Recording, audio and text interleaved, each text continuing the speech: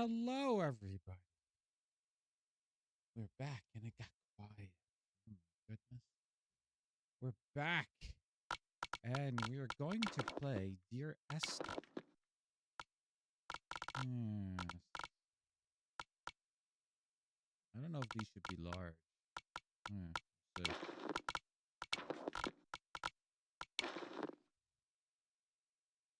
Oh. What? There we go. Wow. Not many keys. So that should be good. All right. Let's start this game. This is, I think, the granddaddy of all walking simulators. Although, I wonder if Kingsfield could be considered that. So let's get into this, shall we? All right.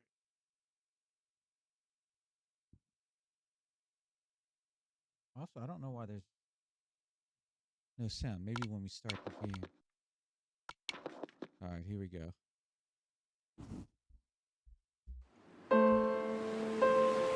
Dear Esther, I have lost track of how long I have been here and how many visits I have made overall. Certainly the landmarks are now so familiar to me that I have to remind myself to actually see the forms and shapes in front of me. I could stumble blind across these rocks, the edges of these precipices, without fear of missing my step and plummeting down to sea. Besides, I have always considered that if one is to fall, it is critical to keep one's eyes firmly open.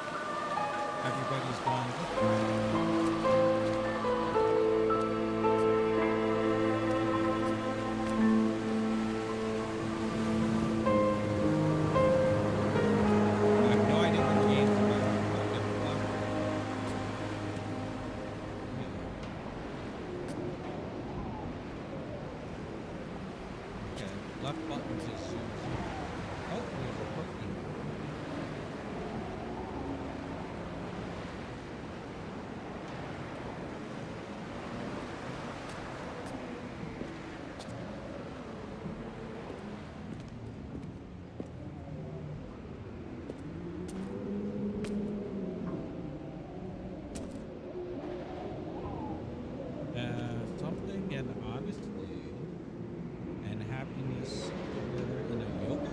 It's a yogurt. It's a Pillsbury ad. What the hell?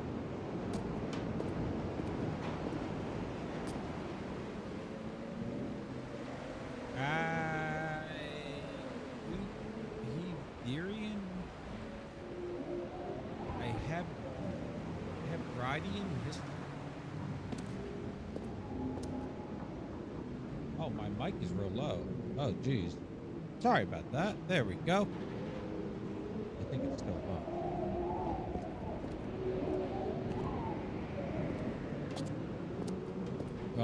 Is that a chemical equation? Or what? Not equation. Atomic, whatever you call it. Food and good. Food. Food and good. Can I close the door? No. Can I walk into the ocean? What happened?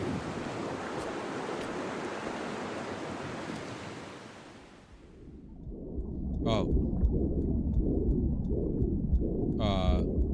That's terrifying. Come back. No.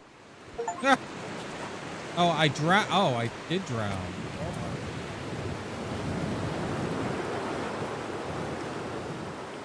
All right, we know not to do that again.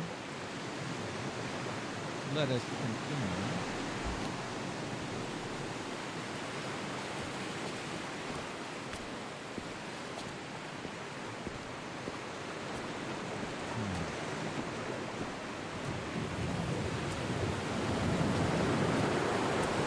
can walk on them. Nothing here.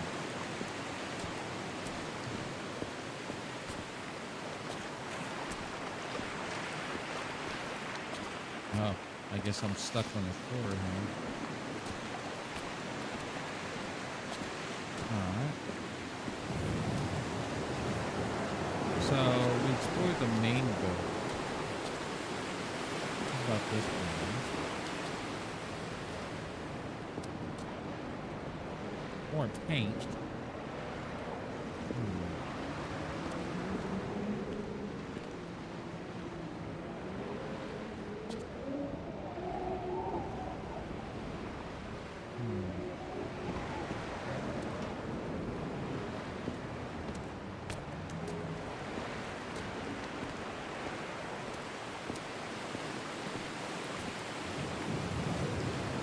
I wonder if there's a way into the lighthouse. Oh. Okay, the answer is no. Alright. So, I got two paths here. I guess I'll go up.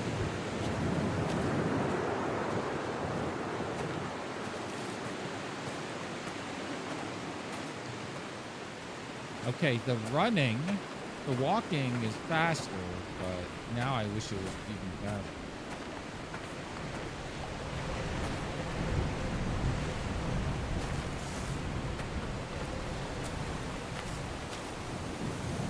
Looks like that end. Oh, I think this down here. I wonder if this end. It's getting windy. Can I walk to that?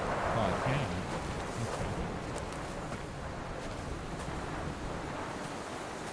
Donnelly reported the legend of the hermit, a holy man who sought solitude in its most pure form. Allegedly, he rode here from the mainland in a boat without a bottom, so all the creatures of the sea could rise at night to converse with him. How disappointed he must have been with their chatter. Perhaps now, when all that haunts the ocean is the rubbish dumped from the tankers, he'd find more peace. They say he threw his arms wide in a valley on the south side, and the cliff opened up to provide him shelter. They say he died of fever 116 years later. The shepherds left gifts for him at the mouth of the cave, but Donnelly records they never claimed to have seen him.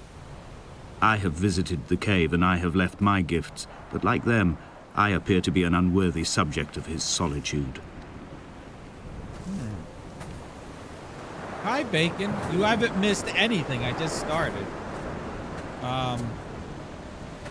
I started that right in front of that lighthouse, which you can't access. There's some broken ruined buildings in front of it. And there's a ramp leading from the water up. Like, I guess that's a dock, I guess, where you would lower a fishing boat into the water. And this guy started talking, saying, "Dear Esther, blah, blah, blah." He didn't really say much. I can't remember how long I've been on this island. So that's it. And then we just have the story of this hermit.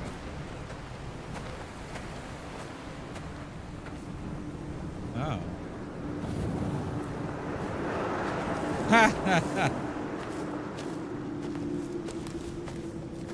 How are you, Bacon?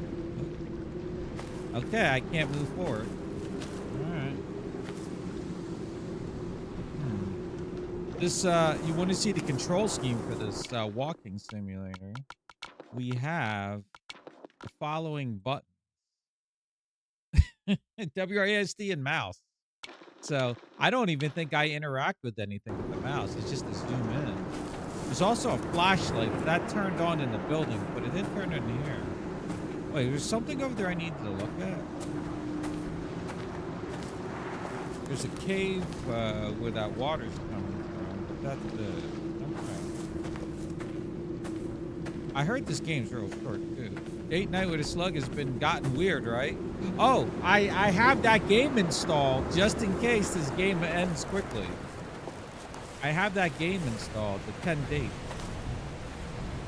So let's see if I can get through here. Now,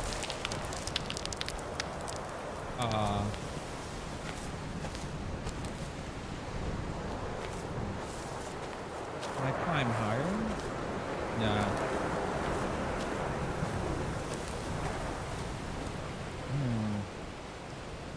All right, I can't go forward. I don't know. Yeah.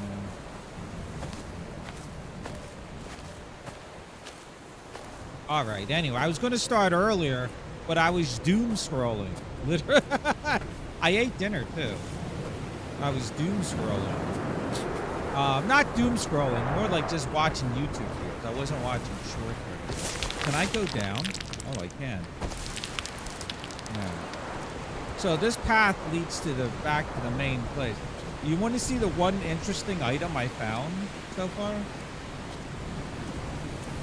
This is from the same company that made Everybody's Gone to the Rapture. Also, the music is done by the same composer. But this came out first, so I think this is like considered the granddaddy of the walking simulator. See, here's the ramp we start at. You just walk up this. That's it. I drowned. Oh, here, watch this. Let's drown. I was curious to see if I could drown. It's kind of unpleasant, we'll just say.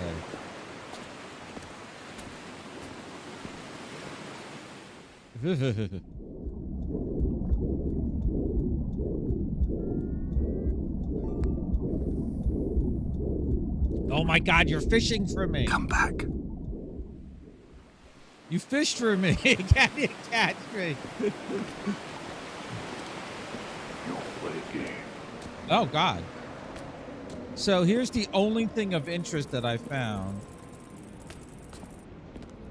This thing. I was like, what is this? It's a Pillsbury ad for corn and something and honesty and happiness together in your yogurt. And then I noticed the Pillsbury. I don't know if the Pillsbury company was aware of the music, but there's nothing in here. You got, you got, yeah. All right, let's go forward. Excuse me. This is more of a walking simulator than the other game. This is literally, I think this is just a very short narrative thing here. But we'll see.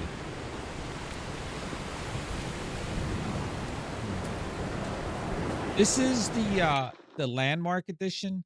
The original game is Dear Esther, and they re-released it as the Landmark edition with some updated graphics and stuff. Oh, and it has developer commentary if you turn it on. We wanted here to represent the loneliness of being on the beach on an island by yourself and the dread that fills your soul. Thank you.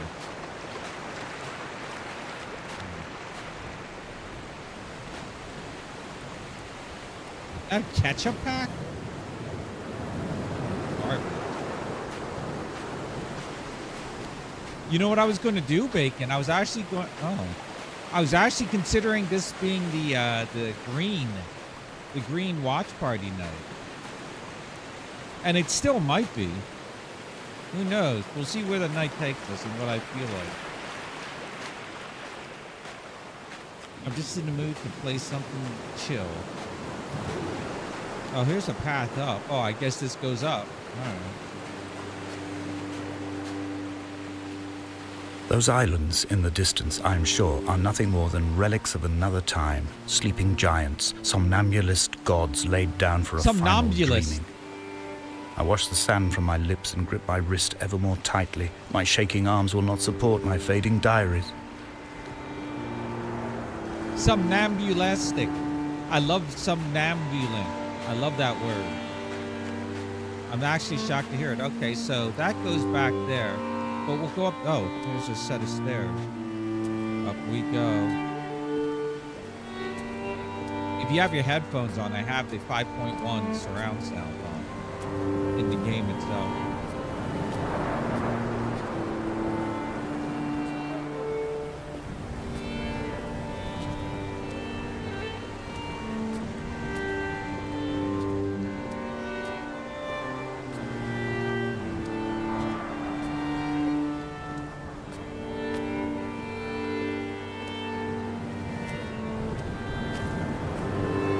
This is where I couldn't get across. God damn it.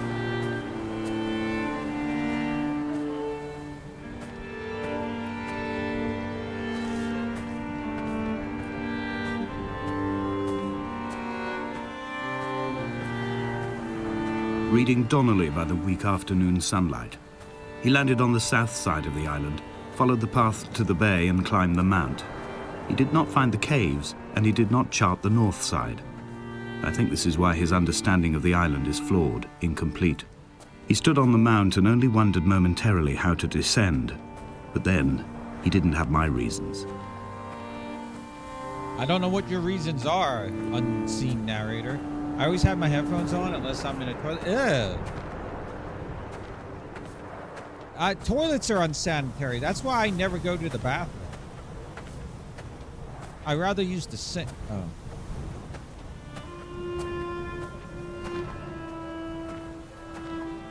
When someone had died or was dying, or was so ill they gave up what little hope they could sacrifice, they cut parallel lines into the cliff, exposing the white chalk beneath. You could see them from the mainland or the fishing boats, and know to send aid or impose a cordon of protection, and wait a generation until whatever pestilence stalked the cliff paths died along with its hosts. My lines are just for this, to keep any would-be rescuers at bay. The infection is not simply of the flesh. Infection? There's an infection? Oh, I can climb up here. Look, I'm breaking the game.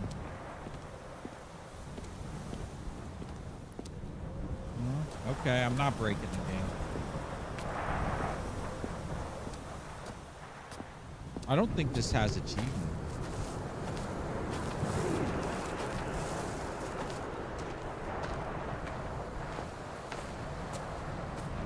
Oh, I see. No, I don't see. I can't tell if there's an island out there or not. I just saw a video, one of the last videos I was watching as I was getting ready for the trainer. Oh. Was this guy, I guess he goes to random, not weird, but like eccentric hotels, I guess, hotel rooms, and stays there and gives you like a report. But maybe they're not eccentric. It's just that, you know, he goes there. And so he stayed at the Queen Mary, which is in California, on Long Beach. Oh, I can't go there. I'm like, ooh, that would be fun. The Queen Mary was from like the 1930s. We are not like Lot's wife, you and I. We feel no particular need to turn back. There's nothing to be seen if we did. No tired old man parting the cliffs with his arms. No gifts or Bibles laid out on the sand for the taking. No tides turning or the shrieking gulls overhead. The bones of the hermit are no longer laid out for the taking.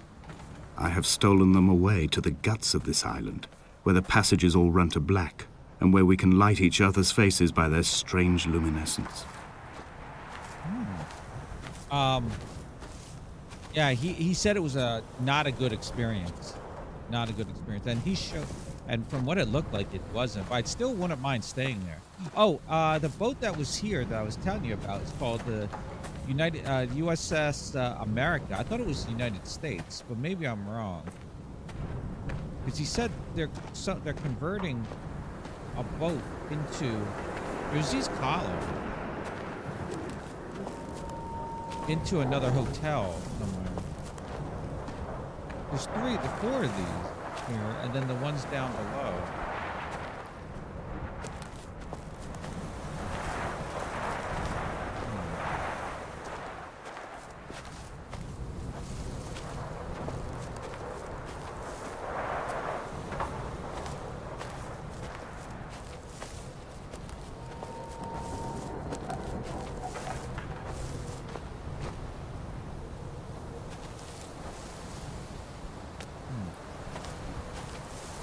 There's the lighthouse over there.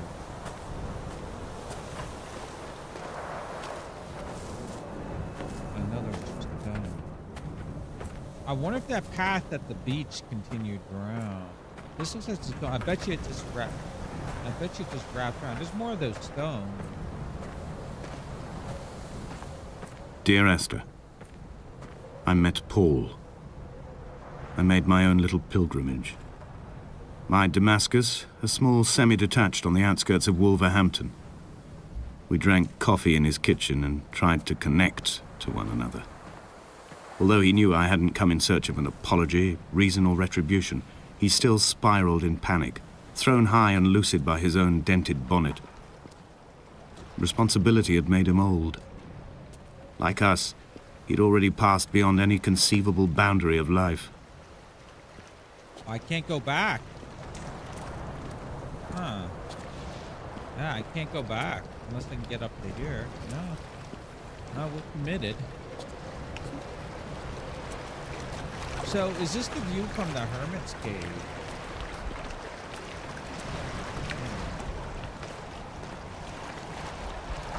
Yeah, this is the view. I didn't know there's a boat there. Can I go along the shore? I didn't want to go. I want to go back. I guess I can't go back. It's hard to judge what I can and cannot walk on.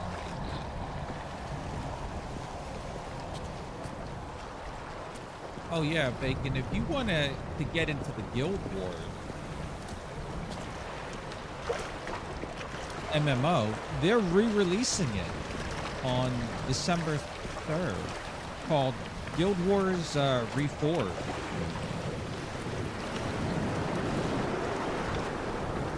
It's just going to have the DLC together, except for one of them. Some updated graphics, but not much. More like UI stuff. Oh, I see. I can go around this way. It's not free to play, though. But, this hermit, this seer, this distant historian of bones and old bread, where did he vanish to? Why? Asked the farmers. Why? Asked Jakobsen. Why bother with your visions at all, if you're just to throw your arms up at the cliff and let it close in behind you and seal you into the belly of the island, a museum shut to all but the most devoted? I mean, they did a live stream. I told Epic about it, because remember we were playing it.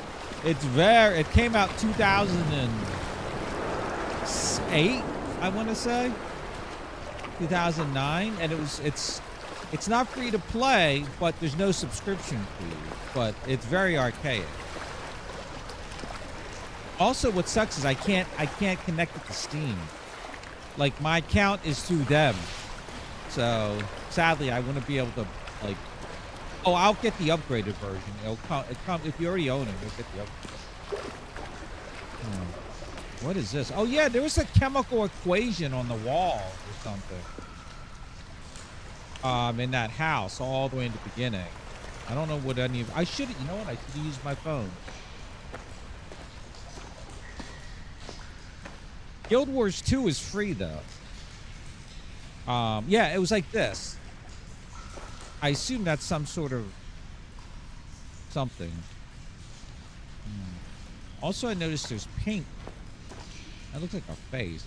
There's paint in here, just like in Everybody's Gone to the Rapture. These look like nerve cells or whatever.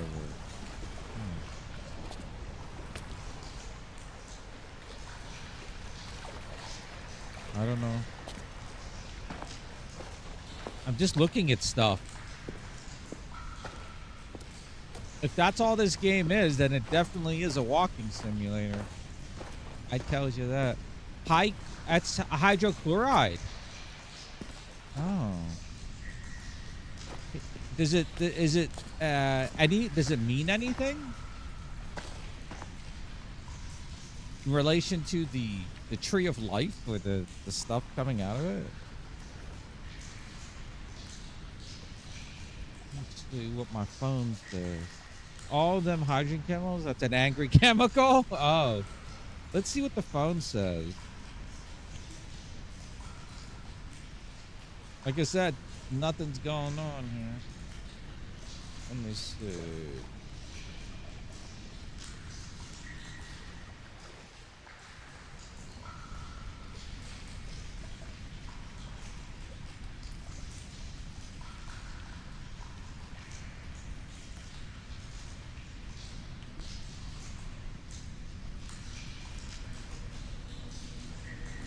The Google AI. The image appears to depict a symbol or rune on a text surface, probably within a video game.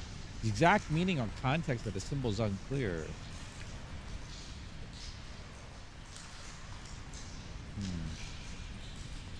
You don't see the H's and the O's? All right. Oh, I'm using my AliExpress mouse with the force feedback. And guess what? No games I've tried with it have force feedback. So I don't know how to enable the force feedback other than in the software settings themselves. And right now it's on extreme. I've not felt anything extreme. I thought I would feel something when I clicked on some web pages or something. Sadly, the software was... Oh, there's a bird.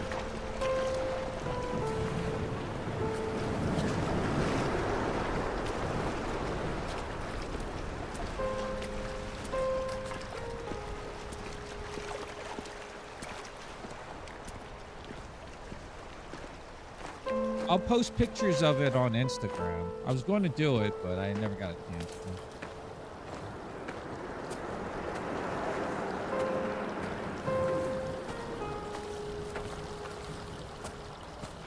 Damn, I might have missed going into that cave.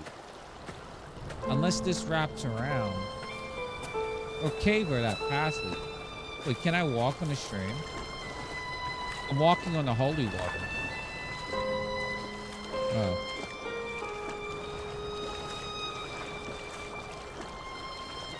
The vegetation here has fossilized from the roots up. To think they once grazed animals here, the remnants of occupation being evidence to that. It is all sick to death. The water is too polluted for the fish, the sky is too thin for the birds, and the soil is cut with the bones of hermits and shepherds. I saw a bird. I've heard it said that human ashes make great fertilizer, that we could sow a forest from all that is left of your hips and ribcage, with enough left over to thicken the air and repopulate the bay. Okay. I'll look at that in a second. I'm wondering if this is what goes back around to the beach.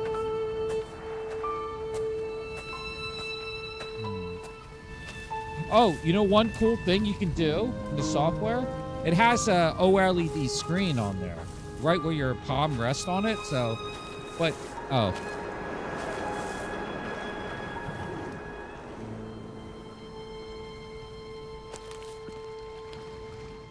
Okay, you can die. You can die. Come back. Oh. Die from falling off a cliff. All right, well, we know.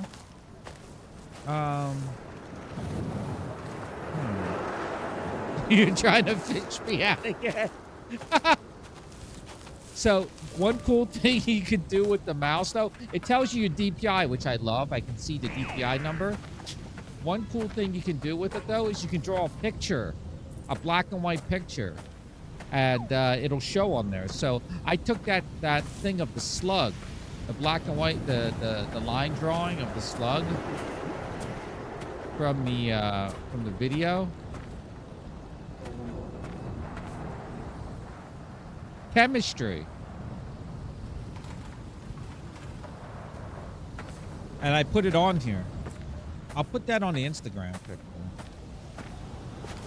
Yeah, the vibration works fine when you're starting the mouse and when here, maybe you can hear it.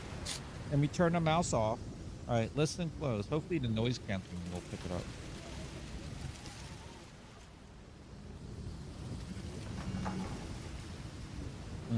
I had it on top of the mouse. I don't know. Saw it. I'll link it. Oh, I'll link it now. I'll put it in the chat. I had to go. So the software that's on the US site is the older software. I had to get the software from the Chinese site. It's the gaming one, but it seemed to be more up to date. Here it is. It's in chat. If you can figure out how to get if you buy the mouse, wait, you're not going to buy it because you already got your other mouse. If you buy the mouse, you figure out how I can get this to work in games. Or on web pages or something. All right, so we got two paths we can go. We can go that way or this. Oh, wait, maybe I can't go this way. Yeah. Unless I can cross the stream.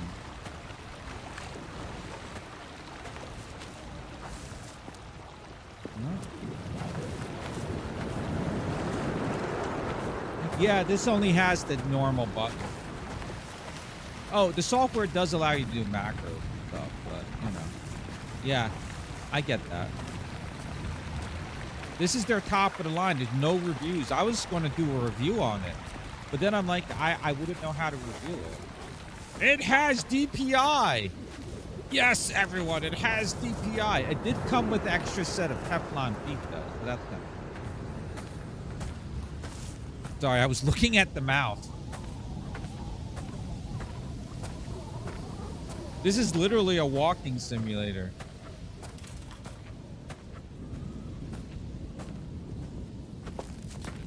Oh, a Pokemon.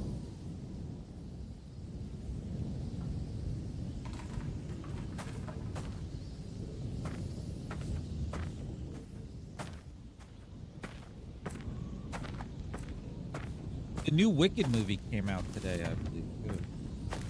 Yeah.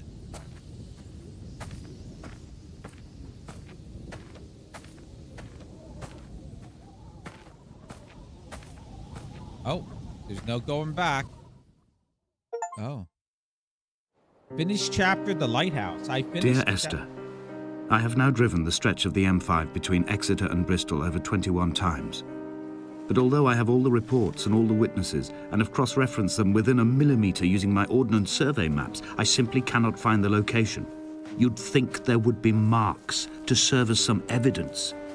It's somewhere between the turn-off for Sanford and the welcome brake services. But although I can always see it in my rear-view mirror, I have as yet been unable to pull ashore. I was thinking about using one of those tonight, Bacon. Maybe tomorrow night. And pulled into the music. So, I'm gonna go to the left because it looks like that goes all the way down. So let's see what's this way.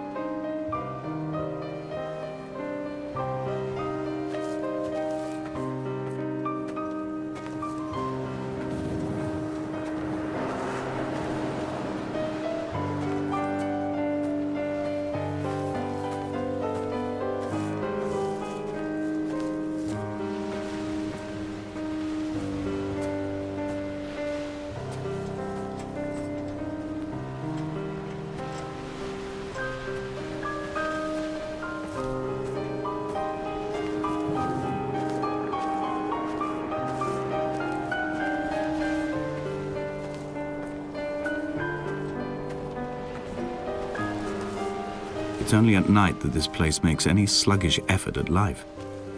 You can see the buoy and the aerial. I've been taking to sleeping through the day in an attempt to resurrect myself. I can feel the last days drawing upon me. There's little point now in continuation. There must be something new to find here. Some nook or some cranny that offers a perspective worth clinging to. I've burnt my bridges. That's the island. I've sunk my boats and watched them go to water.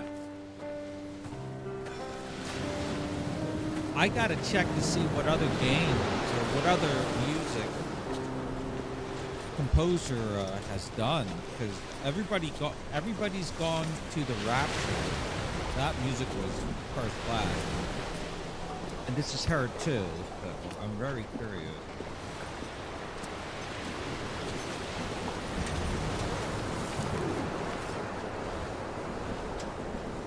Hold on. Bob's medicine is making Bob a little...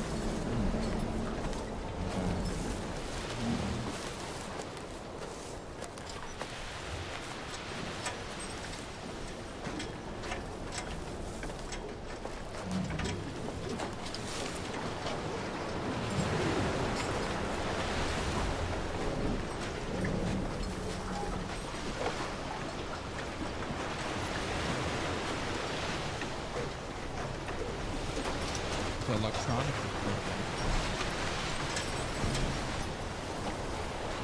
I can't walk.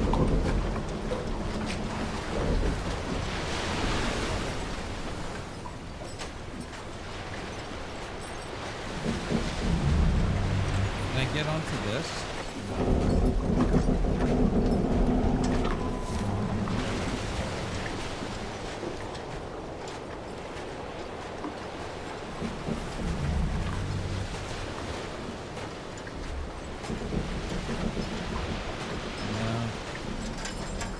There's no jumping.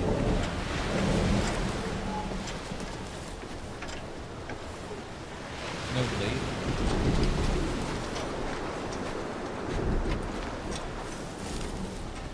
It just goes all the way around. Let me walk through this container. Maybe it'll trigger something. If I took the gummy tonight, my meds made my stomach feel. Oh, the gummy makes the whammy hair go away. Oh, maybe I should try that. Oh, that's weird. Oh, that sound.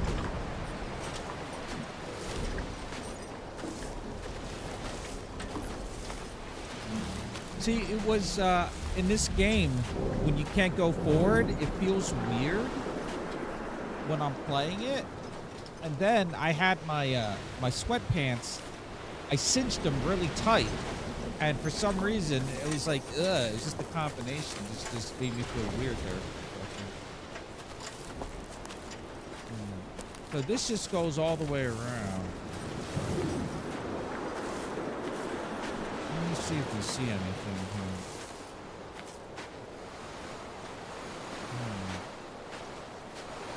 I had, I made some, Alfredo noodles tonight, but I wouldn't know what you would call it. It was like, rigatoni.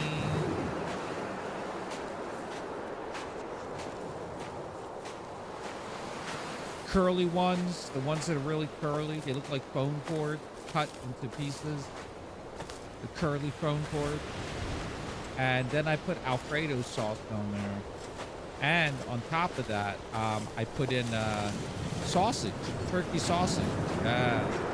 Turkey sausage bits. I had kidney stones and you visited me in the hospital. After the operation, when I was still half submerged in anesthetic, your outline and your speech both blurred. Now my stones have grown into an island and made their escape, and you have been rendered opaque by the car of a drunk. So Esther died, and this guy had kidney stones. We're talking about sicknesses and stuff, and he just happens to mention kidney stones. You know, that's the one thing I hope I never experience. I'm probably jinxing myself now. Oh, here's another one of these things. There must be a hole in the bottom of the boat. How else could new hermits have arrived?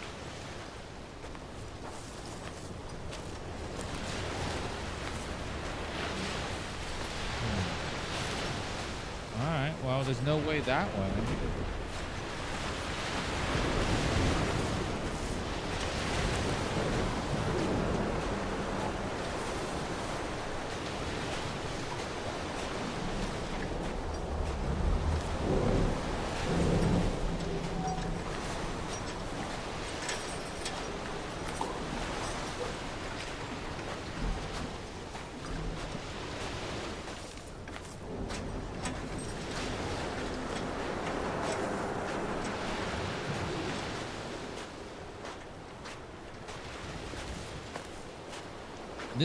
This is literally walking simulator. Let's go low. Really low.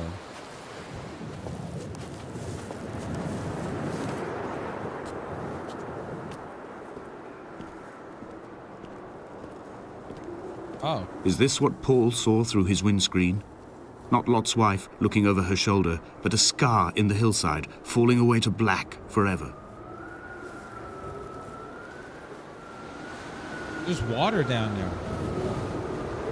I would jump, but I'll probably start all the way back there.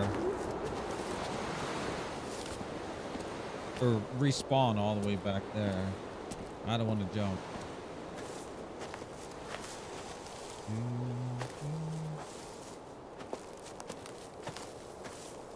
Won't let me go up. There we go.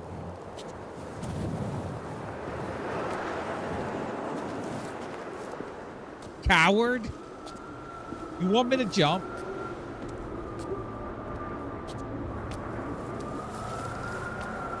If I start all the way back there, then it's going to be like a long-ass walk back to here. I'm just saying.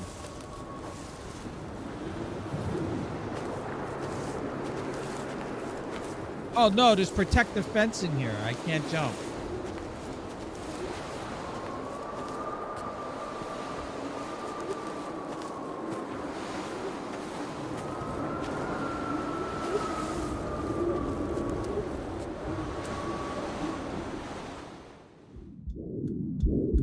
Come back.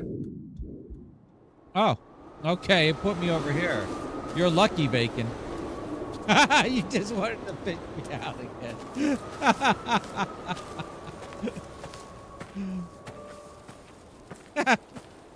I don't listen to you. That's a horrible thing.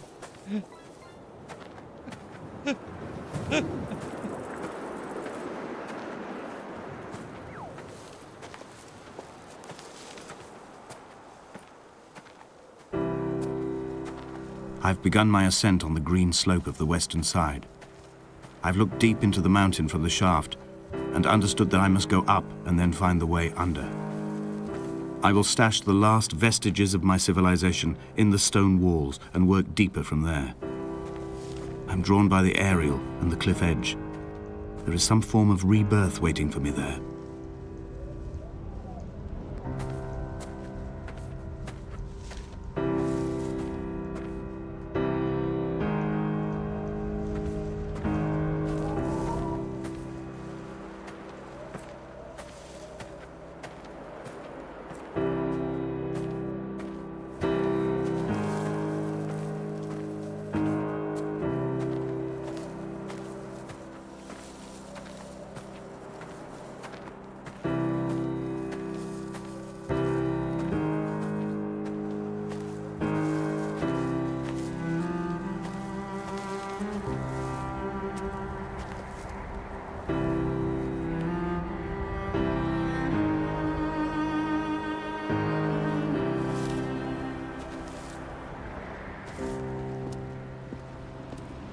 They found Jakobsen in early spring.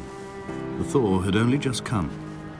Even though he'd been dead nearly 7 months, his body had been frozen right down to the nerves and had not even begun to decompose. He'd struggled halfway down the cliff path, perhaps looking for some lost goat, or perhaps in a delirium, and expired, curled into a claw right under the winter moon. Even the animals shunned his corpse. The mainlanders thought to bring it home unlucky. Donnelly claims they dragged it to the caves to thaw out and rot, but he is proving an unreliable witness.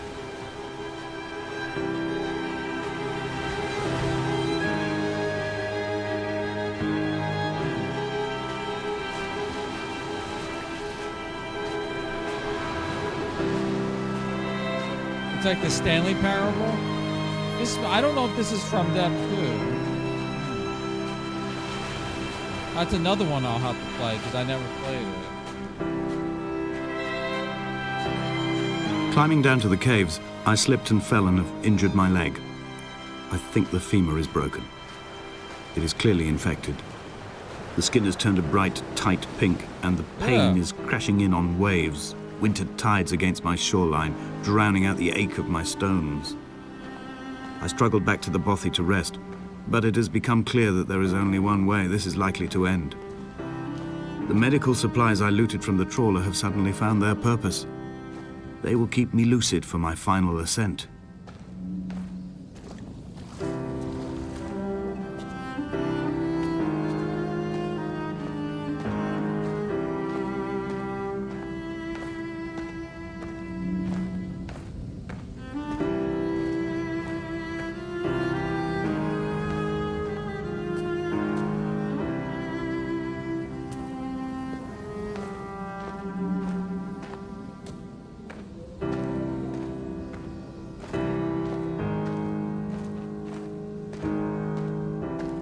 All right.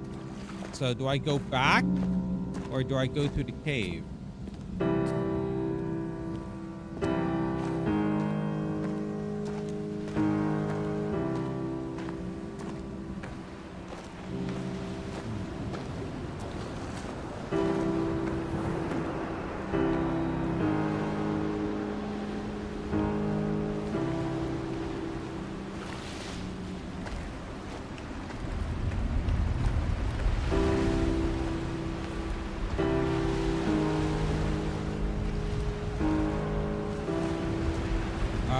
I'm thinking I go back.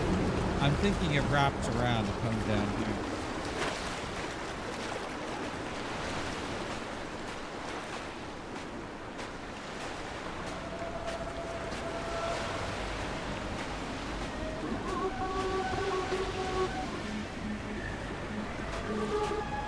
What the hell's that?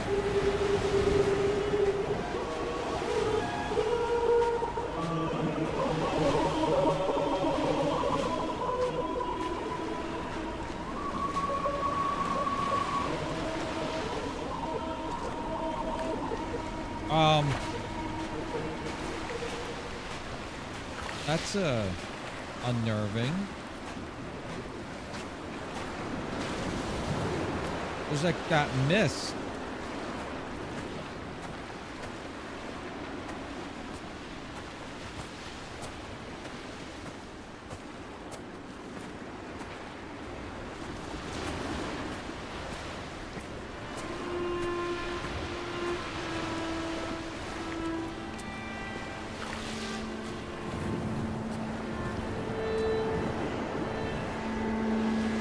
Watch this go nowhere.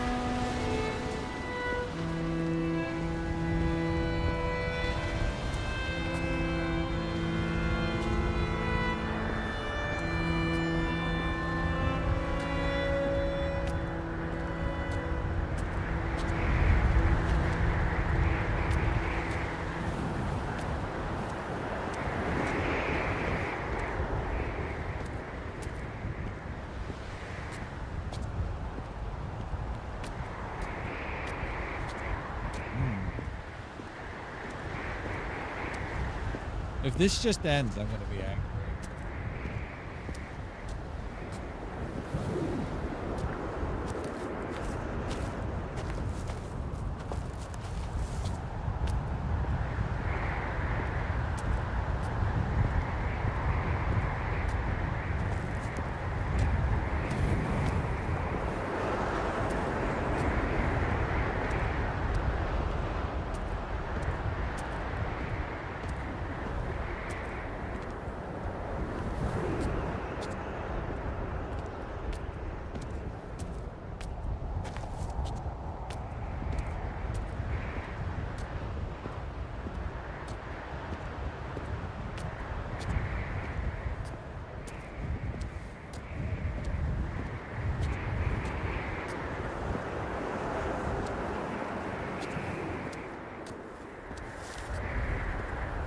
All right, good. So it did wrap around.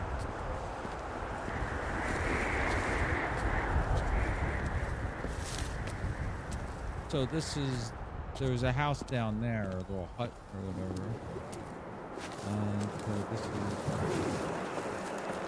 well, we had some medical stuff inside, like an operation or something that occurred. Oh. Maybe this is like a Slender Man. I have to find all these symbols.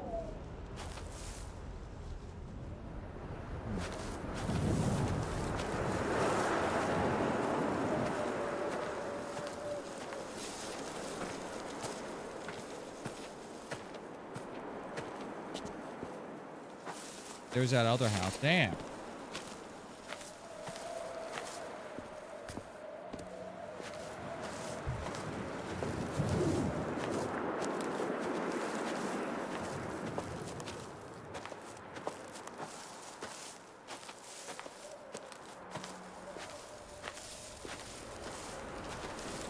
I found Bacon. This is Bacon's house. Bacon, are you home? My heart is landfill. These false dawns waking into the still never light. I sweat for you in the small hours and wrap my blankets into a mass. I have always heard the waves break on these lost shores, always the gulls forgotten. I can lift this bottle to my ear, and all there ever is for me is this Hebridean music. Hebridean, that's how you say that.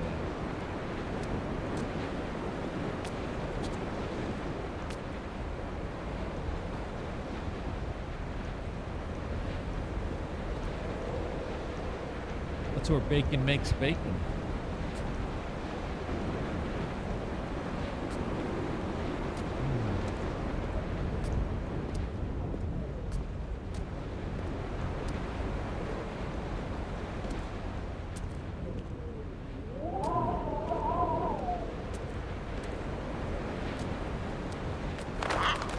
Ah.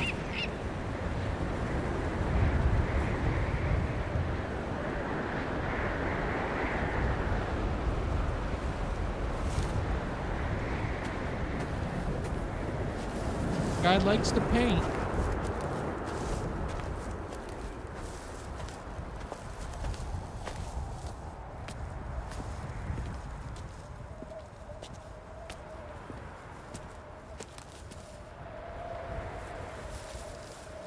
All right, so it came up here and wrapped around. Yeah, now we gotta go back down.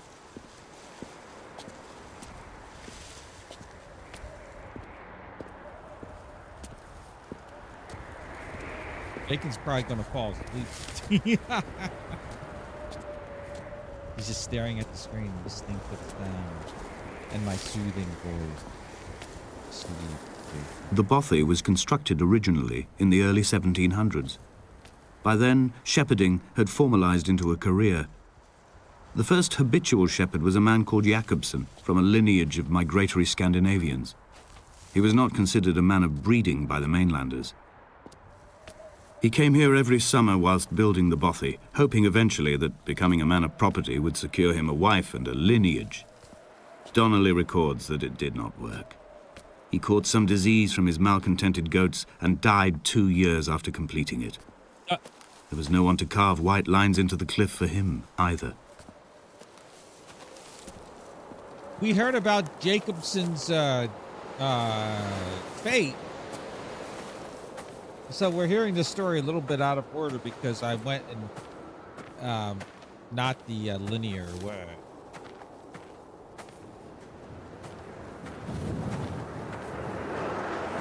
Oh, you know what? I'm just gonna slide down the side here.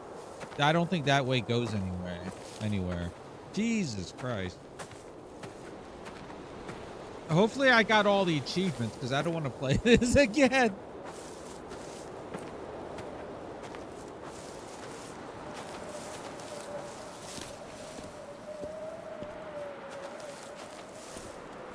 Bacon passed out. Go to sleep, little bacon. Sleep softly on that frying pan.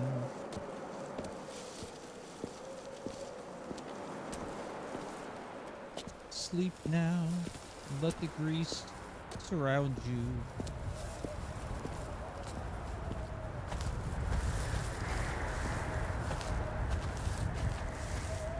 Bubbling.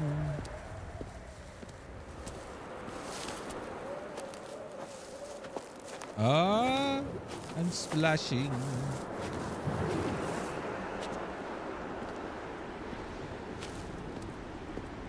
All over your crispiness.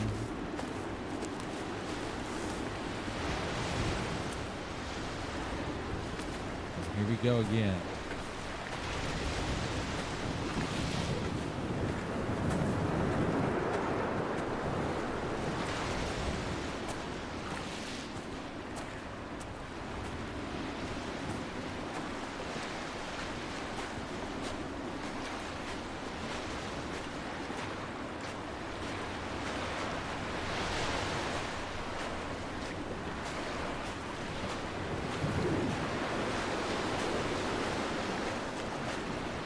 I should get a controller out for this. I wonder if this is compatible with controllers.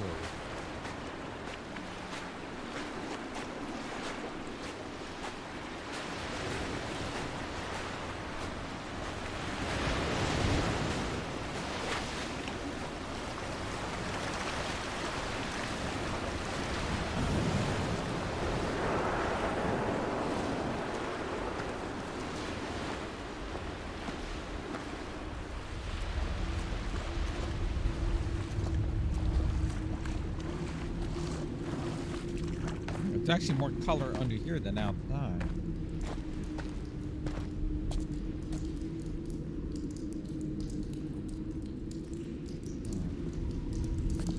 Oh. Oh, this is unexpected.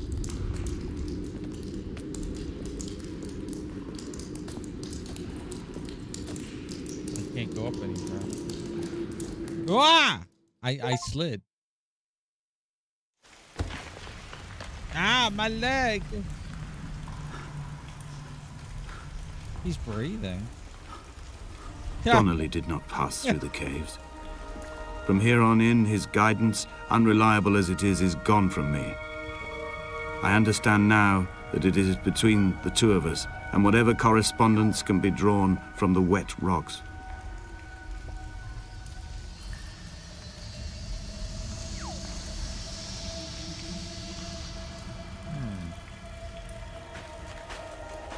Thank you for fishing me out.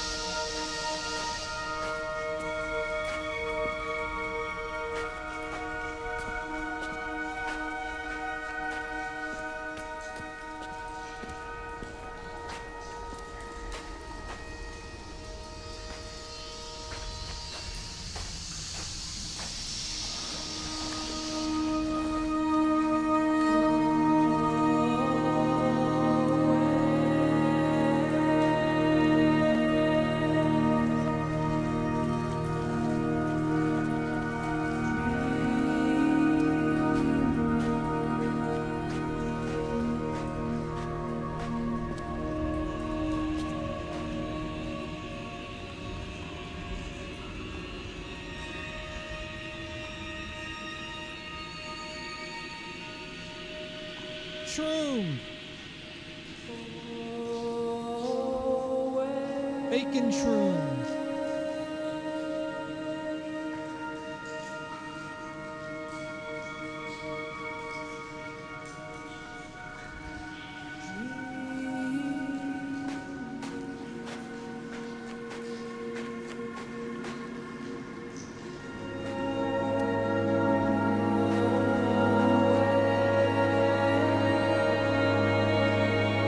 Okay, see, I'm going to stay down here. That has to be the exit.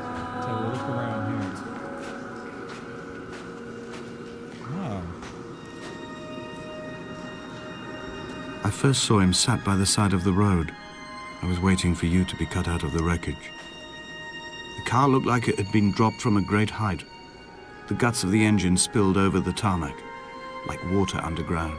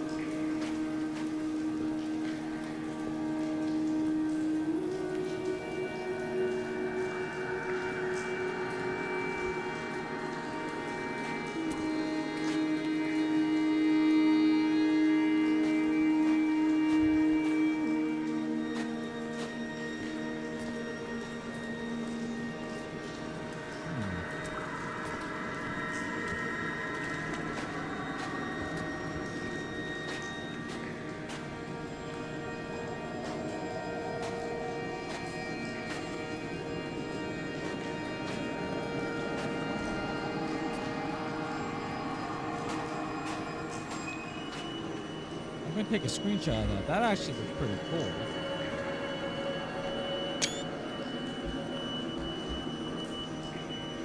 Alright.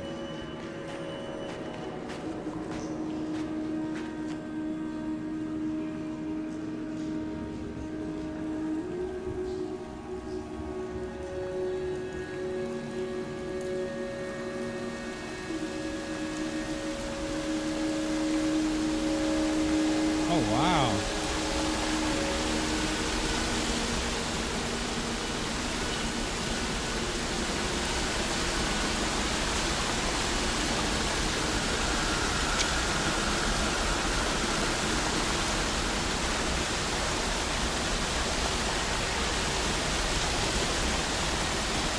Well, I guess it's time. Here we go. 3, 2, 1.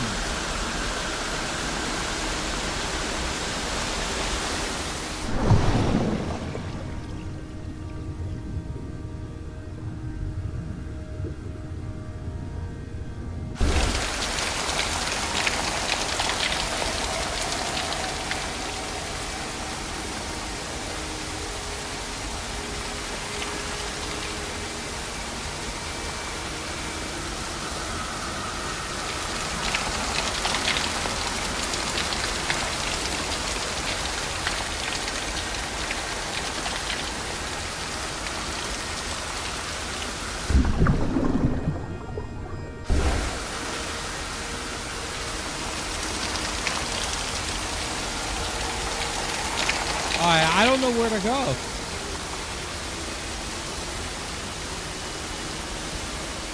There's no opening unless it's back here.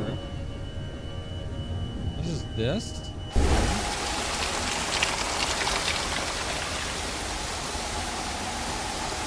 Ah.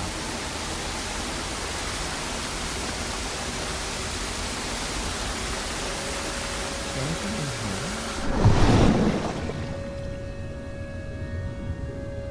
No, that's just a rock face. Okay.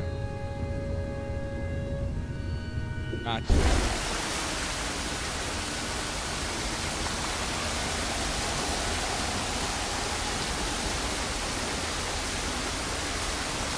That looks cool too.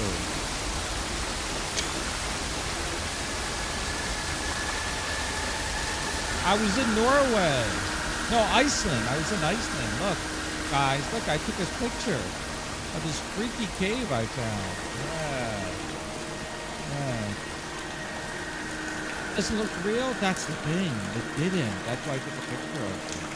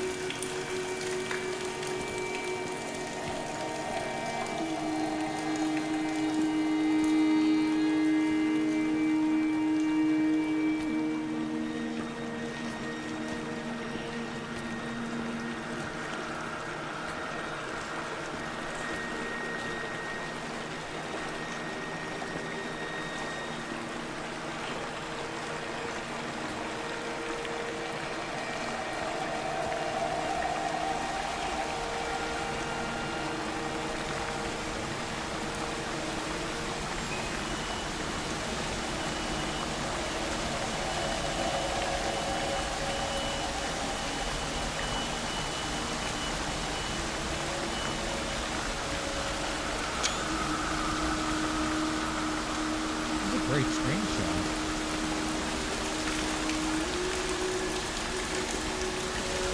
Oh, wow. Oh, this is the top part of the waterfall.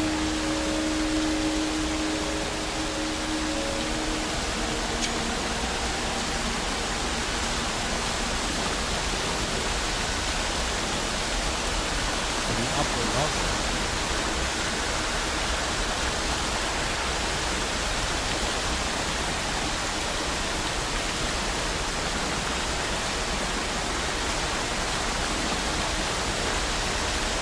If I was walking on this normally, I'd probably slip off because it's be all slick and stuff. Really.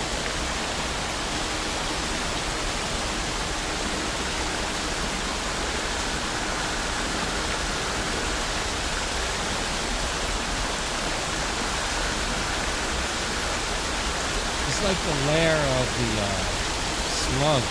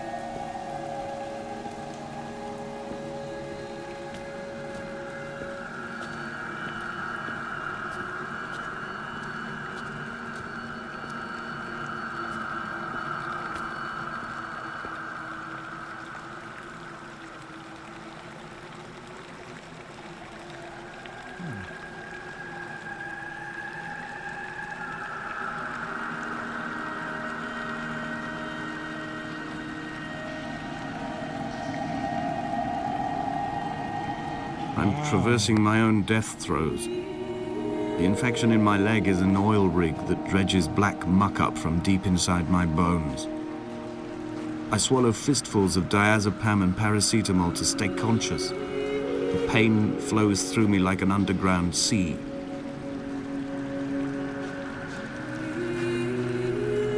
Look at that.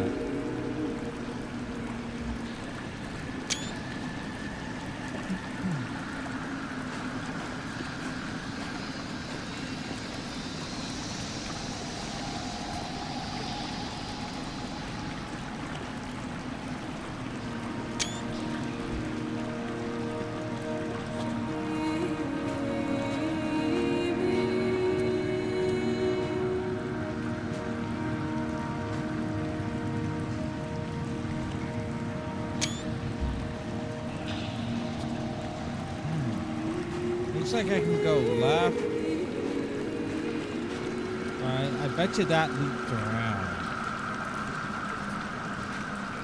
And this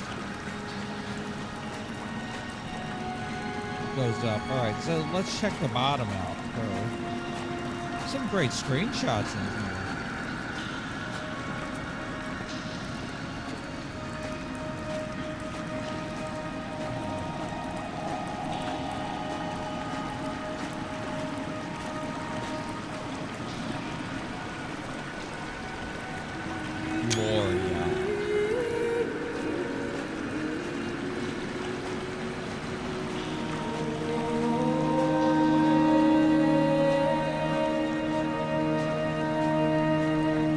That symbol from before.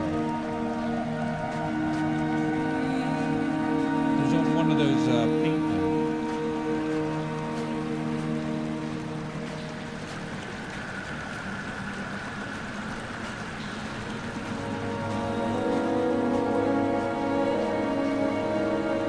Oh, crystal.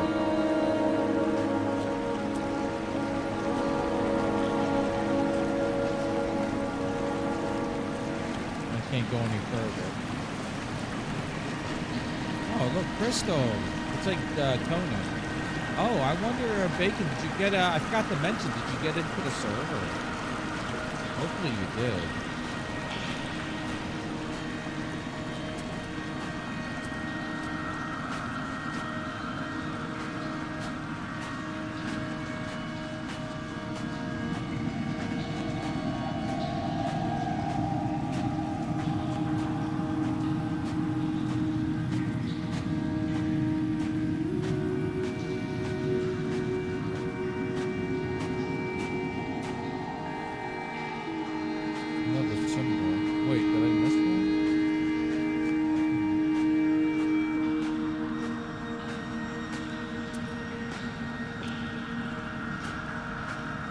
this just loops around. Let's check the one on the other side now.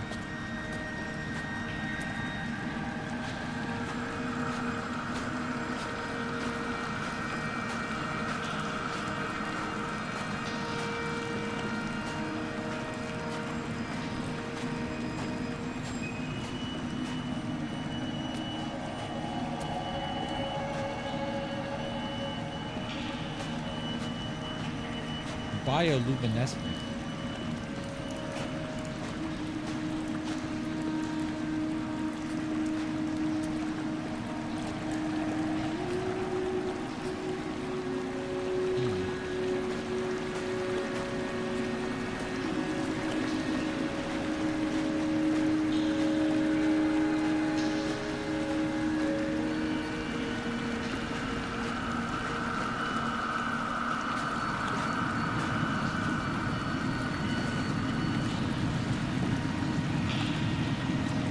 Shit, I'm sinking.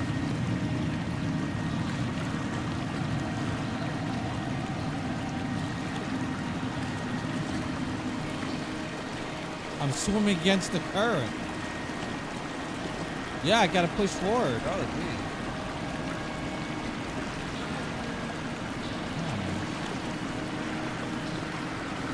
Maybe I should go under the bridge.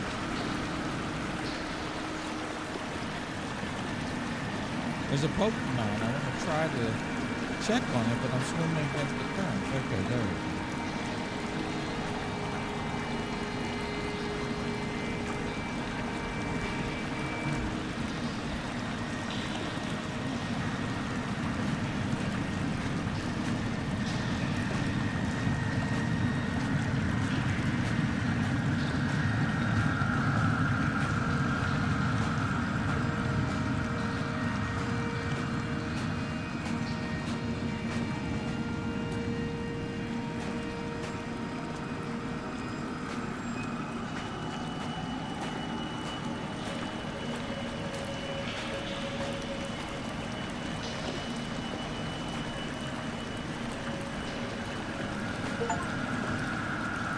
I walked 5,000 steps.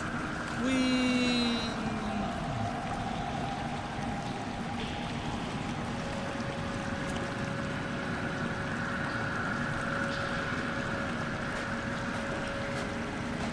I'll walk 5,000,000 or 5,000.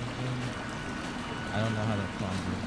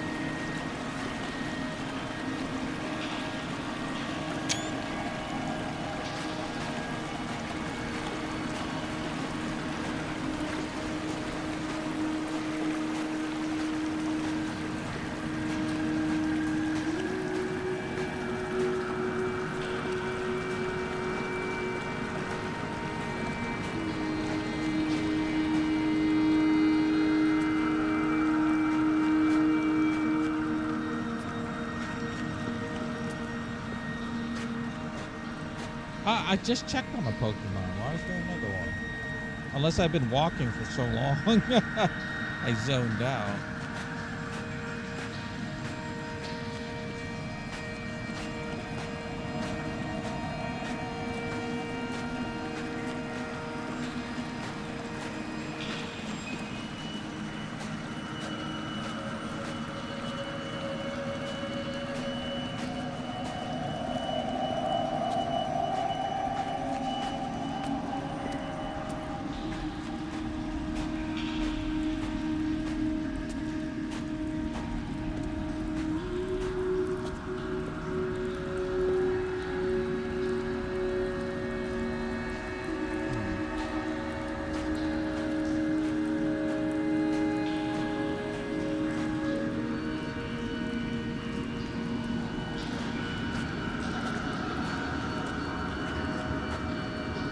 Oh, wow.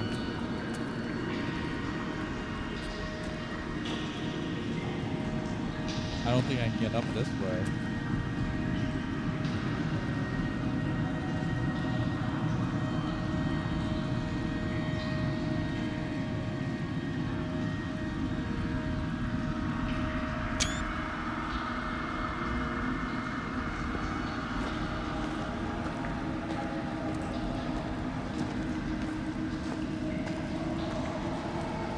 This cannot be the shaft they threw the goats into.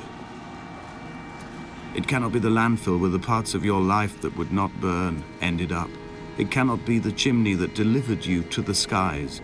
It cannot be the place where you rained back down again to fertilize the soil and make small flowers in the rocks.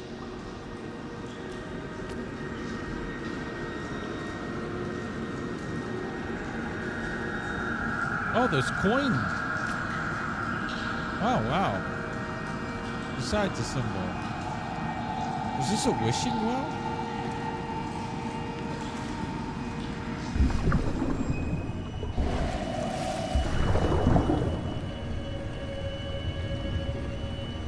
There's coins here. It's like a wishing well.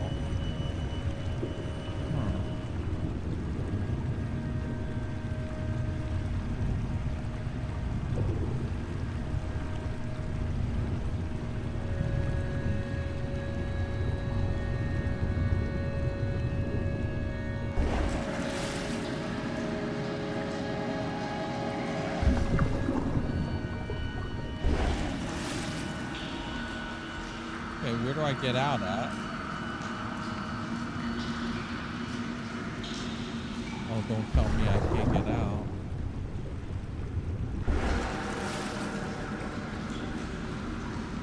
Oh, man. Oh, there we go.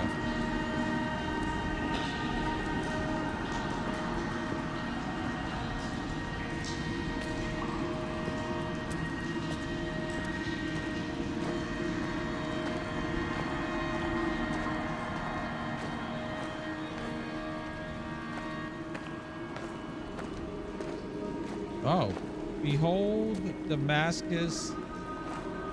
Behold Damascus. Raven? Crack? I don't know what that last. I see. Behold Damascus is risen? Haven? Oh, geez.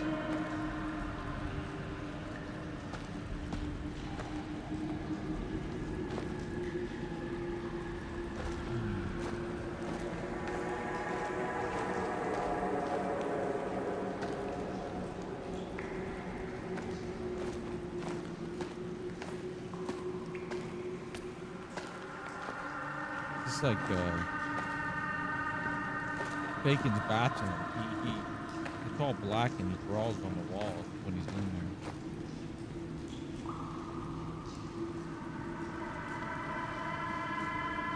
Damascus backwards there.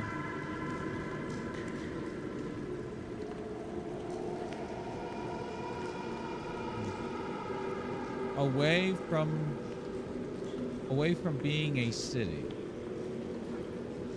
Behold Damascus something. And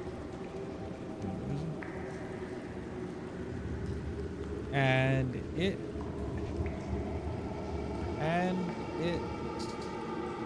shall be a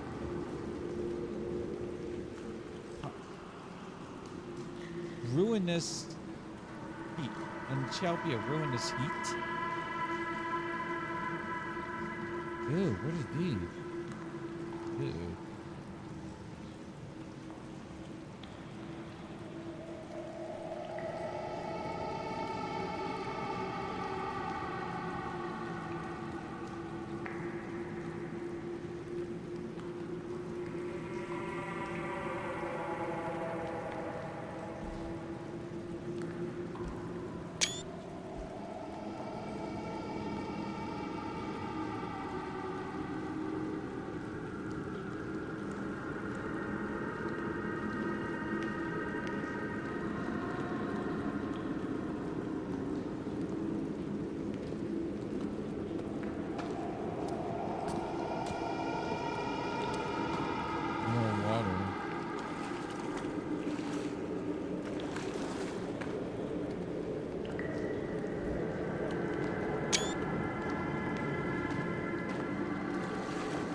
Guess we're going swimming.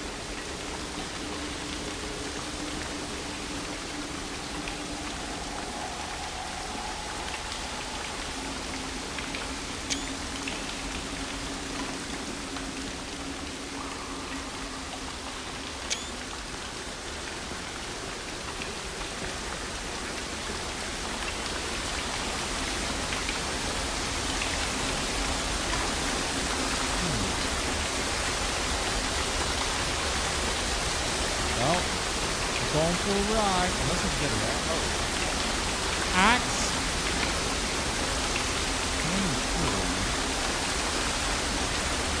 Wait, let me check this out. Axe 22. Let me see if that's relative.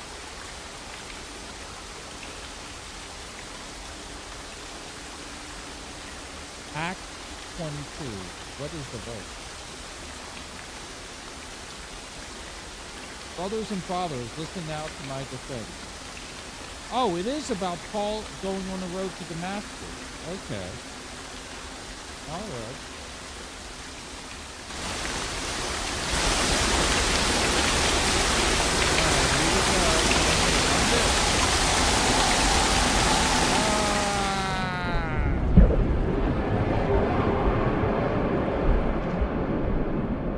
Oh, what the? Oh, I can move.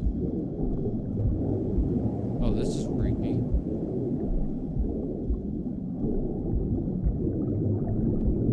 Point.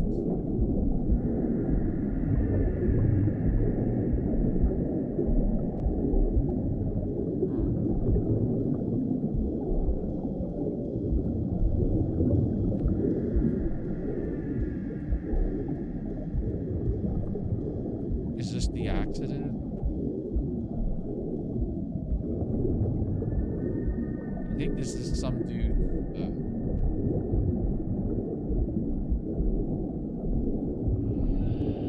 Psychosis involving his wife who died.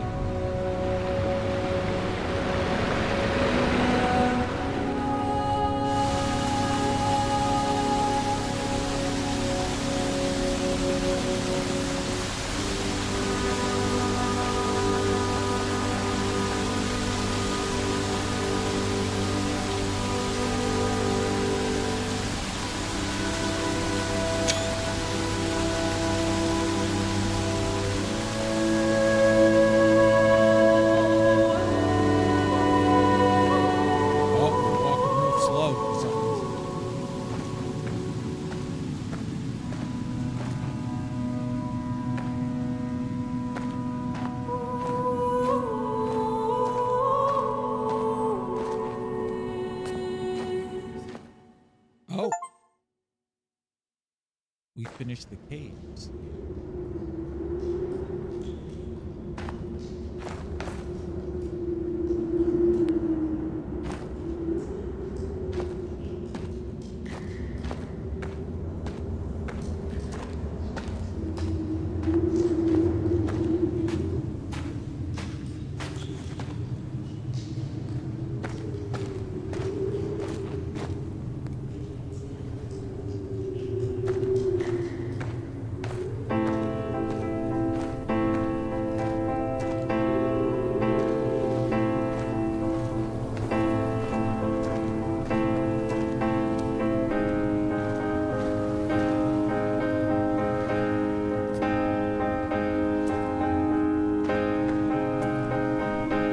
I sat here and watched two jets carve parallel white lines into the sky.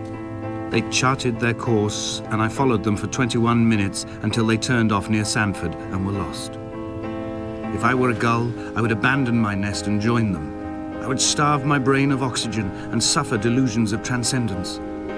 I would tear the bottom from my boat and sail across the motorways until I reached this island once again.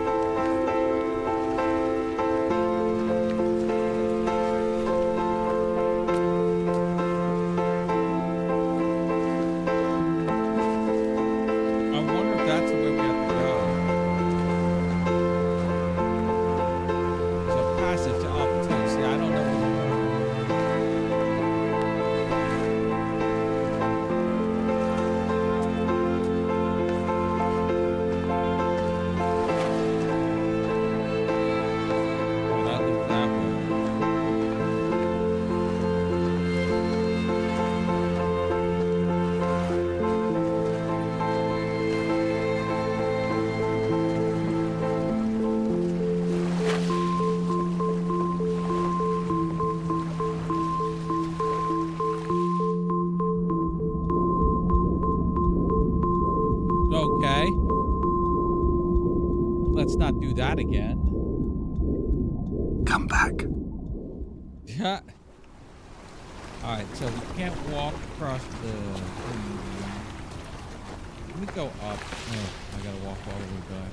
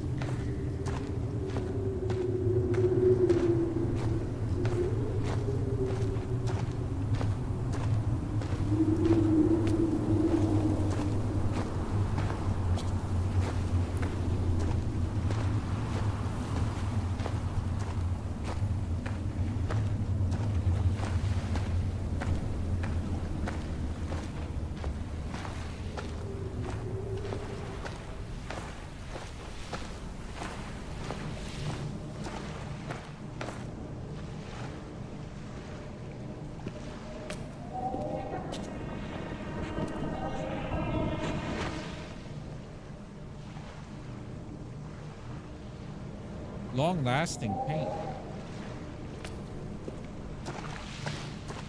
Oh, look, they both lead in the same direction.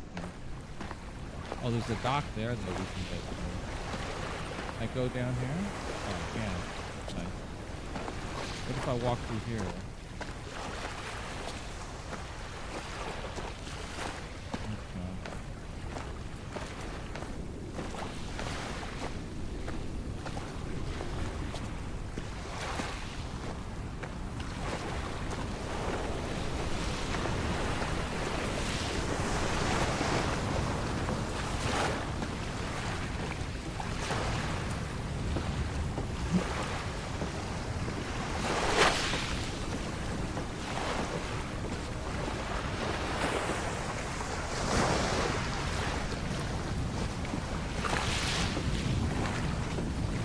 Oh. There's a tower and there's the mine. Oh.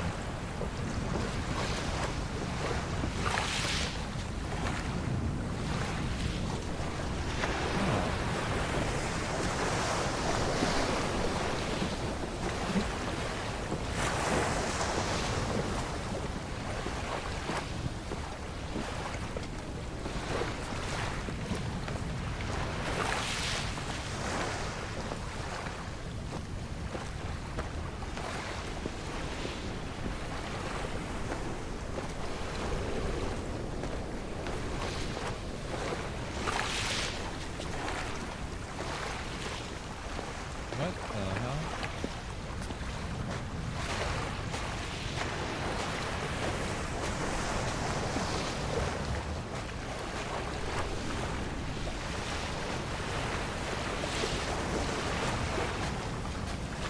What are these? Let me go back up here. Maybe I can get around?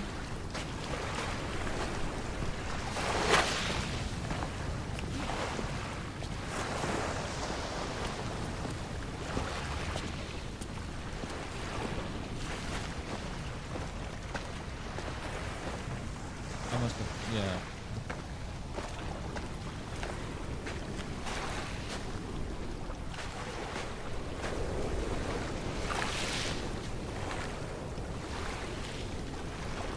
Oh, bird.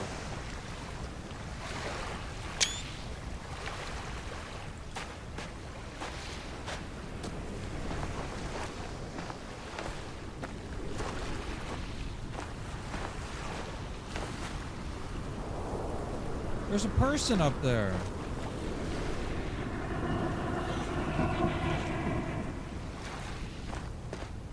Oh, that's the car accident.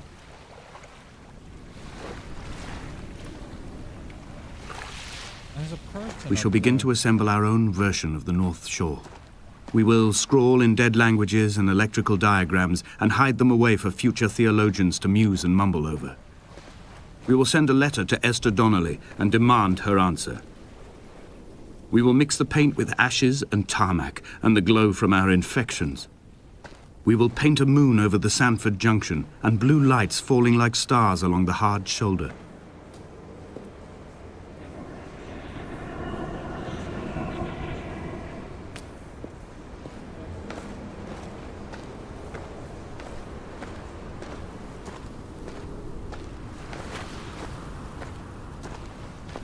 That's kind of freaky. The guy's just or person is just standing there.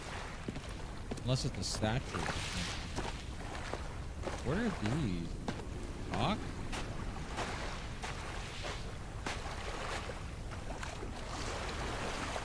Is it a farming thingy?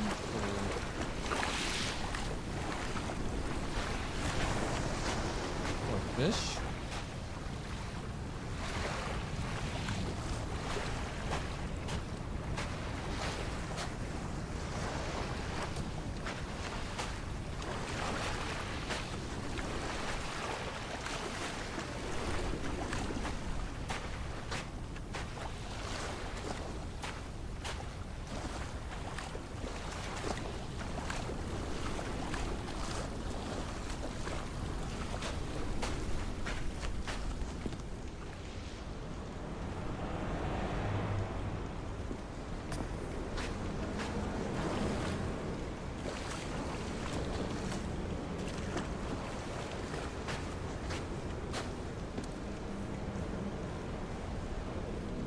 That is needles, candles, thread and needles.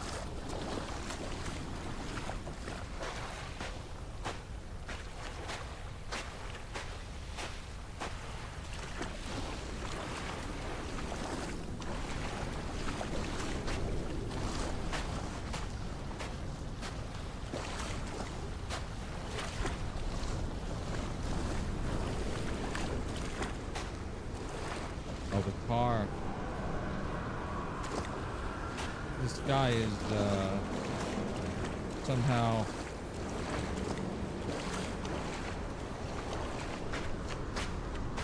in psychosis over the death of his Wait for Esther?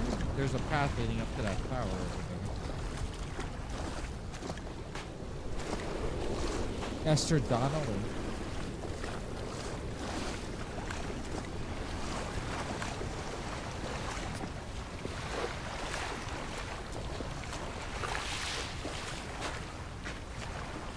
The figure's still there. There were chemical diagrams on the posters on the walls on the waiting room. It seemed appropriate at the time. Still life abstractions of the processes which had already begun to break down your nerves and your muscles in the next room. I crammed diazepam as I once crammed for chemistry examinations. I am revising my options for a long and happy life.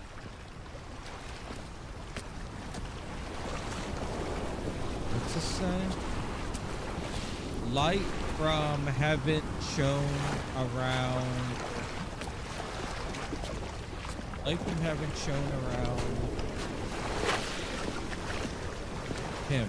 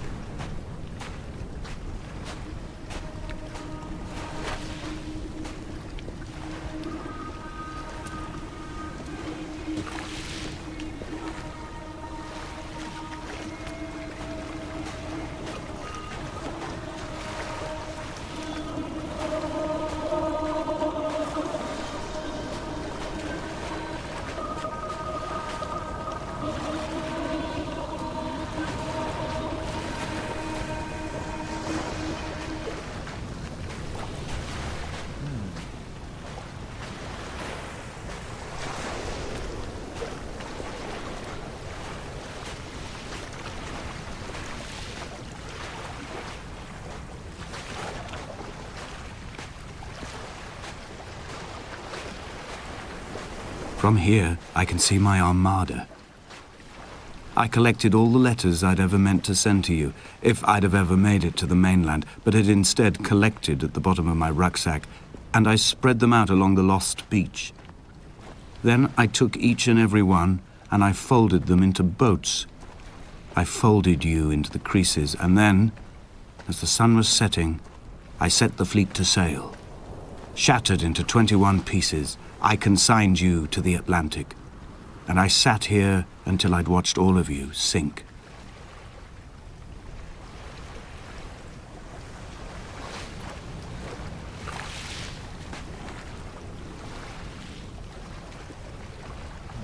I wonder if we can read some of them. Robert, a robot, me.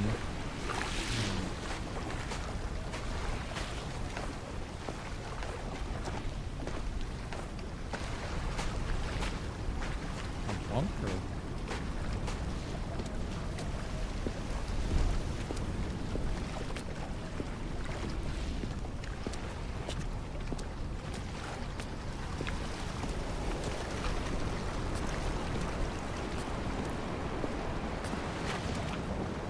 Egg. Oh, on a sudden and light, on a sudden, a light from heaven shone around him, and he fell to the ground.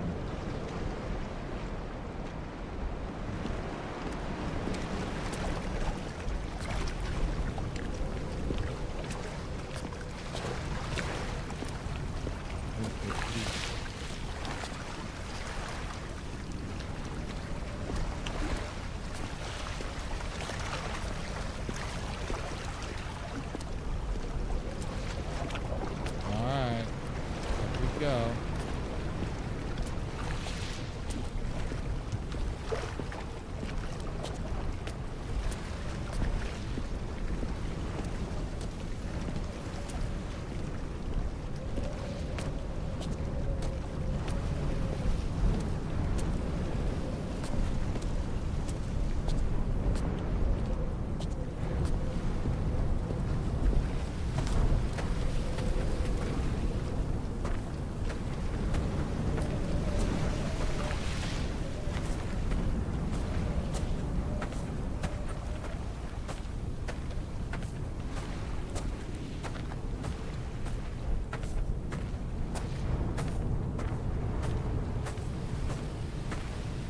I will drag my leg behind me. I will drag it like a crumpled hatchback, tires blown and sparking across the dimming lights of my vision. I'm running out of painkillers and am following the flicker of the moon home. When Paul keeled over dead on the road to Damascus, they restarted his heart with the jump leads from a crumpled hatchback. It took 21 attempts to convince it to wake up. There's that person or statue.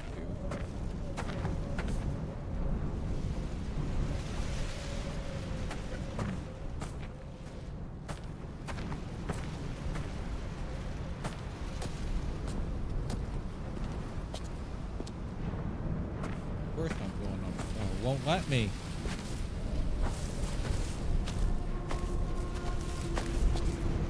It won't let me.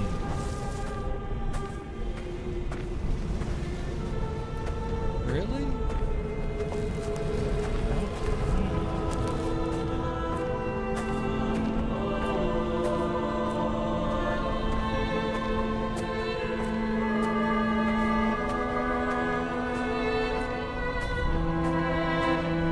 I've begun my voyage in a paper boat without a bottom. I will fly to the moon in it. I've been folded along a crease in time, a weakness in the sheet of life. Now you've settled on the opposite side of the paper to me. I can see your traces in the ink that soaks through the fiber, the pulped vegetation. When we become waterlogged and the cage disintegrates, we will intermingle. When this paper aeroplane leaves the cliff edge and carves parallel vapor trails in the dark, we will come together.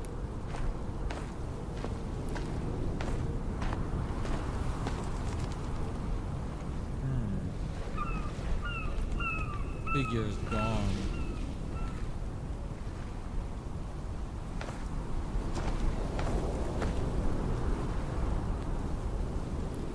And he was proceeding on his journey.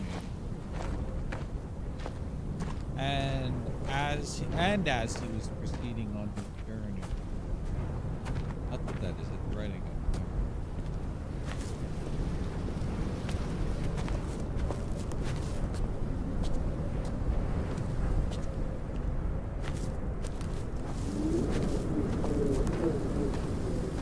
This has to be the end. There's no place else to go.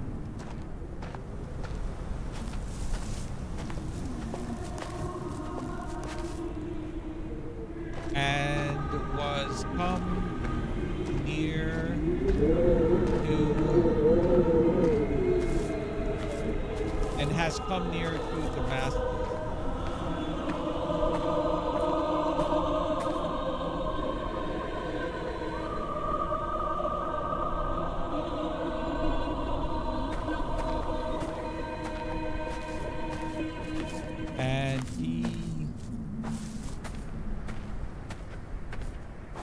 And if only Donnelly had experienced this, he would have realized he was his own shoreline, as am I.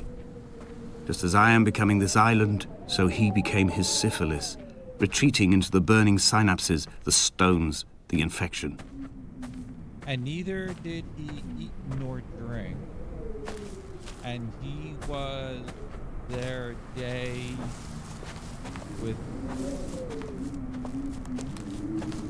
without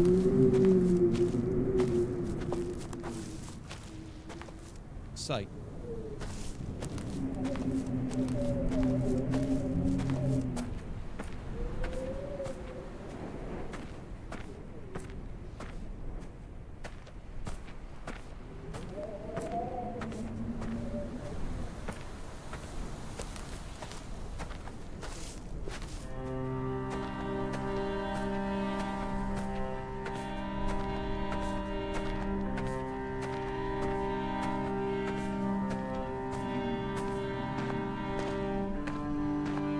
There are headlights reflected in these retinas.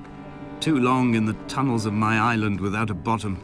The sea creatures have risen to the surface, but the gulls are not here to carry them back to their nests.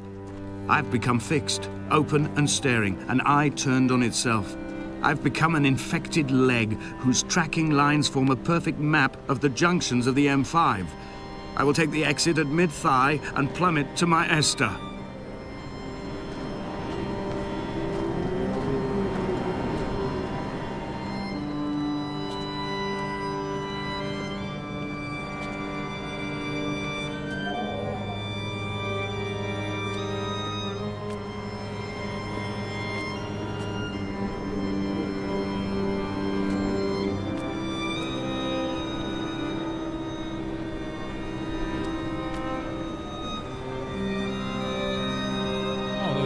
over there with the mask.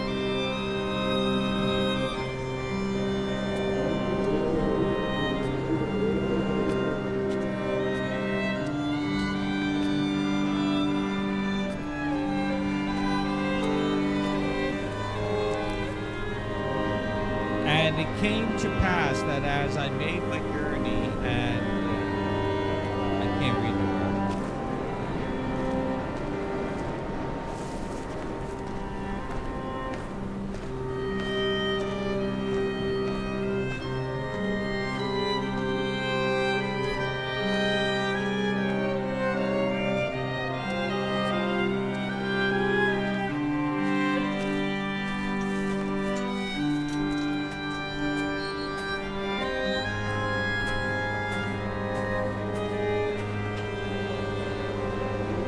Danger, authorized personnel.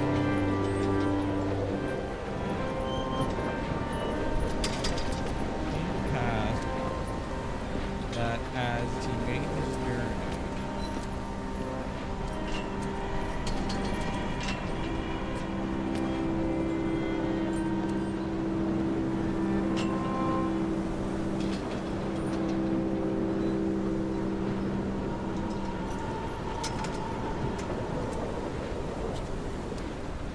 and was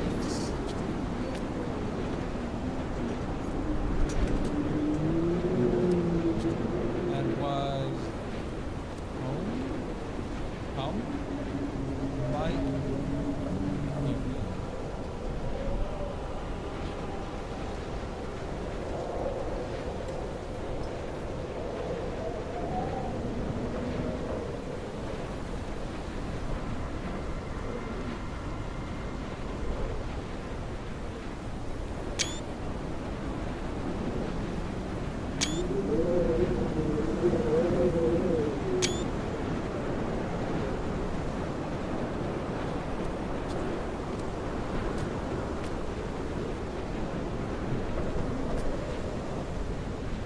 and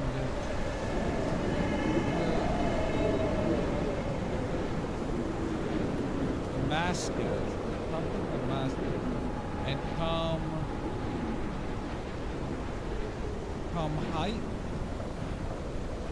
come night unto Damascus. I think that's it.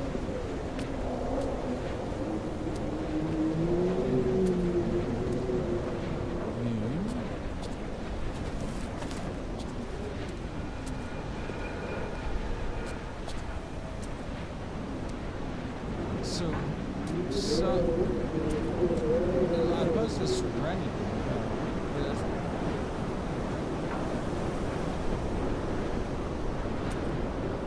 Super shown from heaven.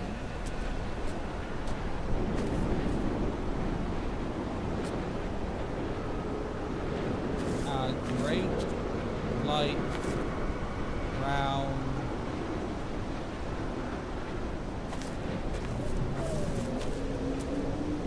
about me.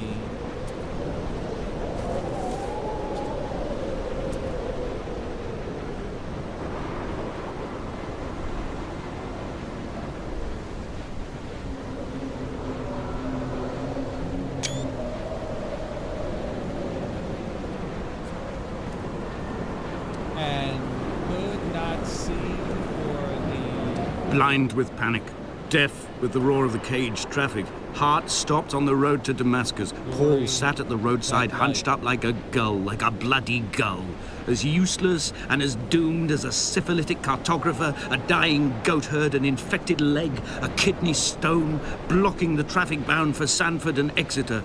He was not drunk, Esther. He was not drunk at all.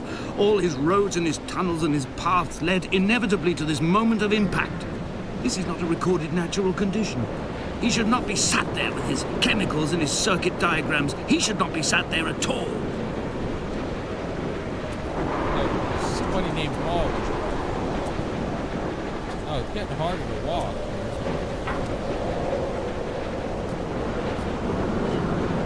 That we were with me. Something better.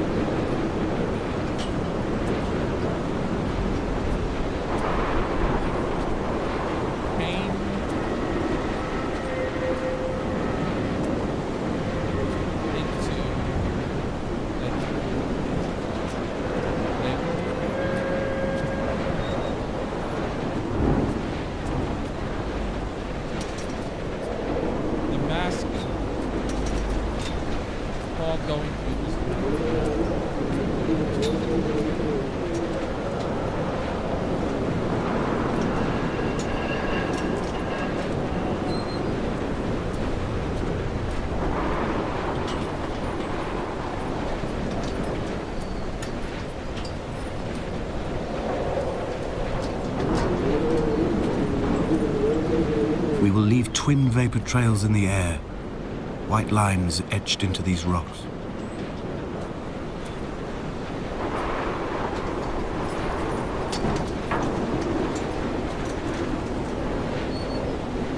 Dear Esther, I have burnt my belongings, my books, this death certificate. Mine will be written all across this island. Who was Jakobsen? Who remembers him? Donnelly has written of him, but who was Donnelly? Who remembers him? I have painted, carved, hewn, scored into this space all that I could draw from him. There will be another to these shores to remember me. I will rise from the ocean like an island without bottom, come together like a stone, become an aerial, a beacon, that they will not forget you. We have always been drawn here. One day the gulls will return and nest in our bones and our history. I will look to my left and see Esther Donnelly flying beside me. I will look to my right and see Paul Jakobsen flying beside me. They will leave white lines carved into the air to reach the mainland, where help will be sent.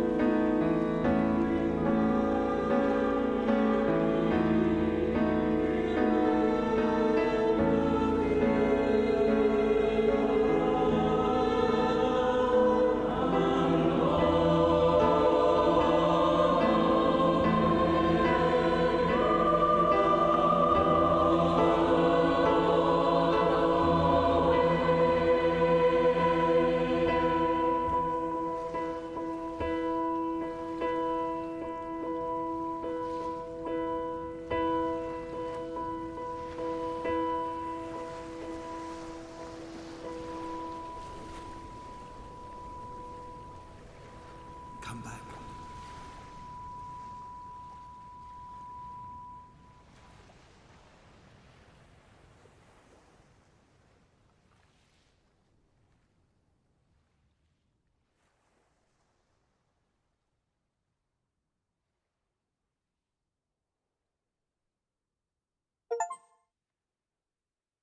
All right. Okay. Well, we finished that. hmm.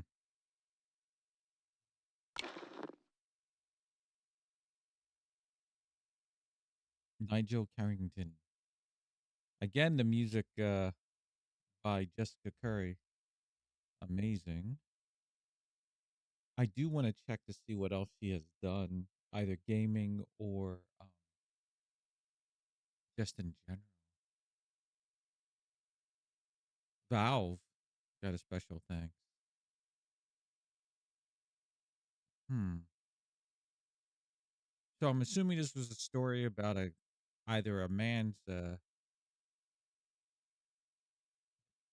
depression, an eventual ending of himself because his wife had died in a car accident, or some sort of psychosis. But I don't know. I just want to see if there's anything. I wish there's some music or something.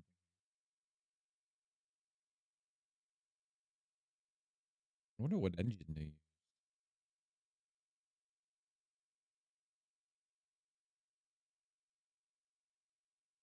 So that was like the granddaddy of walking simulators. Although there's probably others that I'm not aware of. But this one made with Unity. All right.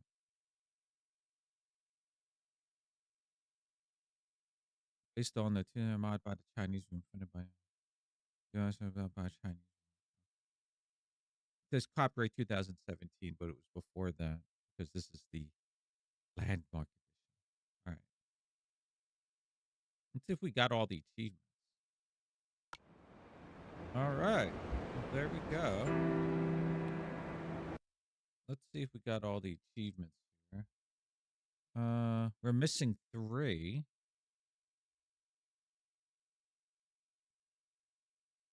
Trigger all the voiceover points. I missed 2. Uncover 4 urns. Trigger all of the director's commentary. Oh, are you kidding me? I have to go back and oh my god. I'll do that off stream, I think. Oh man. Let's see, guides, achievements.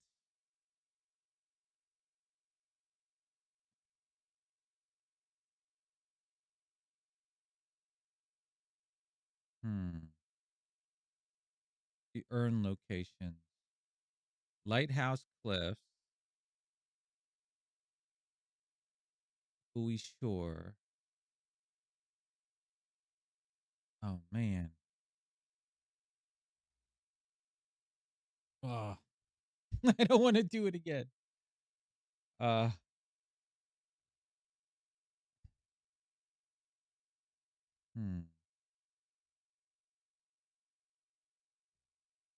How come this isn't under achievement? Let me see. First playthrough. Steady game, voiceover, find your 2 urns, and also do simulation. Refer to this. Alright.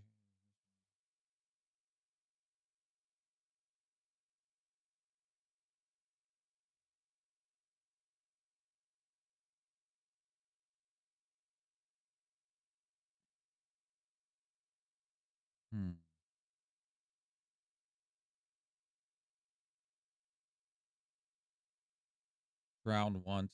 Died from falling off a cliff. We did that. We walked 5,000 steps. Cover missable. You will find them as bases filled with ashes or urns before breeding. Just make sure to interact with them. The particles will actually fly through the air signal encounter. Okay. Trigger all voiceover. 34 in the game, though natural and even quitting will not void his achievement.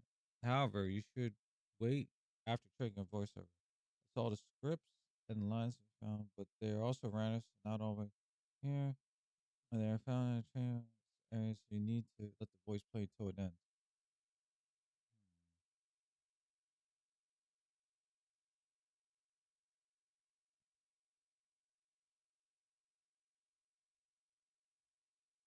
Oh, damn, we gotta walk through it again. Well, you know what?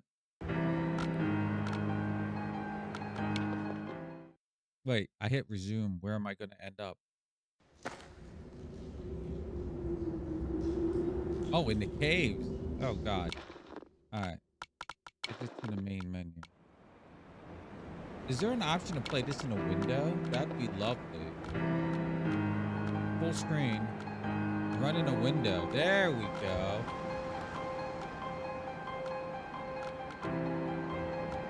Let's run this in a window, baby.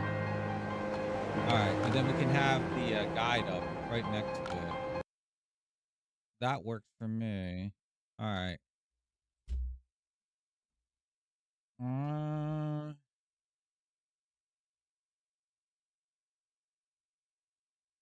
Can I do the...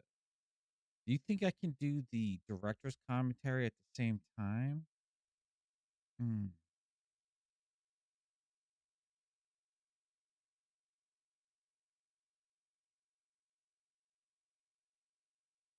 Here, let's try it. Let me go back.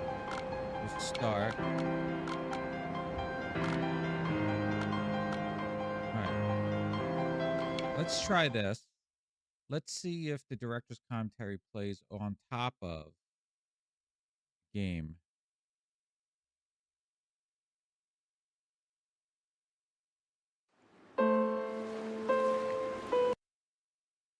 Hmm.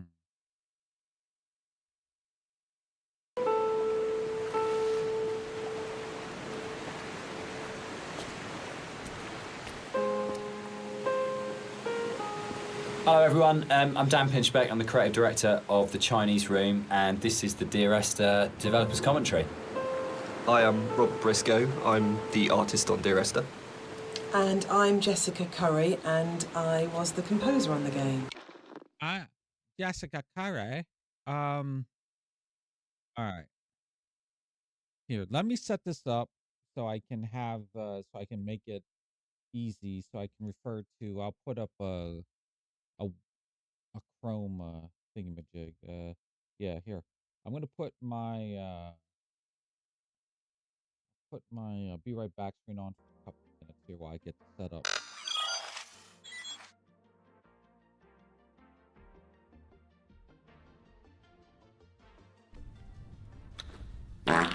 There you go. Woo-hoo-hoo-hoo.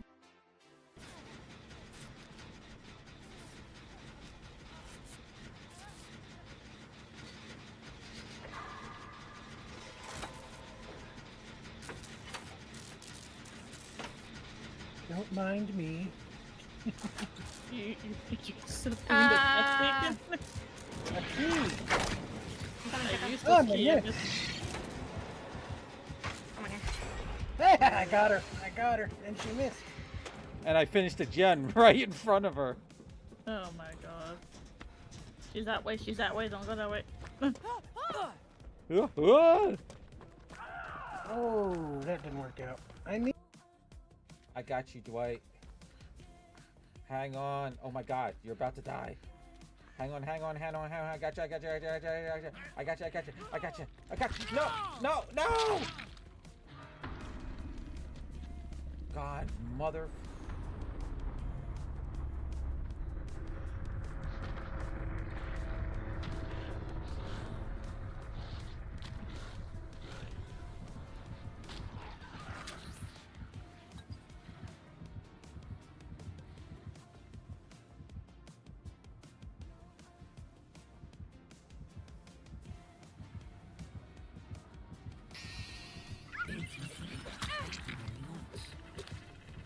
Can someone clip that? Leave them on hook. Ah!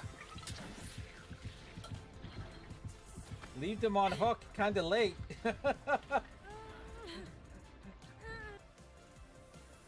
Kitty has become, what's the term? A toxic motherfucker? I think that's the correct. Yeah, I think that's the correct term. So Before that, there's something.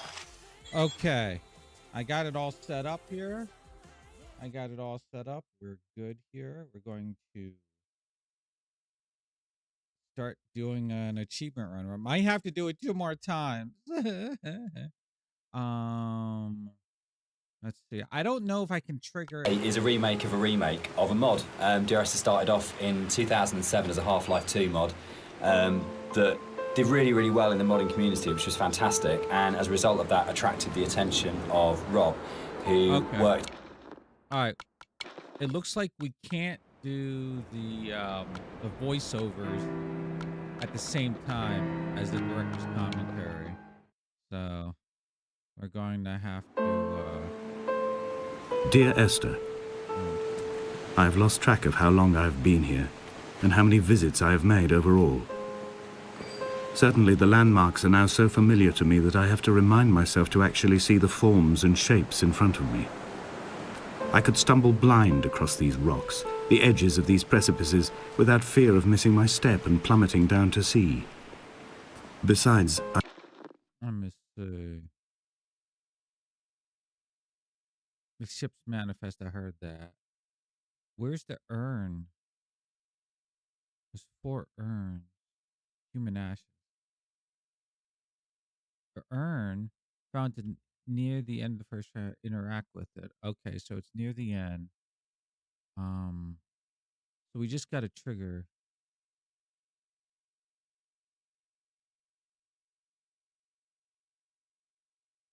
We already did the other 2 achievements. So there's 1 urn here, 10 voiceovers. All right, so I've always that's the considered first that if one is to fall, voiceover. it is critical to keep one's eyes firmly open. All right. So we're going to just push forward here. Let me lower this. We've already heard about it.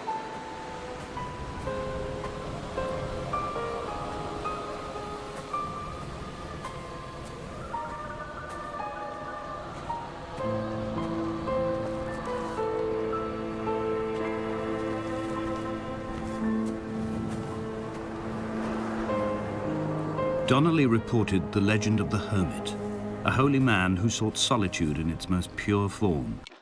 All right, so birthmark. Hmm.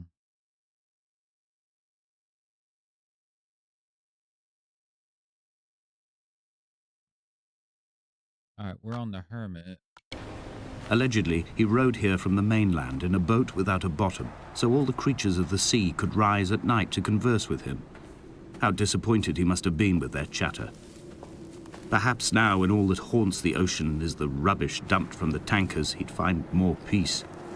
They say he threw his arms wide in a valley on the south side, and the cliff opened up to provide him shelter. They say he died of fever 116 years later.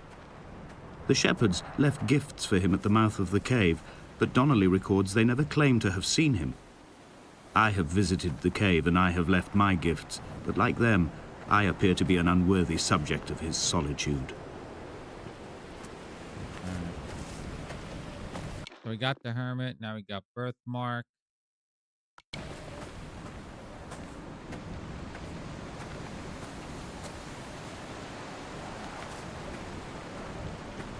So I was looking at the candles.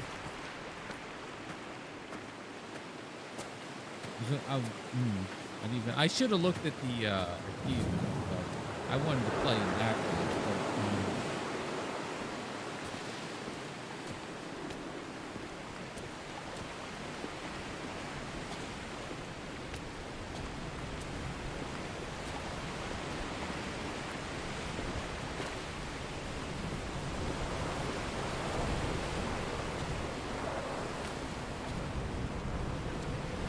I think I'll do the director's commentary off screen. I'm actually interested in it, but I don't want to torture everyone. Oh, it looks like I could have just came down here. Okay, birthmark should be coming up. It's this rock here. When you were born, your mother.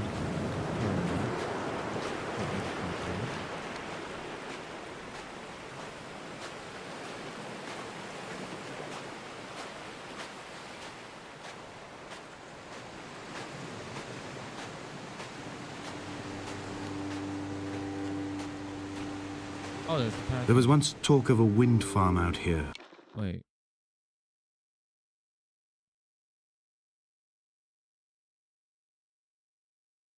Where the hell's that at? Where the hell was that at?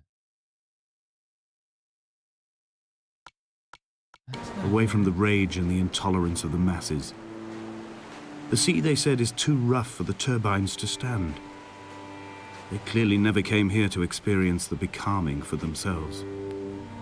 Personally, I would have supported it. Turbines would be a fitting contemporary refuge for a hermit. The revolution and the permanence.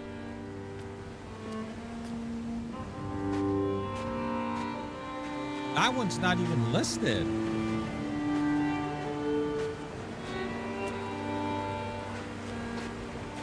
Oh, here's a. Is this the circle?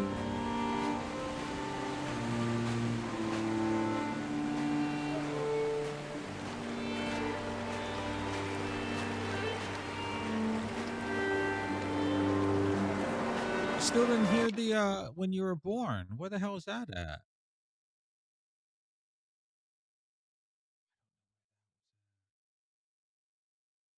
It looked like we passed it.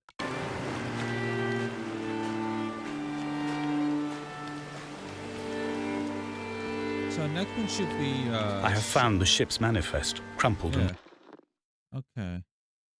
That other one was not even listed here. Huh.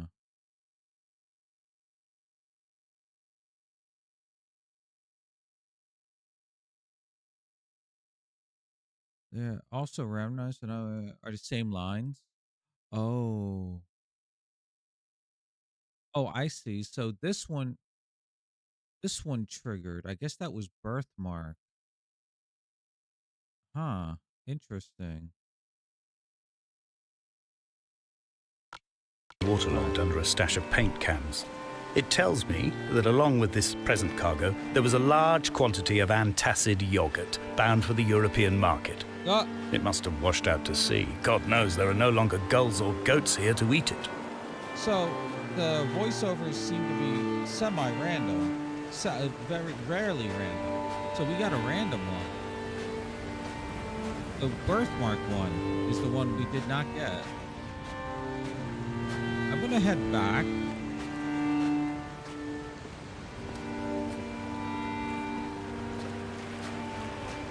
And walk around here. These stairs, I wonder if this will trigger something.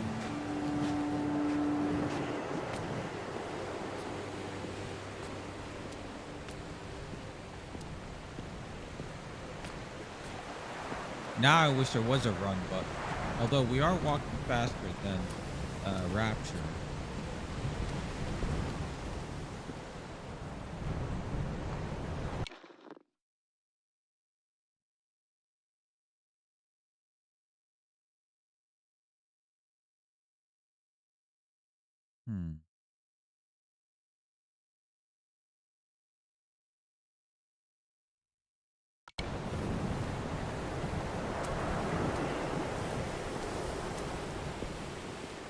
Yeah, I don't remember if this is the right way. It's linear, but sometimes there's multiple paths.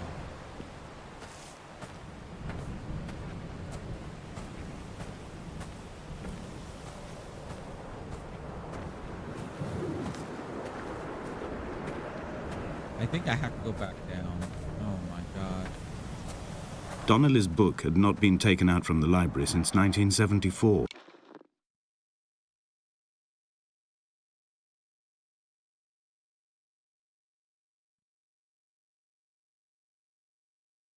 See? It's not even in here. This is not a good...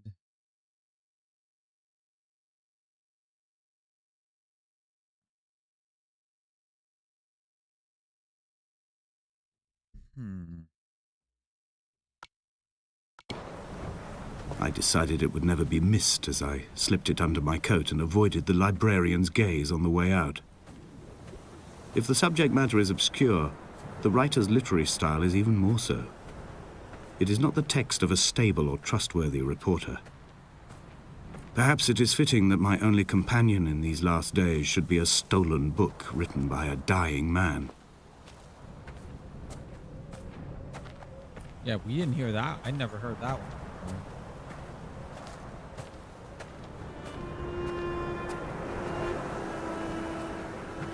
When someone had died or was dying, or was so ill they gave up what little hope they could sacrifice, they cut parallel lines into the cliff, exposing the white chalk beneath.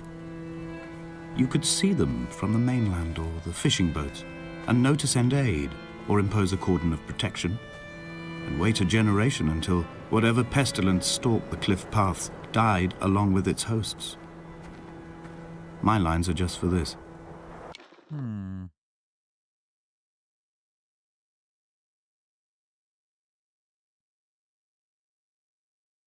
We didn't get this one, although we had a different... To keep any would-be rescuers at bay. The infection is not simply of the flesh. Oh, that's this one. Lot's wife. So reading Donnelly, but we did get a second one there. Can I go down there? If I can, I'll go back to the beginning.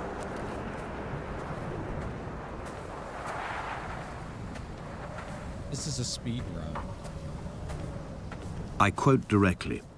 A motley lot with This is a little to different one, recommend them. too. I have now spent 3 days in their company. That is, I fear, enough for any man not born amongst them. Despite their tedious inclination to quote scripture, they seem to me the most godforsaken of all the inhabitants of the Outer Isles.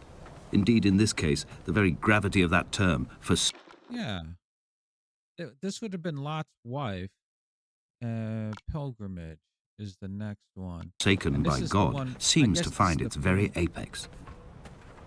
It appears to me that Donnelly, too, found those who wander this shoreline to be adrift from any chance of redemption. Did he include himself in that, I wonder?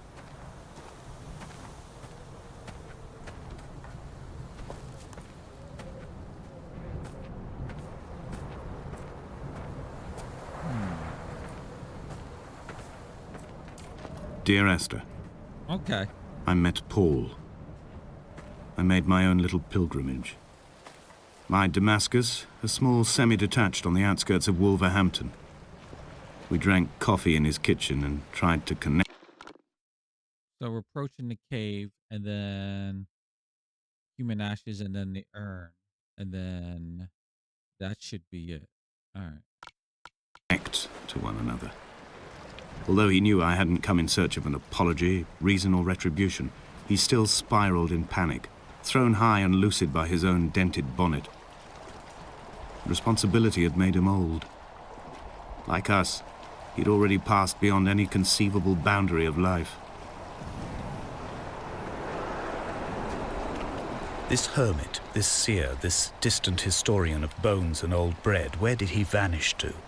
Why, asked the farmers. Why, asked Jakobsen. Why bother with your visions at all, if you're just to throw your arms up at the cliff and let it close in behind you and seal you into the belly of the island, a museum shut to all but the most devoted? All right. So next one should be human ashes, and then we'll actually find the urn that I missed the first one. I think. The voiceovers, because they added some random ones in there, it makes going through a guide difficult. But hopefully we hit the right points. I'm already afraid I missed one, which would be upsetting. There's no way back.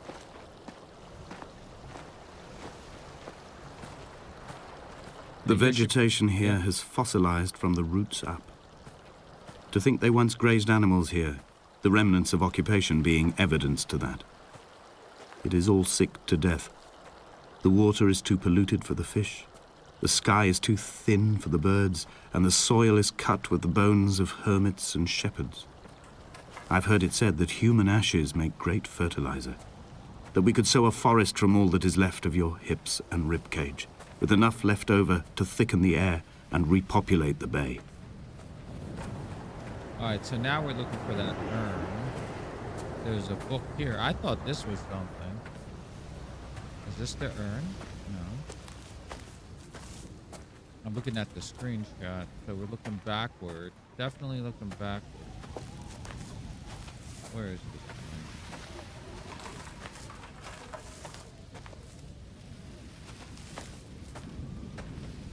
Further back. Looking at that screenshot. I think it's over here.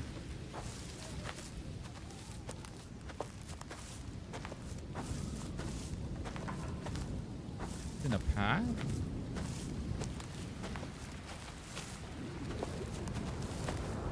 Wait, over here, there's a path here.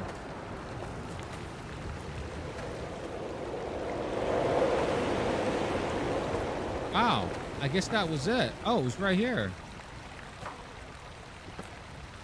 All right, well, I walked on it, and okay. So there's urn number 1.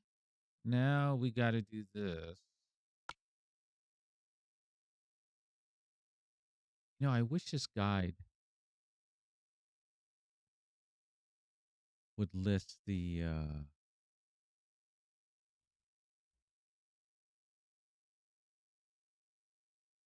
I wish this guide would list the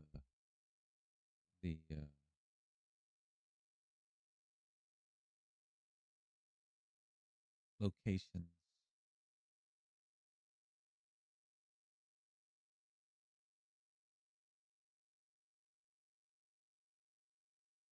Let's see. What does this say? Even though such creature has one different, thereby running the risk that the player be out of sync. But we did that.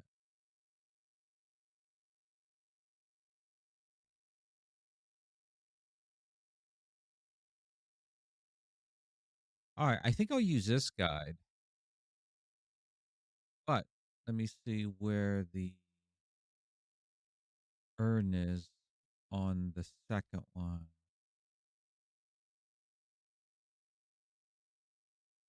The urn. I'm assuming it's at the end. Near the end of the first chapter. Okay. We won't worry about that.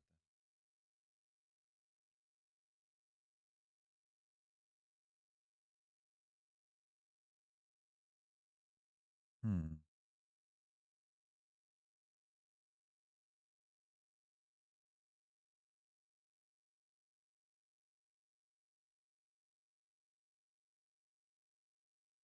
Oh, this guy's also listing the urn.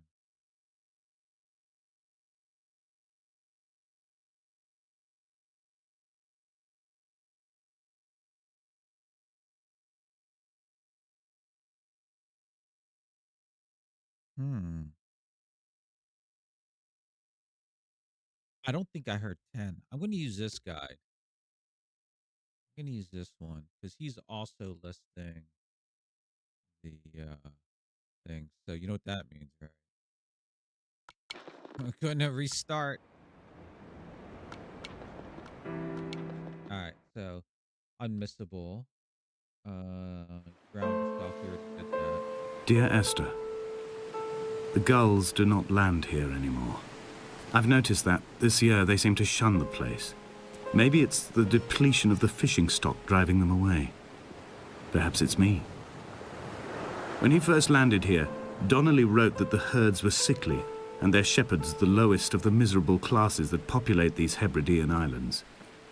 300 years later, even they have departed. Hebridean. All right, so that's one. The next one is 2. I know where that one is.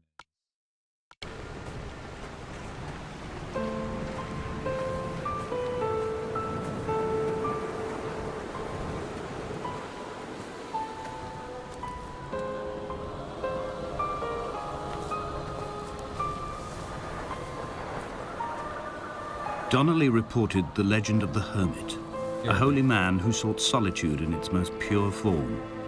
Allegedly, he rode here from the mainland in a boat without a bottom, so all the creatures of the sea could rise at night to converse with him. How disappointed he must have been with their chatter. Perhaps now, when all that haunts the ocean is the rubbish dumped from the tankers, he'd find more peace. They say he threw his arms wide in a valley on the south side, and the cliff opened up to provide him shelter. They say he died of fever 116 years later. The shepherds left gifts for him at the mouth of the cave, but Donnelly...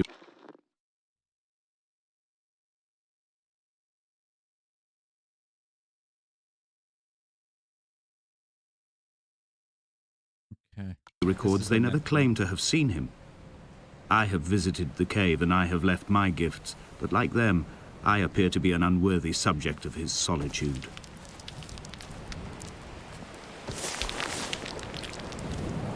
All right.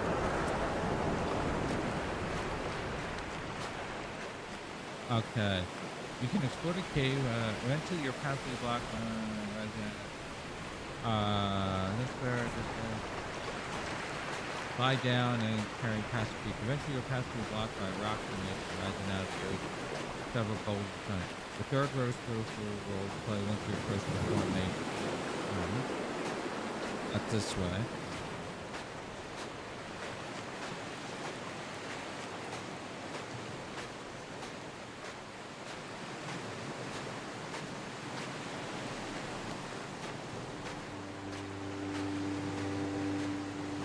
At night, you can see the lights sometimes from a passing tanker or trawler. From up on the cliffs, they are mundane. But down here, they fugue into ambiguity. For instance, I cannot readily tell if they belong above or below the waves. The distinction now seems banal. Why not everything and all at once? There's nothing better to do here than indulge in contradictions whilst waiting for the fabric of life to unravel. All right, this next one is now the fourth word community is God. By the time you're at the left-hand pass on this weak of mine, Mr. Urge continue past me and affect the rock formation close to shore. Will be a path of and push forward as always and a forced voice over. This is the fourth one.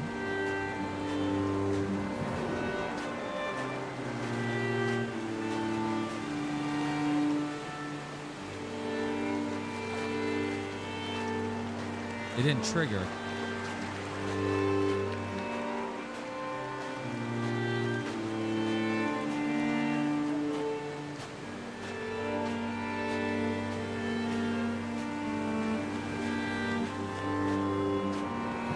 It didn't trigger.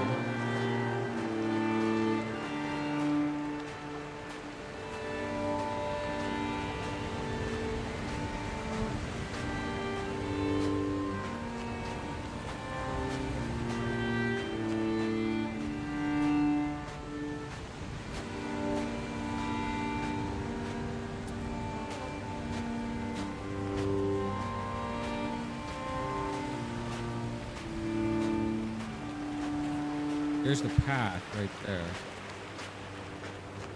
We want to go this way.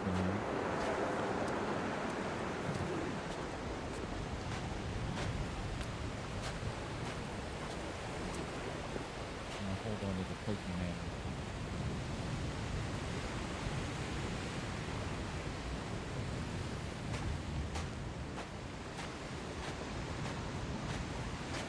This one should trigger. Once you approach the ocean.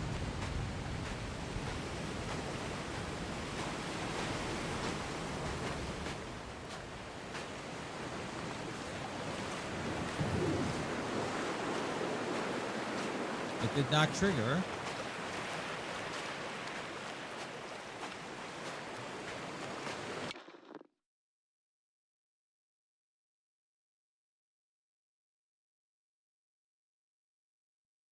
Okay, so maybe if we go over here.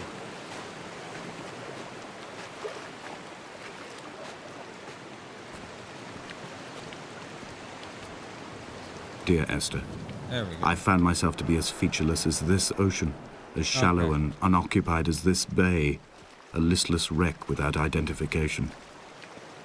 My rocks are these bones, and a careful fence to keep the precipice at bay. Shot through me caves, my forehead a mount. This aerial will transmit into me so. All overexposed, the nervous system, where Donnelly's boots and yours and mine still trample. I will carry a torch for you.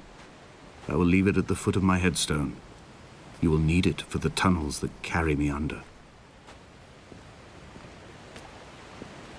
Alright, so that's 4. Now we're on 5. We're going to go up these steps and that could figure that at some point.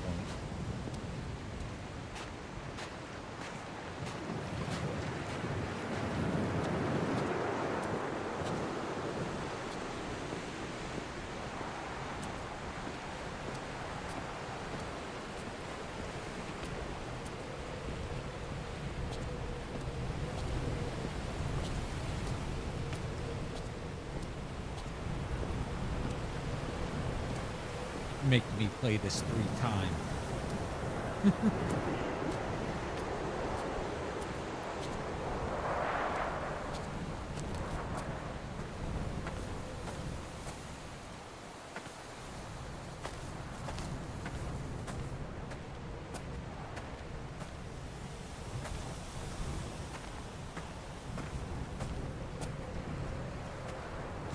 Reading Donnelly by the week afternoon. All right, so that's this one, and then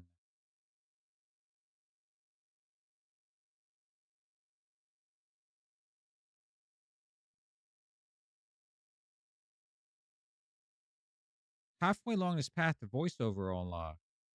It did not. sunlight. He landed on the south side of the island, followed the path to the bay and climbed the mount. He did not find the caves, and he did not chart the north side. I think this is why his understanding of the island is flawed, incomplete. He stood on the mount and only wondered momentarily how to descend. But then, he didn't have my reasons. All right, and then the next one should trigger because it aligns in the mountain.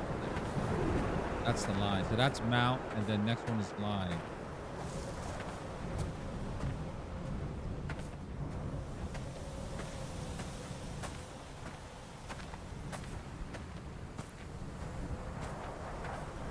Right here.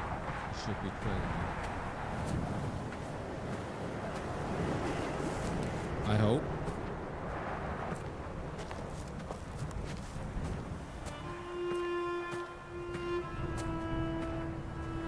When someone had died or was All right, there you go. One after this is Lot's. dying, or was so ill they gave up what little hope they could sacrifice, they cut parallel lines into the cliff, exposing the white chalk beneath. You could see them from the mainland or the fishing boats, and know to send aid or impose a cordon of protection, and wait a generation until whatever pestilence stalked the cliff paths died along with its hosts. My lines are just for this, to keep any would-be rescuers at bay. The infection is not simply of the flesh.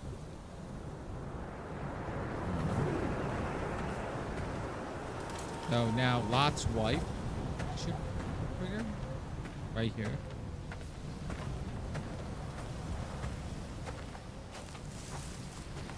We are not like Lot's wife, you and I. There we go. We feel no particular need to turn back. There's nothing to be seen if we did. No tired old man parting the cliffs with his arms. No gifts or Bibles laid out on the sand for the taking. No tides turning or the shrieking gulls overhead. The bones of the hermit are no longer laid out for the taking. I have stolen them away to the guts of this island, where the passages all run to black, and where we can light each other's faces by their strange luminescence. All right, so next one is pilgrimage. I have to wait for the one to end for the next one because I'm sort of beat right now. It should begin around here somewhere.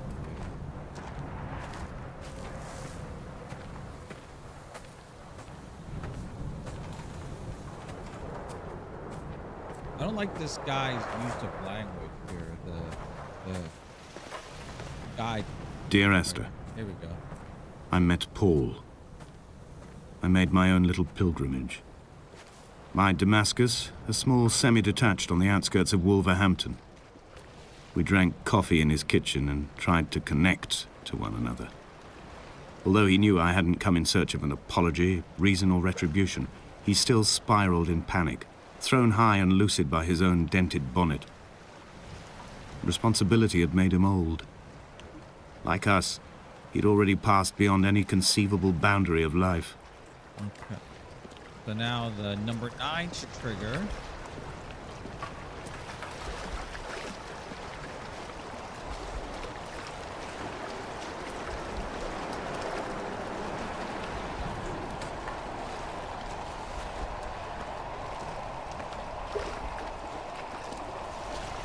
I would leave you presents outside your retreat. All right, so there's that, and then number 10. Okay. And then we'll get the In this interim now that we space know between where to cliff go. and beach, I would leave you loaves and fishes, but the fish stocks have been depleted and I've run out of bread. I would row you back to your homeland in a bottomless boat, but I fear we would both be driven mad by the chatter of the sea creatures. All right, and then somewhere in here in this little ravine, the next one will, the last one for this chapter will play.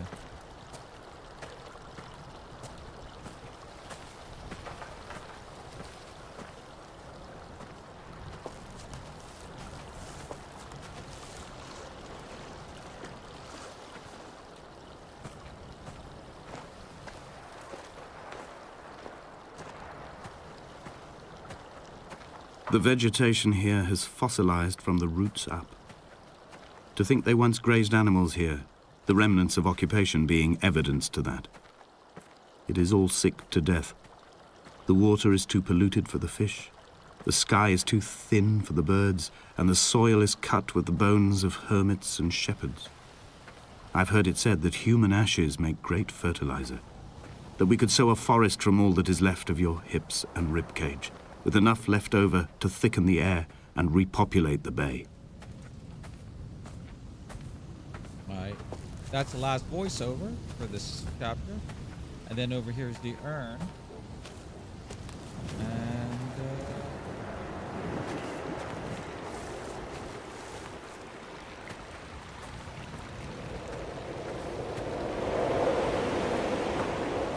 all right. And then interacting means we just walk on it, which is weird. All right, next chapter. The buoy.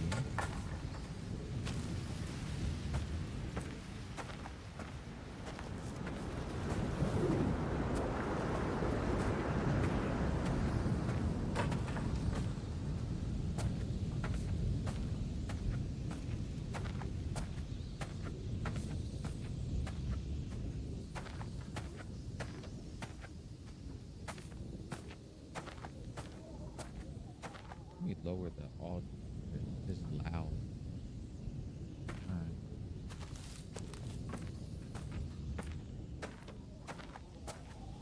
right. I guess it doesn't matter if I go forward or not. I mean, I could just exit, start again, but I think I have to do it once play through. There we go. So the first one, he'll begin talking. Dear Esther, There we go. I have now driven the stretch of the M5 between Exeter and Bristol over 21 times. But although I have all the reports and all the witnesses and have cross-referenced... Before, notice how it has been inverted. Says last chapter, only chooses left-hand pass or right pass is declined to madness. Left. Follow the path to left side before long. You'll trigger a second voiceover.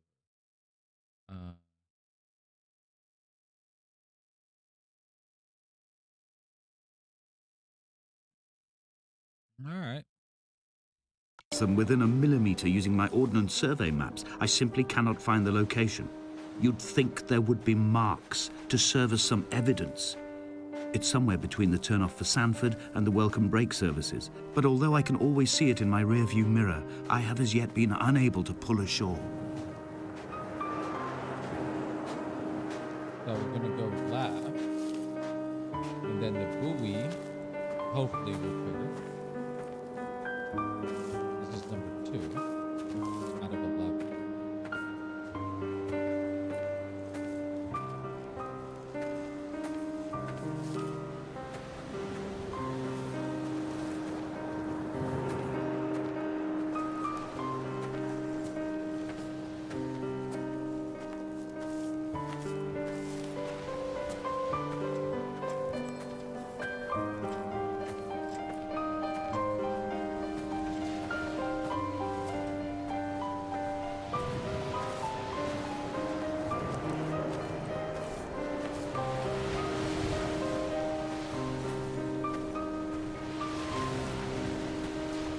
An imagined answer phone message.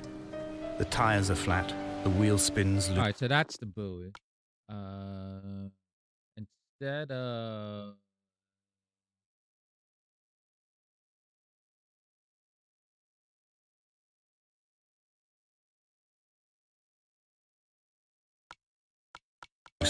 and the brake fluid has run like ink over this map, staining the landmarks and rendering the coastline mute, compromised. I didn't know Where you saw galaxies, I saw only bruises cut into the cliff by my lack of sobriety.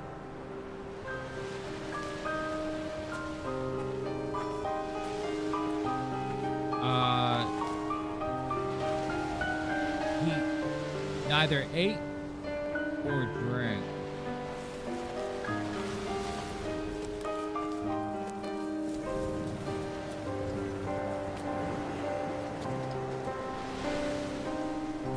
All right, so we're doing that. Now we're on 3. Go find the third all the way. Do so passing the red container on the left side. Take the left. There's a dead end there. Trigger. Oop. It looks like there's a mark on the ground.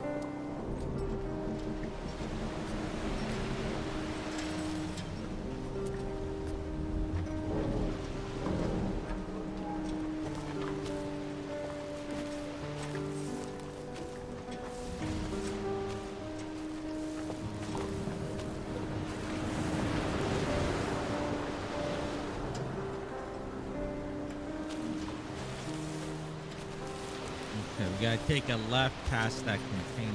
That's a open.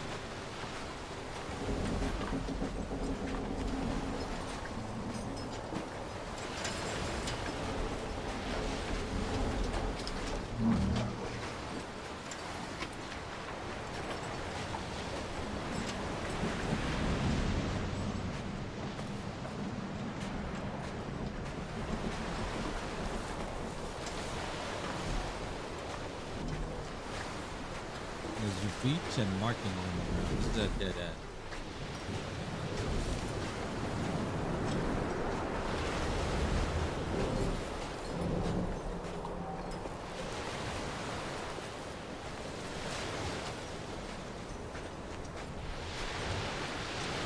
There must be a hole in the bottom of the boat.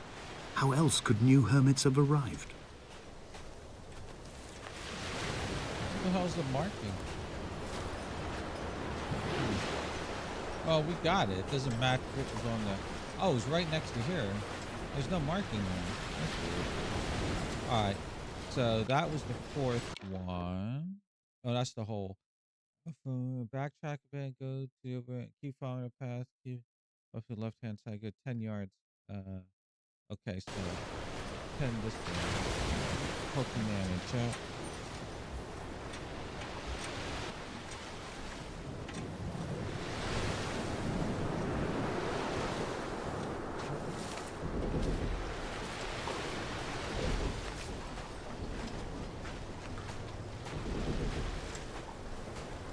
There's the right container.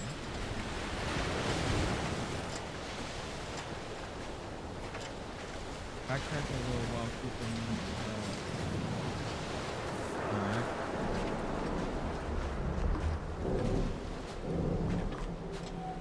I had kidney stones, and you visited me in the hospital. After the operation, when I was still half submerged in anesthetic, your outline and your speech both blurred. Now my stones have grown into an island. Here you can choose between following a normal path upwards, taking out, you follow, well, you will see a sinkhole mark. The fifth one will play. Okay. And made their escape, and you have been rendered opaque by the car of a drunk.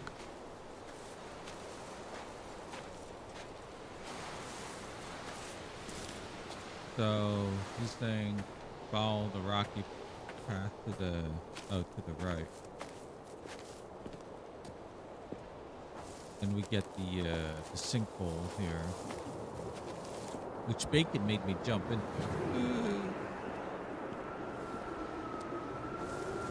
What charnel house lies at the foot of this abyss?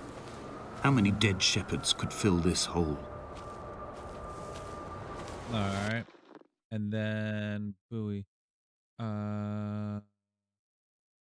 From the eternal pit, continue up the bluff lodge, but make sure to follow the path towards the right side of the cottage. Okay, so right side, the small cottage.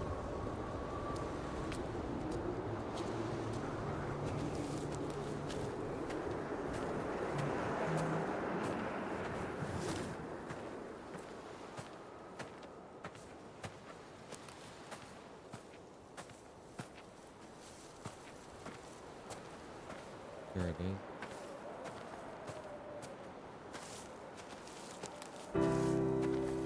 I've begun my ascent on the windless slope of the western side.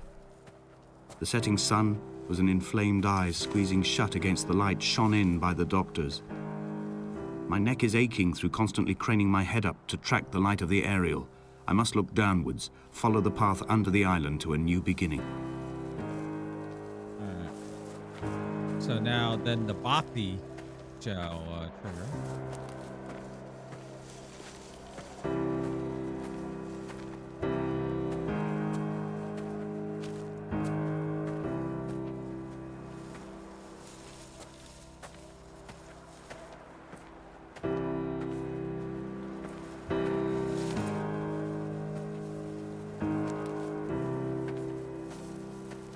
somewhere.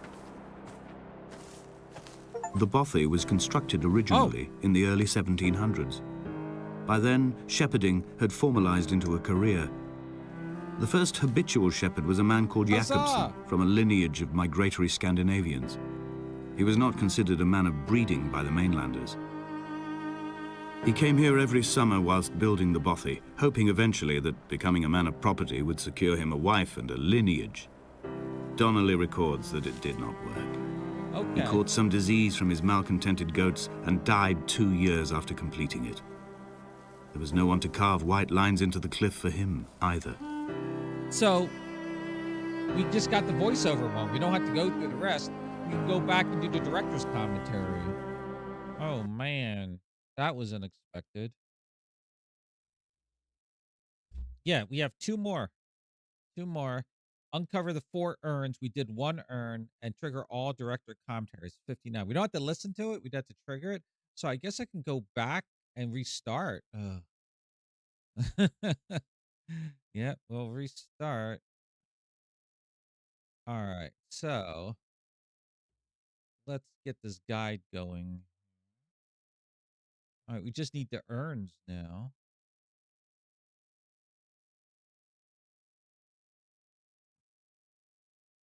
The lighthouse, the buoy, and the chapter, keep going. Then the caves, and then here. Huh.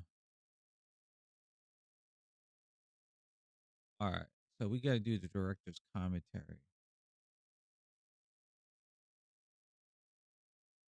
All right. All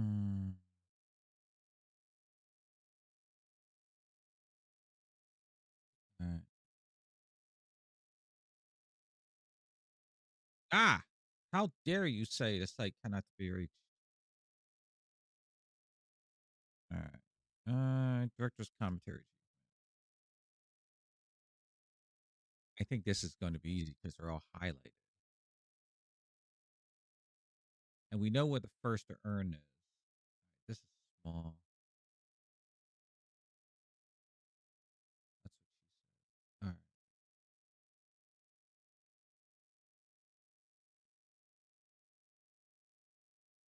All right. So the only thing I'm concerned about are the urns.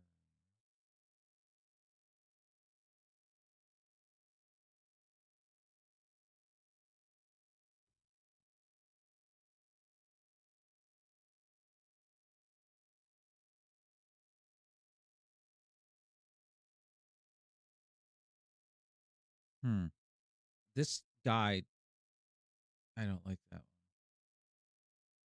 Does not tell me where they are. I already know the lighthouse. The buoy. Above the remains of the boat at the end of the chapter. Okay.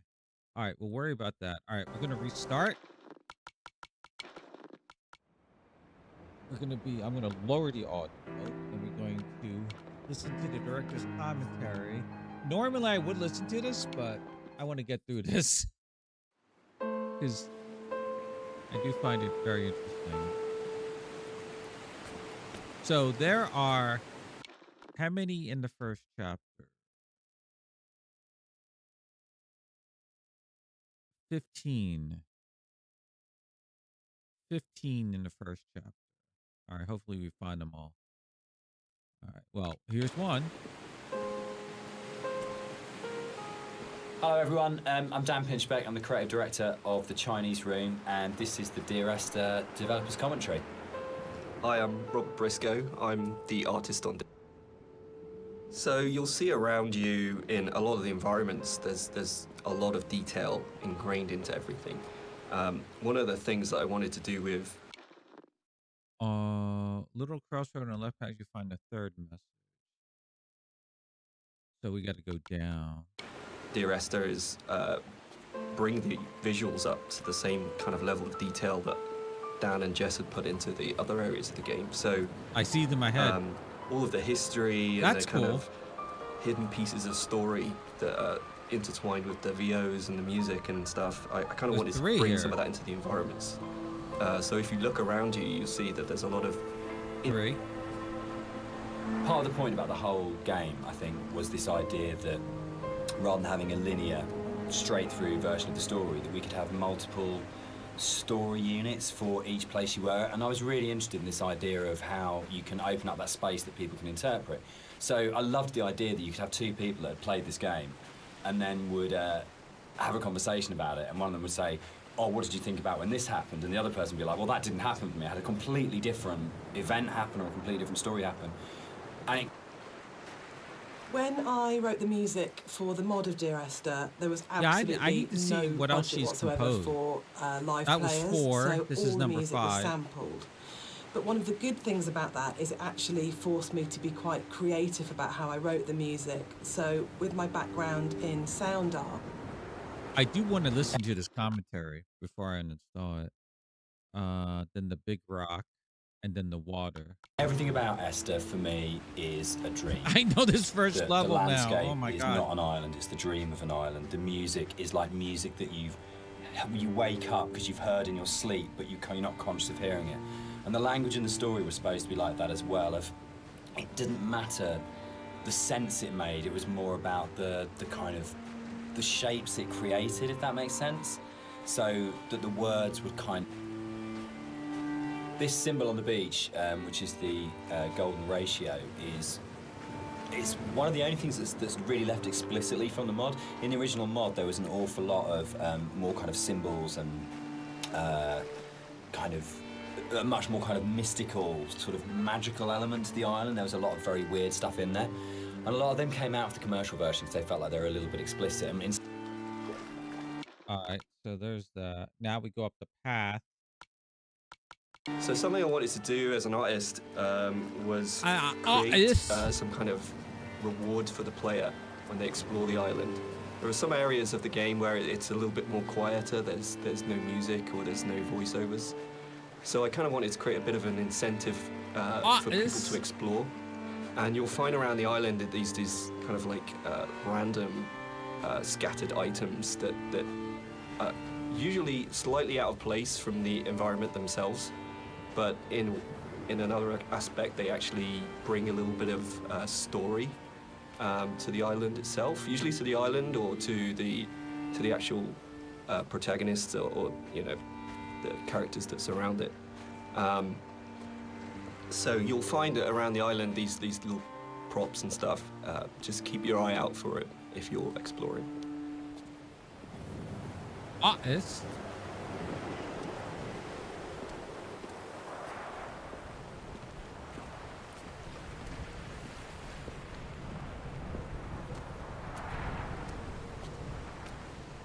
I just walked into them. So people have asked why Okay. the Dear Esther's set on a Hebridean island.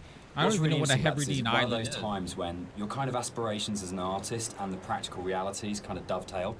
We knew that we had to have some way of limiting the player from disappearing off the play space. And when we made the original, it was a mod, and because it was a Half-Life 2 mod, you kind of had Eastern European city, spaceship, or blasted, desolate landscape. We had 3 options if you didn't want to start making any other assets. So it started off with these practical constraints. We don't want to set it on a spaceship. We don't want one of the things you're always trying to do as a composer is create memorable themes. And a slight confession is that probably the most memorable theme, which is Remember in Dear Esther, wasn't actually created for the game. Rob's looking shocked.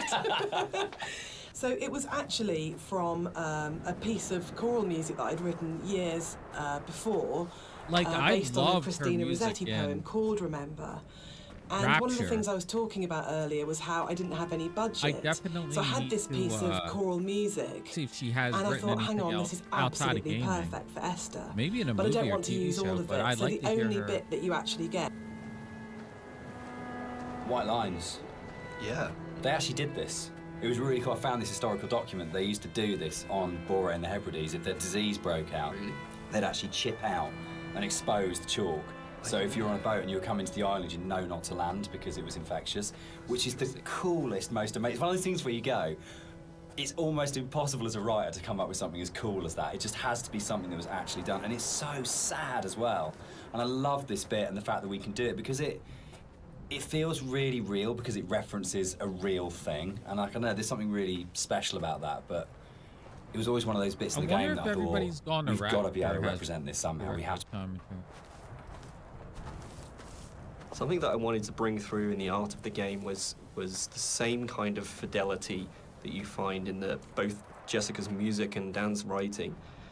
In the same kind of way that you have all of these little details, these very just checking close attentions to detail that kind of really bring richness to the story. And something that was missing in the original mod version was just this lack of a visual layer of story.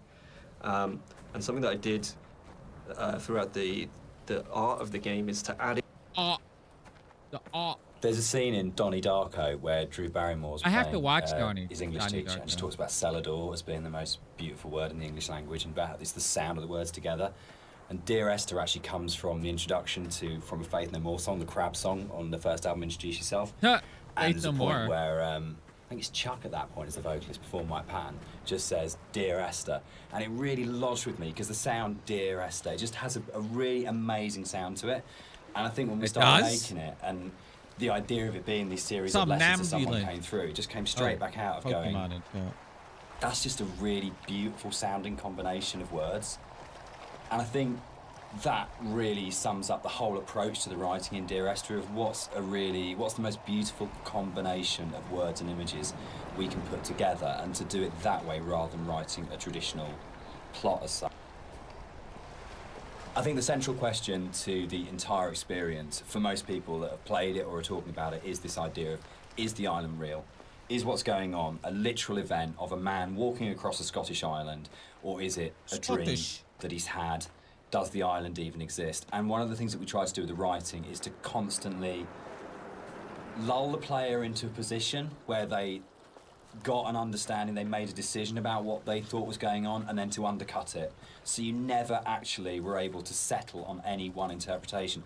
And that was the challenge I set myself when I wrote the original mod. One of the things that's been most commented on with the audio and the music in Dear Esther is how sparse it is. And that was a really deliberate tactic. I wanted to leave room for the player to think and to dream and to wonder and to put their own interpretation into what was happening. And I think the problem with so much modern media is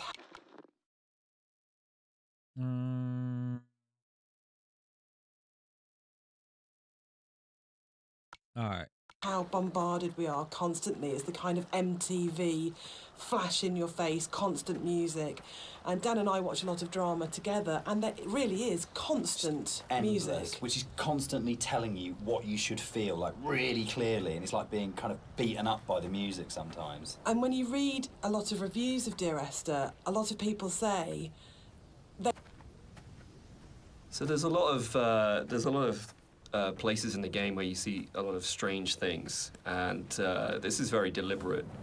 One of the things we wanted to do is just kind of like not spoon feed the player every little piece of story. We kind of just, some things are literally just in there to just kind of let you think and let you decide on whatever you want to bring to the story yourself. So it's kind of like I approached it like an impressionist painting where you've got like this kind of very vague outline of things, but if you stare at it enough, you can kind of like fill in the spaces, and kind of the image comes together on its own. So a lot of these kind of strange pieces of geography and stuff, that's really kind of deliberate in some ways, just to kind of keep the player's mind open and kind of bring their own interpretations of the story through that. All right, so we did part 1, or chapter 1. Now chapter 2.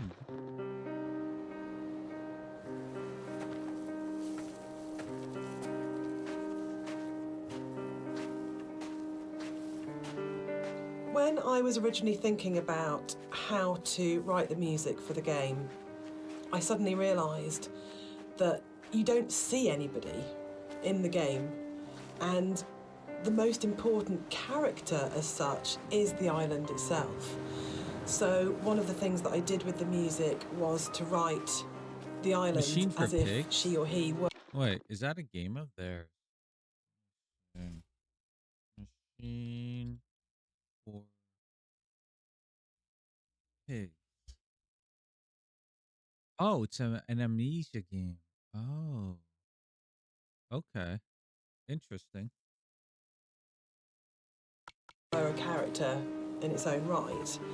And that's really important, I think, that you're going through this space. 2. All right, let's talk about walking. 2.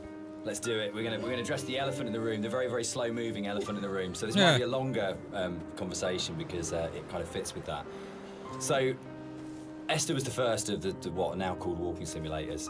Yeah. And it was really interesting that for us it didn't feel that weird to have a game that was slower than normal, where actually there was lots of time to just walk around and think and look at things. And it was amazing at the time how this was seen as completely revolutionary. And it's really interesting. It's amazing to see how many other games have kind of like taken it on board. For me, it was... I want to listen to them. It came from, I didn't see it as being odd to have a game where very little happened, where you thought about what you were doing. For me, it was kind of interesting that you could play some of the best moments in Doom are the bits where nothing's happening and you're just doing it, or System Shock, or those games that I absolutely love. Those quiet moments were the really powerful ones. But Esther is definitely slower than a lot of games, and I think that's actually why it's lasted. I think if we did have moments where we went, should it be faster, should we put a sprint button in, but I'm so pleased that we kind of held our nerve and went, no, just as like in real life, I don't run everywhere because that would be weird. It's okay to have a game where you don't run everywhere, and actually it is a bit weird to run everywhere, but if you're going to do that, then you've got to support it in other ways, and I think the music was a really powerful way of supporting that change of pace. What's really funny for me though, Dan, is that shamefully I'd never played a game before I worked on Dear Esther, so I didn't realise that all games weren't like this, which is now looking back really naive. But I didn't realise that games didn't have, always have, this slow pace, and I thought there were lots of meditative games out there, and that actually wasn't really the case at the time, and that's exploded since. But in terms of the music, supporting that pace that you'd set emotionally felt really important. So if you listen to the music, actually the BPM is at a very slow walking speed. And it just almost, there's a lot of things now that say it's called entrainment, that it slows your heartbeat, or it can speed up your heartbeat when you listen to music. And actually I think what the Esther music does really successfully is it makes you almost accept, and more than accept, that speed, you actually start to feel that's the pace of your journey, and that I really like that about the music, actually. It makes you just comfortable with that pace too. I think it just eases you into it. You feel relaxed.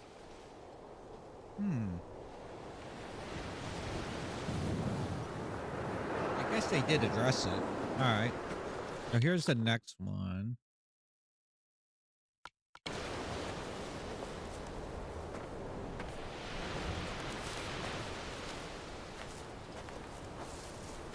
The radio mast in Dear Esther was obviously there as a really important kind of design feature, as well as its place within the story.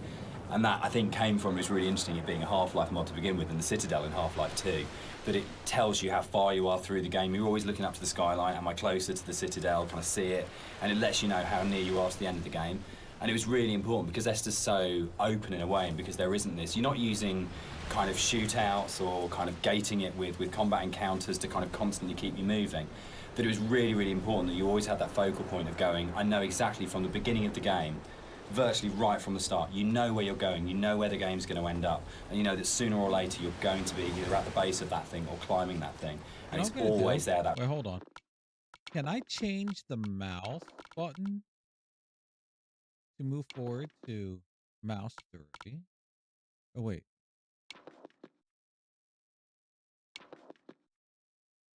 Mouse 1? Really? Mouse 0.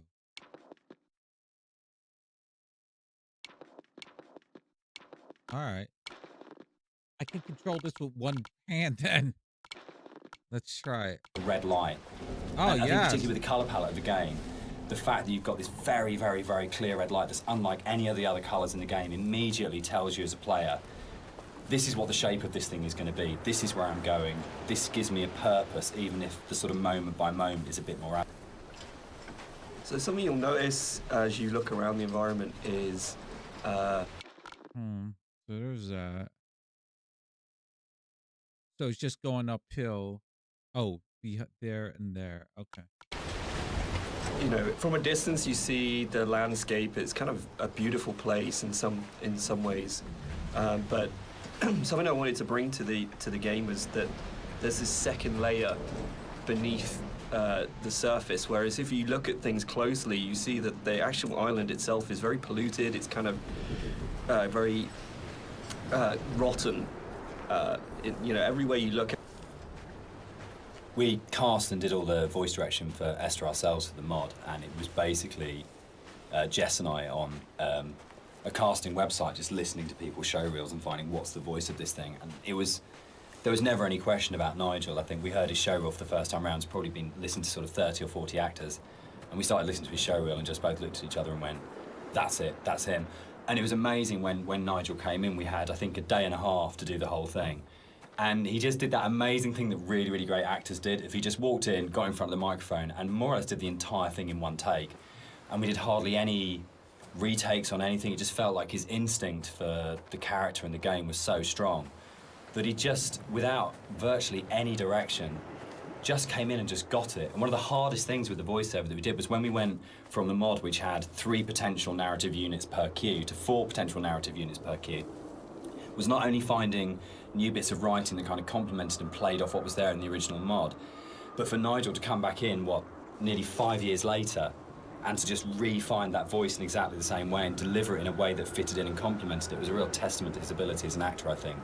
That apart from we had spent quite a lot of time trying to make the sound actually sound the same in terms of mic placement and things like that, but in terms of the actual delivery of those new monologues, you wouldn't know that that was both written and acted sort of 4.5 years after the original thing was done. So the one person who's not in the room sort of today but deserves a huge amount of credit for how the game kind of eventually was delivered, but also I think in terms of how the game has lasted, a huge amount of respect needs to go to Nigel Carrington for his work on it.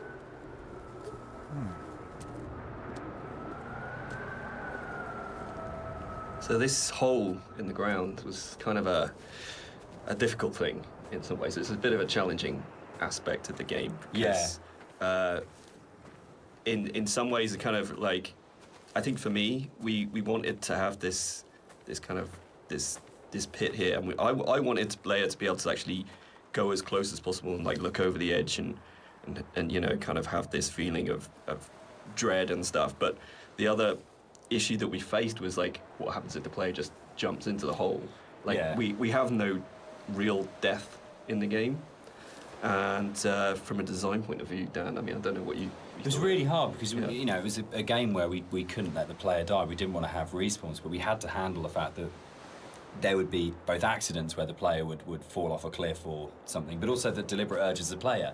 You know, the first thing you're going to do is go, great, there's an ocean, how far out can I go? Or there's a cliff that's really high, can I jump off it? And how do you have death in a game where you... All right, so there's that one, the house.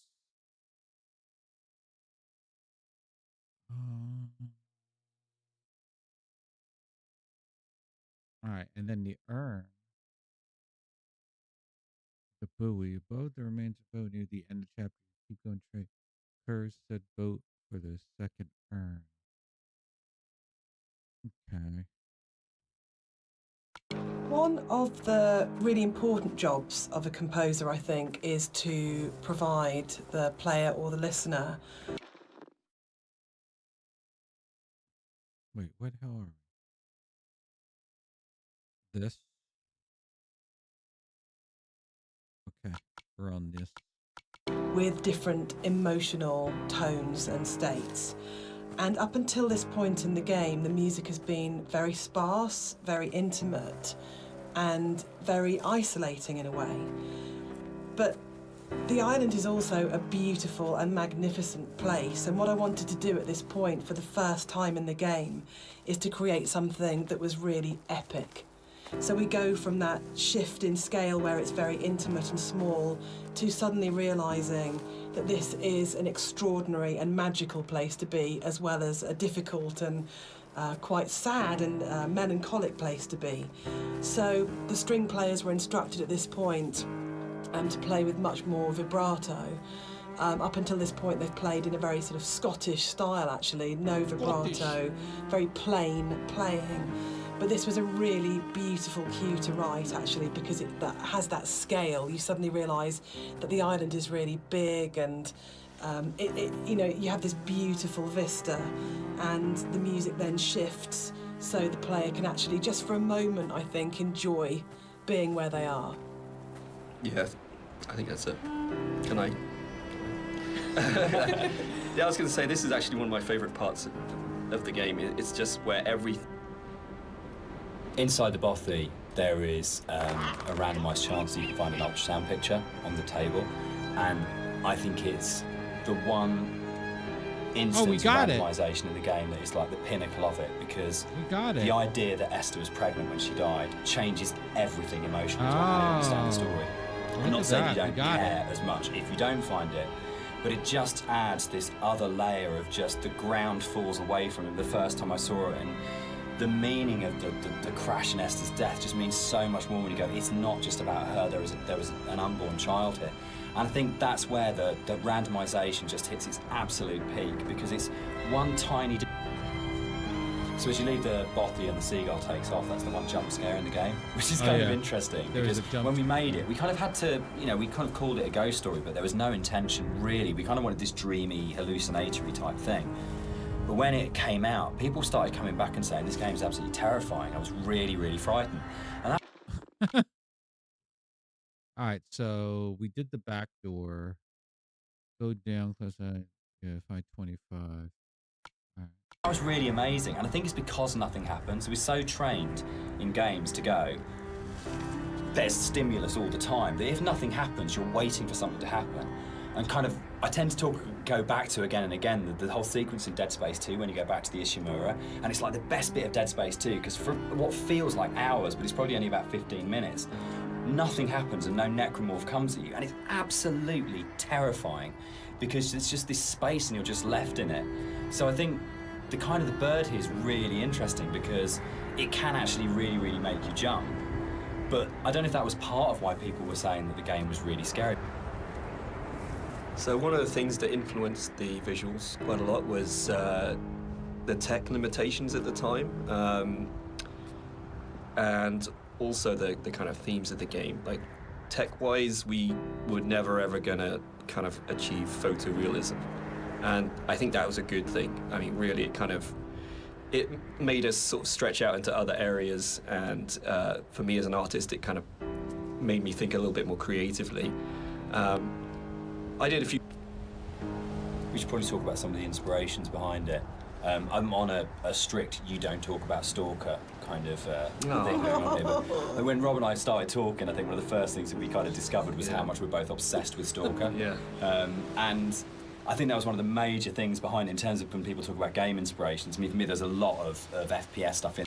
All right, so near the end of the game...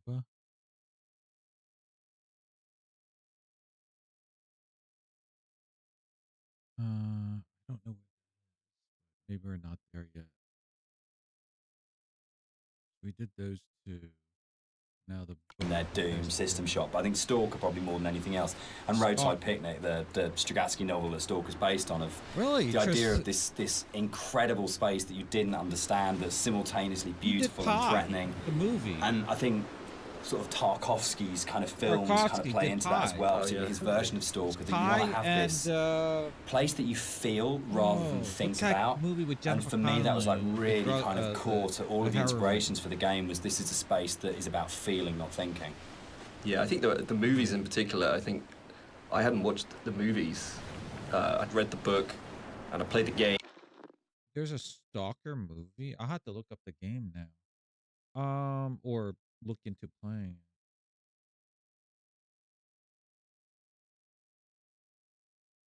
All the remains about you'll keep going straight where said boat for a second. I'm gonna have to look up a different guy. Let me see. That's the one I'm looking at. Oh my god. Hmm. Let's try this one. Follow cliff down when it pulls to near a rock.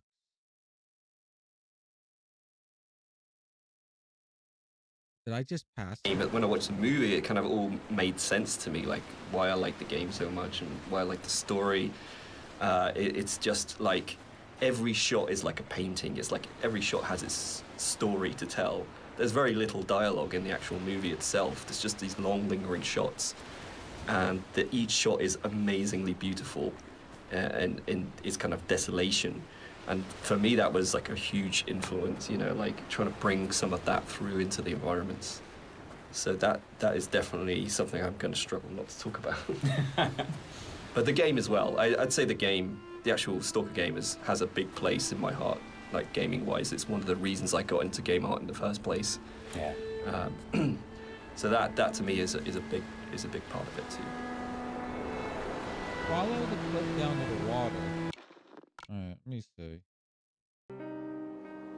Dear Esther, I have now driven the stretch of the M5 between. This is the route of his laudanum habit. What is Although this? its use makes him an unreliable witness, I find myself in. Jeez, this is horrible. Unless it's because it's in the browser.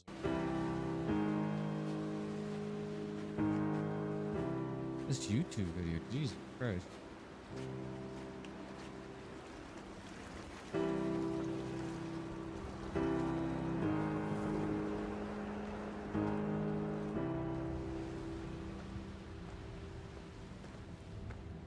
Somewhere over here is the.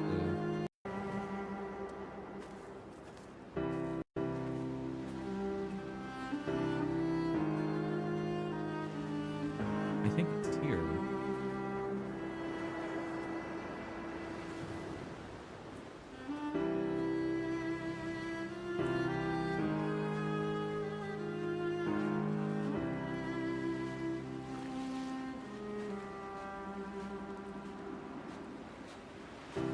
What the hell? What? Above the remains of the boat near the end, you keep going straight where the passing curves. You said boat for the second urn.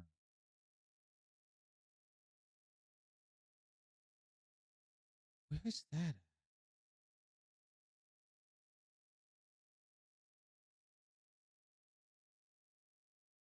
Hold on. Where's the one with the 100%?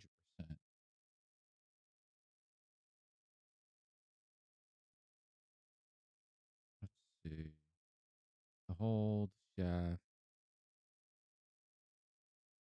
inventory.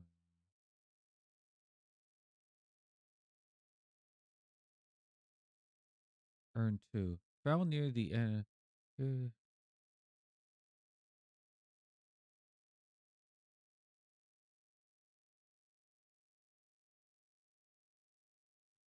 Found near the end. Here's where you. Where the hell is this at? They all have different pictures.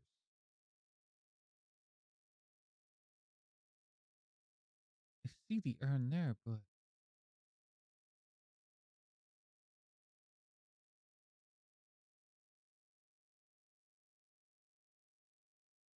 Okay. Near the end of her.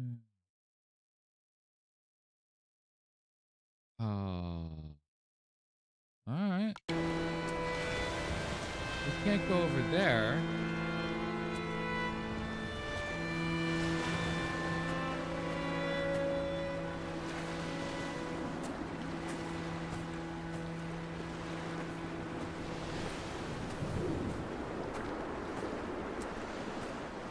I'll see a rock. Maybe it's by the cave.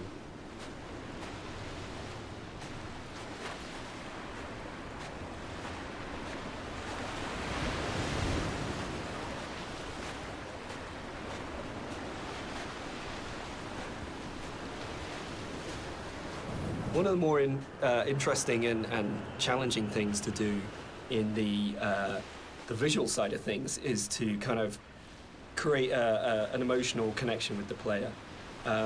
With the music, it's very strong, and the dialogue can kind of help you to feel what the character's feeling, but to kind of really create an atmosphere and to create emotion, it's very difficult. So I designed a few things very subtly within the environment to kind of plant imagery into your mind and kind of make you feel certain things. Is that it? With this shipwreck on the beach, you can kind of, like, if you look at it from certain angles, you get this real, like it's like a cross sticking up. It's this kind of semi-religious imagery, but it really kind of, it's not obvious, it's not in your face, it's just kind of like something that makes you feel like something you know. And so like there's a... One of the really important images in the game is the radio mast. And the soundscapes that I wrote for the game are really tied into this idea. So it's the concept of the tortured sounds that they're so broken down, they're so manipulated. Where the hell is this?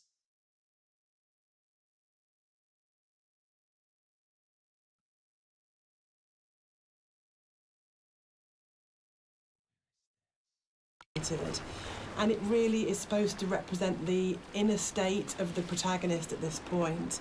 It's that fractured understanding. So it kind of works on two levels, actually. We have the narrator who's trying to understand the journey that he's on, and we also have the audience's journey and their struggle for I gotta change this. I need to...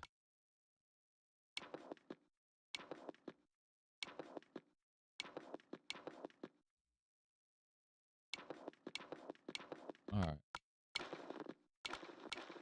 comprehension to understand what's going on in the game. So this distortion, this breaking down, this fragmented, kind of tortured sound really ties into the idea of the radio mast and that idea of...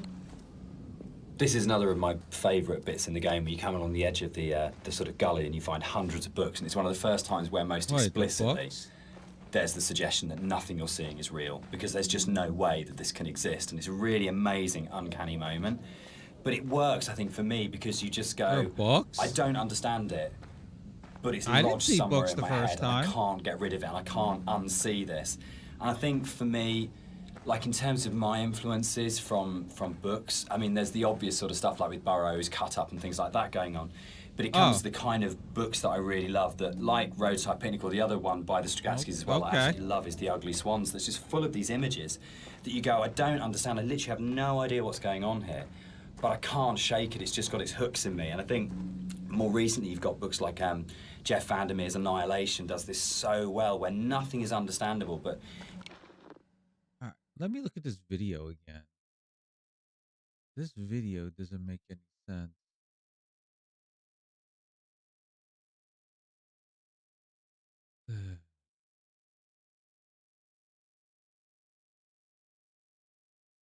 Current location.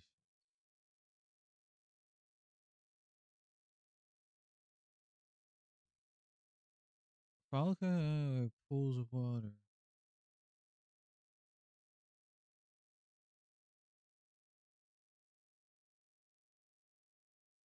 What? You feel the logic, but you can't understand the logic, but you feel like the logic's there. And that, I think, is a really powerful thing that games are so good at doing, of creating these things. And I think where a lot of game writing for me becomes kind of the wheels fall off it, is that they have these amazing ideas, and then suddenly there's this huge rush of going, right, we developed this mythos and we've shown you all the tips of the iceberg, which are really interesting, but now we're just going to show you the whole iceberg. And actually, that's never that satisfactory as a player, because it robs the mystery. And I think the best game writing is those kind of moments where you go, I feel like there's something just outside the edge of my vision, or just on the edge of my hearing. But it's the confidence to go, that's it, that's all you get, and the rest of it is up to your imagination. And I think it does loop back to games like Stalker. I think Skyrim at its best does it so well, where you just have these moments where you think, I want to know. but it's going to be down to my imagination to draw those things. And the player's imagination is the most powerful thing you've got in your design kit. There is nothing you can put on screen, there is nothing you can do with audio, there's nothing you can do with dialogue that will ever be as powerful as the player's own imagination. So if you oversell the idea and oversell the image, what you're actually doing is you're kind of not only robbing the player of the opportunity to invest in the game, but you're also fundamentally opting for a weaker tool than what the player can bring to the experience themselves. Right there. Jesus Christ. That one was annoying. Where's the third one now? At the end of the bridge, in the caves, along the sand, near the corner of the room.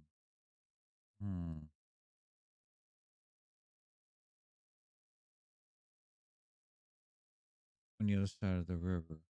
Okay. Jeez. That one was annoying.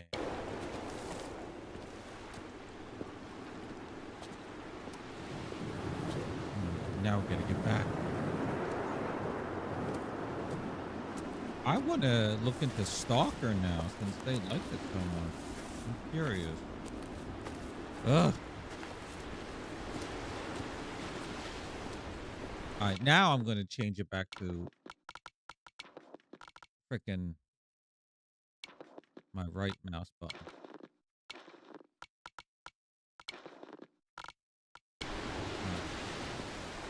Now we're going to move on to chapter 3.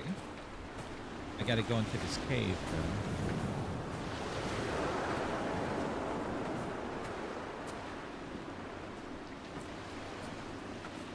I wonder if these trigger again if I walk into them. I had not tried that.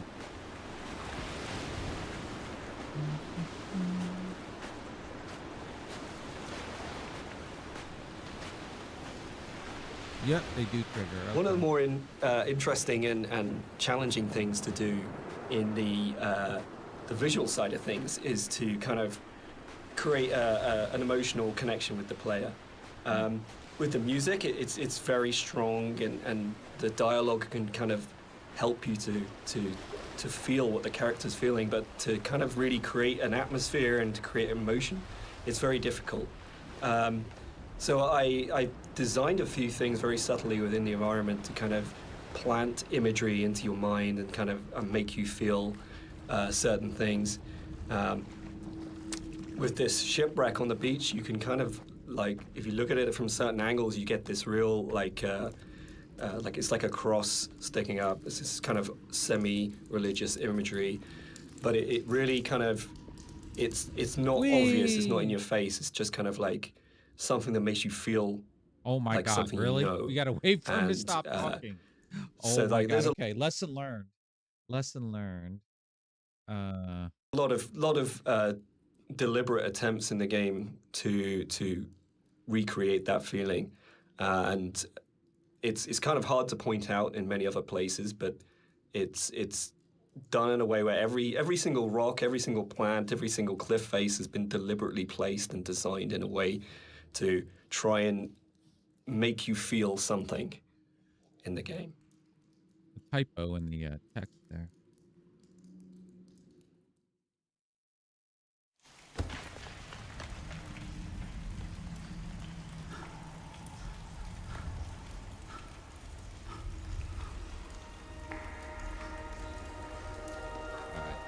Character is speaking, or there's a voiceover here. You can't control the character.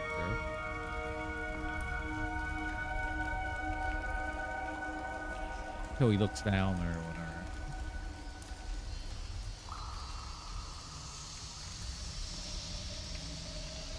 Why, hello. Oh, mouse. The caves in the game are really interesting because it's a very tonal shift within the whole visual look of the game. It's kind of like this more organic, more surreal, dreamlike landscape compared to what you're used to before this point. It's, we kind of used the visuals and this kind of unreal theme very subtly, but here it's kind of at the forefront. And it's to me has kind of been designed as this kind of journey through the inner self, through the body. This, for me, is probably the most pivotal music cue in the game, and it's the one that most people write to me about to say that they are absolutely obsessed with and they love. Oh, get this. It's the only music cue that has singing. It has a female voice, and I think that's a really important shift for me. That you've gone from this beautiful string music, but it's quite abstract. I just want to say that I think you can divide caves in games into pre and post Dear Esther. I think that it's just a way of breaking away from reality into saying what you can do with these spaces that actually makes them this incredibly, much more vividly colourful and much more kind of interpretative and look from it. It's really Alright.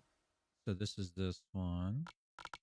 interesting that I look at caves now in games and I find myself going, that's a very Rob Briscoe cave. And I think that's an amazing thing to have achieved. So I think it's one of those, it's great paying other people's work compliments. I enjoy. I think when you're designing a game, it's very easy to get very locked into what the system can do. And you're trying to deal with all the different variations of things that if a player does this, then this. And we have to deal with the consequence here. And our lead designer, Andrew, and I talk about this all the time about you might have an idea, but then how does this radiate out throughout the entire system? And you get very caught in the idea of what the system has to be and how robust the system has to be and this kind of thing. And I think what's really important as a sort of a designer, as a creative, is that understanding that actually the real game is happening in the player's head, and that the system can be whatever you want it to be, but if the game isn't running in the player's head as opposed to on the screen, then you're missing a trick. You're not letting the game be everything it could be. And I think the great thing about working with a game as simple as Esther in a way is that those sort of consequences of player interaction, there's not a huge number of them in the way that there might be with a very mechanically complex game. What's really important to me is that Dear Esther started out as a Half-Life 2 mod. And if the Half-Life 2 modding community hadn't championed it and celebrated it and downloaded it a lot and talked about it and loved it, then it would never have been a game. So it's never really bothered me, the kind of is it a game conversation, because as far as I can see it, Dear Esther and like everything that's come after it that's been inspired by it, this was championed. Dear Esther was my first foray into writing music for games, and I actually approached So there's that one. And now we're approaching where it very traditionally, so more as a film score than a traditional interactive game music score. And what's really interesting for me is that the lack of interactivity in the music was never a problem for anybody that played the game. And that's a separate discussion, but there's a big schism between game music composers of how much the music should be following the player. All right, so now let's see. In a second, is it on the other side of the river? Is it on the other side of the river? That does not help me. The end of the bridge in the caves along the sand in the corner of the room. There it is. This is not helpful. Somewhere on the other side of the river. All right. Oh, you know what? I think I know where that is. I think I remember it from the first playthrough. Cross the bridge and your upward path notes. At all times in terms of interactive music. But one of the reasons I wanted to say something at this point was that this was my little first journey into thinking about how you write music for games rather than films. So I had this song.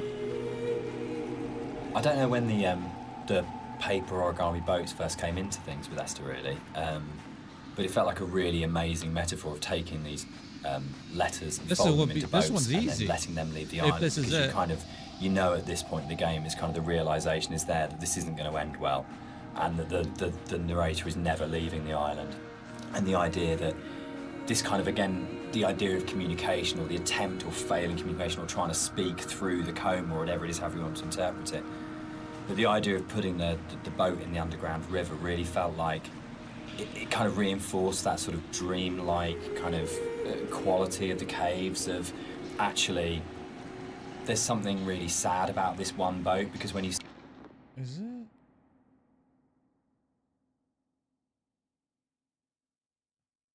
see it go past, you know that even the boats aren't going to leave the island. Like this is something which doesn't have a tidy, neat kind of like resolution. And there's, even if you don't sort of think about it to that sort of level of depth, there's just something. It's one of those things that I really love about games that you can do, where it's just about the art, a moment that till the fourth one. In the sand near the candles. That doesn't help me. Found on the beach. Oh, these things. Okay. Okay, I know where that is. All right, we're good. We good. Could just do this. We good. All right. has a really distinct emotional tone to it that you go, there's a pause when you see that boat goes past, that I just think is, yeah, it's something special you can do with kind of media-like games.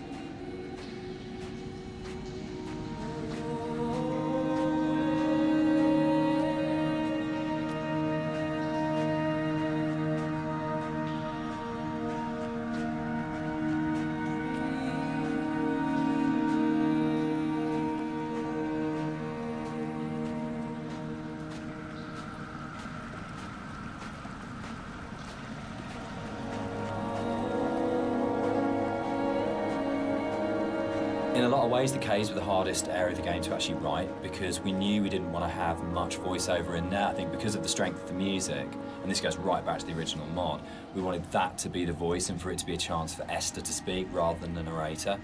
And we also wanted to have this break, so when the narrator came out from the caves, you had a real definite sense of something happening, and that he had changed as a result of this journey. So it meant really felt wrong to have a lot of voiceover within there, but then that made it really difficult, because then it was, you had like... The sound here is a classic case of, again, what music... All right, so we got that.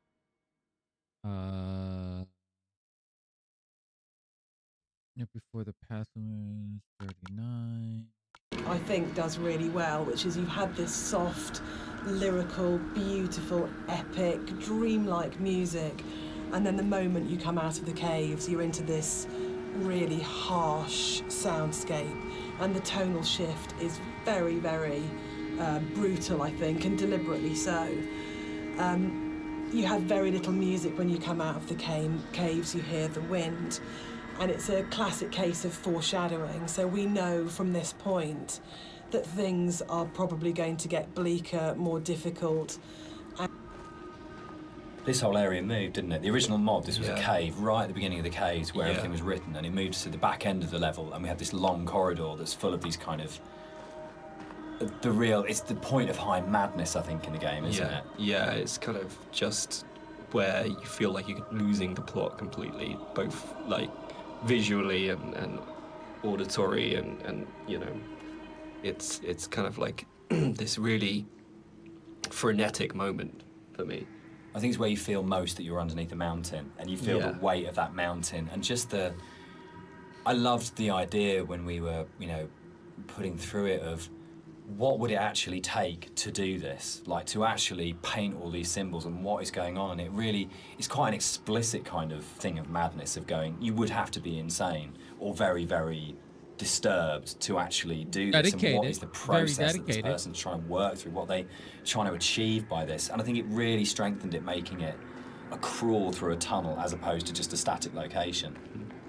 Yeah, I think it's the consistency and the coherence of the symbols is a lot more broken down as well. Like you see some symbols. This is a bit more of a contentious one because we disagree on this one. I struggle with this, with the points in the caves where you duck above and below the water, and you have to have that transition of audio. And I love the audio on both sides of the surface tension of the water, but I really struggle with you breaking water because it's such a hard edge to the sound, and I don't think there's any other way around that. And you need to have those moments where you do go underwater because it's so important. But it's one of the... All right, and then This? Areas that's never sat very comfortably with me, because I feel like in a level which hasn't got a single edge in it, it's the one edge within it that breaks me. And that's why I think it's so successful, because you've been lured into this completely hallucinatory, dreamlike world. And then all of a sudden, as a player, you're literally gasping for breath. You're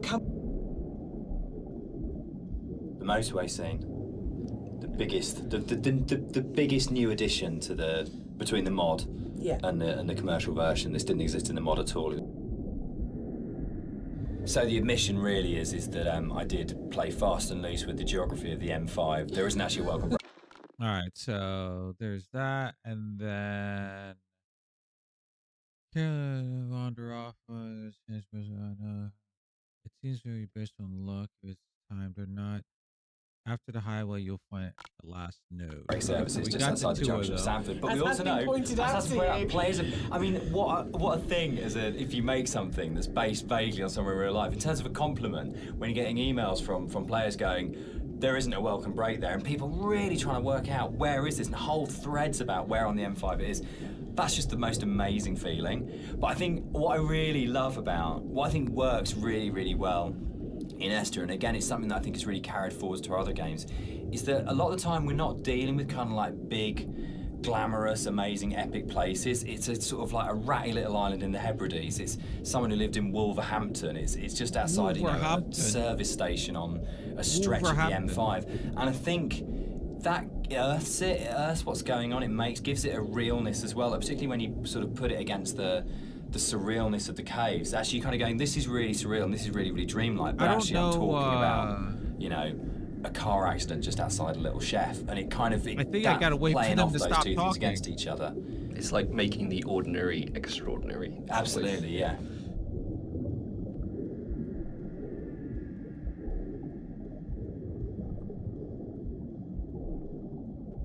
Oh my God! What if he breaks here? I'll be angry.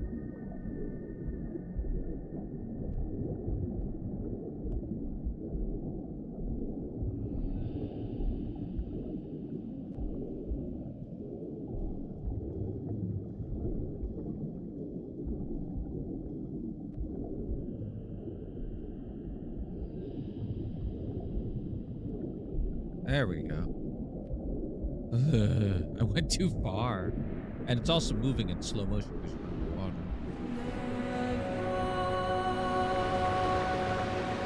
I see the last one. All right.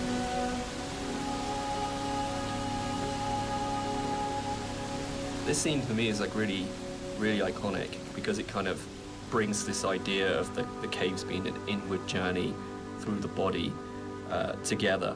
It's really kind of like a symbol of rebirth, and it actually brings together a lot of the visual goals that I wanted to achieve with a lot of the symbolism. I want to wait for them to stop talking. All right. Well, it has 16 more nodes. There's one that you can't find easily. I've talked a little bit about how the environment was kind of designed to provoke emotions and kind of Lucy, the impressionistic these style. These people are speaking like you. Just Do enough you know information them? to make you think of things and you feel know things. Them. But this is probably like the antithesis of this, and the whole feeling of rebirth here is quite strong. I think you know them.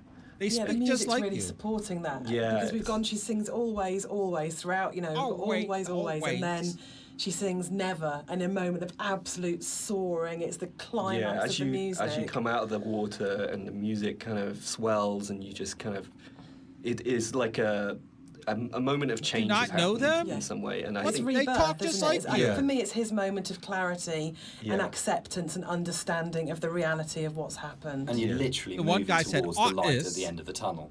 You're actually doing that as you go through it.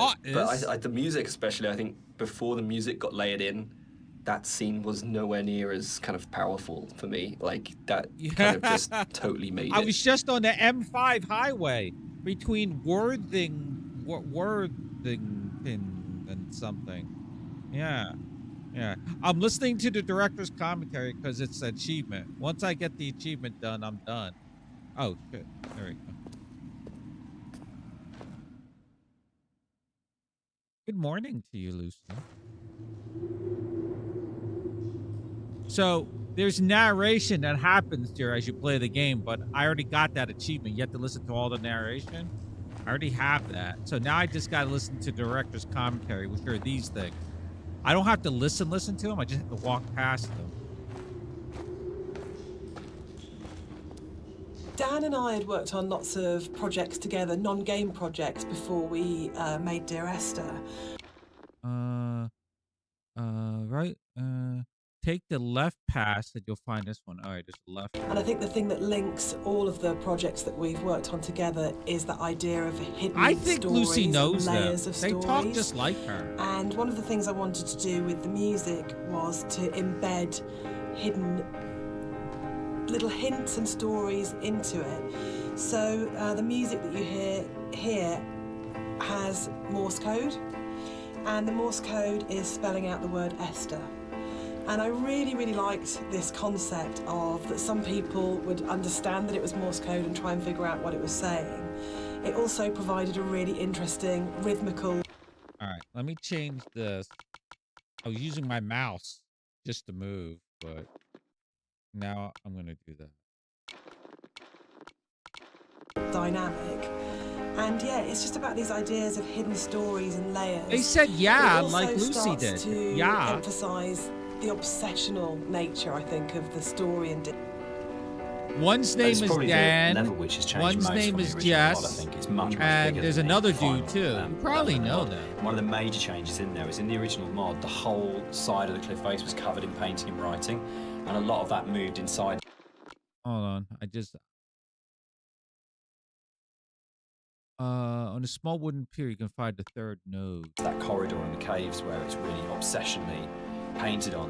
And it was really, we spent so long on that because we were trying to get it looking right. Because it's one of those really interesting examples where I loved the image and the idea that you've got this guy painting the entire side of a mountain. They're on the Scottish Isles of Hybrid. It's H something bride Dan or Ann at the end. And he brides. That's it. He brides. Yeah. You know them. Dan, Jess, and Jack. Yeah. So this takes place here. It's a story of. It's really short. It's really short, and there's little interaction. You're basically walking around. It's basically like this is their first walking simulator. This is like the grandpa of walking simulators. But this one, literally, if you look at the controls here, it's it's just WASD, and you zoom in with the mouse, and that's it. So that's all there is. So you're literally just walking, and you're hearing a story. This is apparently, I didn't know this. I want to go back and listen to this commentary. You don't have to listen to it to get the achievement. You just have to go to them. So the next one would start as soon as I walk into it. So I might go back and re-listen to this because some of this was interesting. Jess, your friend Jess, she was the composer on this, but she also composed the music. Was it the same devs from Everybody's Gone to the Rapture? And it sounds like she's done other things too. I'm very curious to hear her other scores. Either this is the first game she ever played and she ever worked on, she said in the commentary. So I'm curious to see or listen to her other works. Not necessarily like a game score, but just her other works. Maybe she's done film scores too. Who knows? But I'm very curious to listen to her stuff because I love it, and it's very minimalistic here. But yeah, it's literally you're just going through finding out what's going on with the narrator. That's what I'm gonna say. They're probably gonna spoil it, but also it leaves it up to interpretation too. Words and symbols and things. But it was really interesting when it went into the rebuild. it just never worked. And I think it was because the environment was so crude in the mod that those symbols and that painting became the focus of the level. I think one of the most fascinating things for me about it's Lucy. It's Lucy's friend, Jess. Has been that in previous years, when all the three of us have talked about Dear Esther, we've talked about the interpretation of the player. But actually going through this together, post having made it, we're still surprising each other.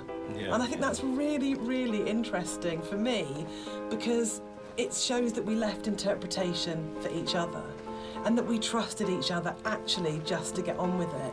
And because we each brought our own special and unique contribution to the game, we didn't have to, in a way, talk it to death or say you have to justify every idea you have or talk it to death or explain it. That Rob's idea that the island is very tainted and corrupt. Get on with that. And my idea Tell that Jess Dan I said didn't hi. know that the whole level of the caves is a birth metaphor.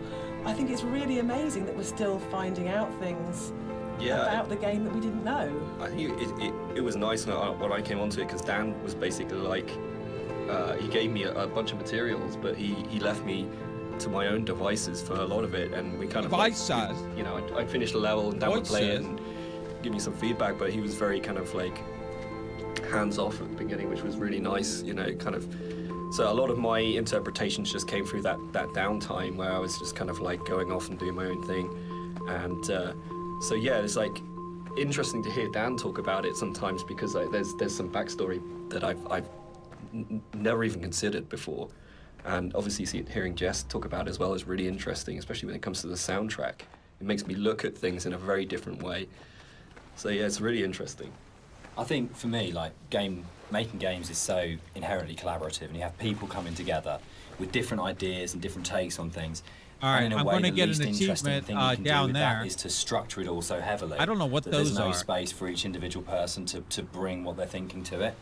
You shall, thank you. I'd been on holiday to Greece lots of times, and one of the things that I always really responded to emotionally was those shrines that you see on the road, and sometimes they're dedicated to saints. There's the urn, I see and it. sometimes That's an achievement. They're to markate where. What is that? 48. Oh yeah, there's a dude up there An accident has taken place. See that? So you'll get photos of the deceased person and flowers and candles, and it always really touched me. And so I said to Rob, I think it would be. She talks just like you. What the hell? All right, so the path, you'll find that one, and then that one. Be amazing. Okay, so down to there. get these into the game somehow, and then Rob took that idea and ran with it, and I think they're so successful. We're looking for and they're so beautiful, urns of, and they're really moving. ashes. And I think it's because you had this elemental scale. You have the island, and it's huge. One of the really I don't nice know what things these about are. the move from I the mod thought to the these were for commercial fishing version or is that we had a couple of years worth of the community talking about the game before we went back into it again. Oh yeah, this was a Half-Life 2 mod. Originally. And then they decided to go commercial with it. And then they added more stuff. The voice actor is pretty good, the one who narrates the entire thing. And they got him to come back 5 years later. They picked him on some kind of UK voice acting site. And he came back 5 years later and re-recorded the ending, like the last chapter, I should say, or whatever chapter. And they said, you can't even tell there's a difference. And one of the things that I read on a forum was that someone had constructed this amazing version of the story where they'd decided that the narrator was Paul. And I hadn't thought of that. It was never part of the original writing. And I thought, that's so amazing that as a writer, we should your get audience can find something in what you're doing that you hadn't thought of. So it was really important when we went back in to record the additional set of voiceovers. I thought, I absolutely want to do this. I want to take this idea that's come out of the fans and to run with this and to add an entire new sort of stream of story in there. So we added in a couple of cues within the force level that intimated much more strongly that actually Paul wasn't this other character who caused the accident, but actually you were responsible for everything. But again, it was then trying to find that balance of not overcooking it, so you weren't led to that idea, but just if you happen to have the combination of just a couple of narrative units, then you would possibly come to that interpretation. But it was really amazing to be able to say, it felt like giving something back to the fans that had enabled us to make the remake in the first place, and it's always a lovely moment as I'm a using developer my to new be able to mouse. recognise your fan community and kind of say, thanks, this one's yours, this one's here for you. I'm using my new mouse from AliExpress. Actually, it's not from AliExpress, but that was the cheapest place I could find it. It has force feedback, just like the controller. It's supposed to vibrate, and it does vibrate when I turn it on or I change the vibration settings. However, I've not found a game that uses mouse vibration. I was hoping maybe when I would move it over the web pages or something, or vibrate. What's fascinating to me, Dan, is that you're an atheist. I actually had a mouse from a company called Belkin back in the day. It was a ball mouse, and it was a gaming mouse, but it also had force feedback. And what would be cool, you had to run the software, but what would be cool is if you're running it, say this was a regular Windows, like over here, say I was looking at something on Windows here in Chrome. Whenever you would move over something that was clickable, it would feel like you're going over a bump. It was like bump, bump, bump, bump, bump. It was so cool because it was like just a visual aid to tell you you're clicking on something. I was hoping it would be like that, but sadly, there's nothing here. The only thing one cool thing about it though is, it has 2 vibration motors. So I like heavy mice, but this one, it has the little OLED screen where your palm rests. And that OLED screen, hold on, we got a Pokemon here. In the software, you can add your own artwork, or you can just use whatever comes with the software. So it's really small. It's like 128 by 50 something, or 48, I think is the resolution. Really tiny. So I put a little artwork of my slug there, black and white, line But drawing. each of the 3 games that we've made are so strongly about religion, either the language or taking allegories and stories. Why are you so drawn to it? I think I'm really interested in people, and We hit that one. We hit that one. And then at the end of pass you small port. the story Yeah, this game has a lot of stuff about Paul on the road to Damascus. that make up people. And I think right there from is having a, like in the shown Bible, like a most light, kind of I think religious that's what it texts, is. it's not about what it is, it's about what is behind what it is, and that's what you're really getting to, is the idea of the sort of the parable or the metaphor.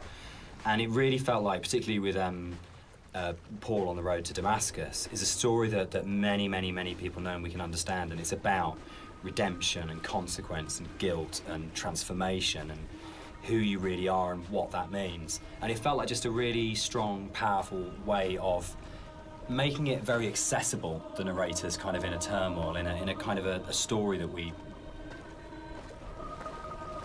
Is Dear Esther a depressing game or a hopeful These are game? paper.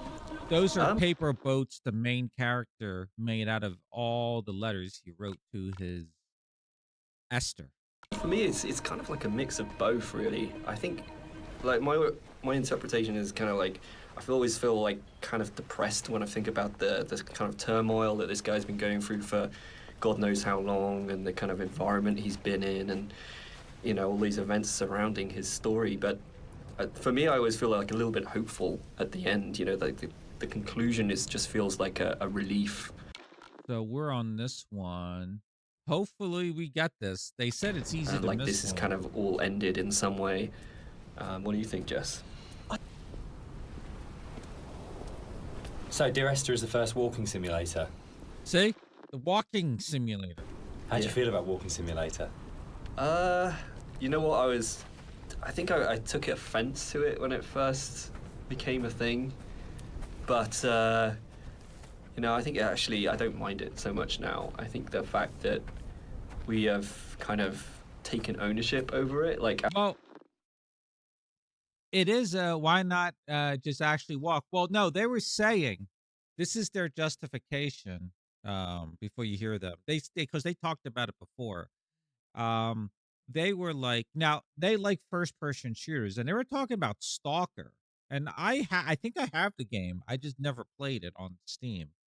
But they're talking a lot about Stalker and also Half-Life. If you've never played it, Lucy, I would recommend playing Half-Life and Half-Life 2 on Steam. I think you want to see some historical first-person shooters if you want to see the origins of like story-based games. Um, you know, like even like a Halo, you can say owes the idea of the story, like having a cinematic story to Half-Life. But anyway, so they made this game and it seemed to be like they were just they're trying to tell a cinematic story as the character you move along, but it's also surreal in a sense that you're also going through um um like your subconscious or this or that. So they proposed, or at least the one guy proposed or thought to himself, well, in real life, you're not running everywhere. Like if you would, you'd be out of breath, collapsed on the ground. You're literally just walking everywhere. So why not have that as a feature in the game? And then the Jess, your friend Jess, she was like, since this is the first game she's ever played and first game she's ever worked on, she just thought that was normal. She didn't realize people run, and jump and do all this other stuff in games. So I can see it from that standpoint. Um, but yeah, I can see it from that standpoint. Whether or not I agree, I don't know.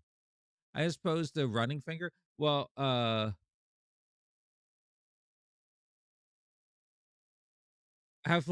wow, shut up. Shut up. Don't tell Bacon you said that. Jesus Christ. But anyway, yeah. That genre has been kind of made our own by not just our game, but like a bunch. Oh, also, it's like the sense of exploration because they want you to explore the island, to look around and look at all the different things and find all the little things and make up essentially your own story. Like he was saying earlier about Paul, a character that has been talked about, not Paul in the Bible, but Paul, a character in the game that was talked about. Like fans of the mod that this was based on had made up a connection or a connection that the devs didn't even think about between two other characters, that Paul was the main character. And so they liked that idea and they threw it into the game as something that you can, if you listen to the voiceovers, maybe that's, like you leave it open ended. And so they want you to experience it. They want you to experience like the move, like the music, almost like a movie. They want you to come up with your own conclusions. Now, some people can say that because you get this in movies too, when people have an open-ended movie or open to interpretation. Um, you'll get people saying, "Well, that's lazy writing," blah blah blah blah. Like sort of like you're telling Bacon. Oh my god, sort of like even though I don't want to talk spoil or anything, but like the ending of The Sopranos could be one where people like leave it up for interpretation. So yeah, so I get what they're trying to do. I get what they're trying to do. Different games have kind of embraced it. I don't know. What do you guys think? I'm still really confused about the need to categorise in games, probably more than any other creative See, look, Gone Home, industry, and I think Firewatch. That's another one. The shows that Stanley game Parable. Those are three I need. Let me take have a long way to screenshot of come that. in terms of how we describe an experience. So I do agree with Rob that it's really positive that we reclaimed Walking Simulator, but I still find it reductive, possibly, as a term. What about you, Dan? I think for me, it's people want to know what they're buying and what they're getting into, and I think it's so people understand what a walking simulator is now in a way that if it was like first-person adventure or slow-moving, not very interactive story. Yeah, it's like interactive story. That's a good way to describe it. Not like the Walking Dead game. Not like that, because there's action sequences.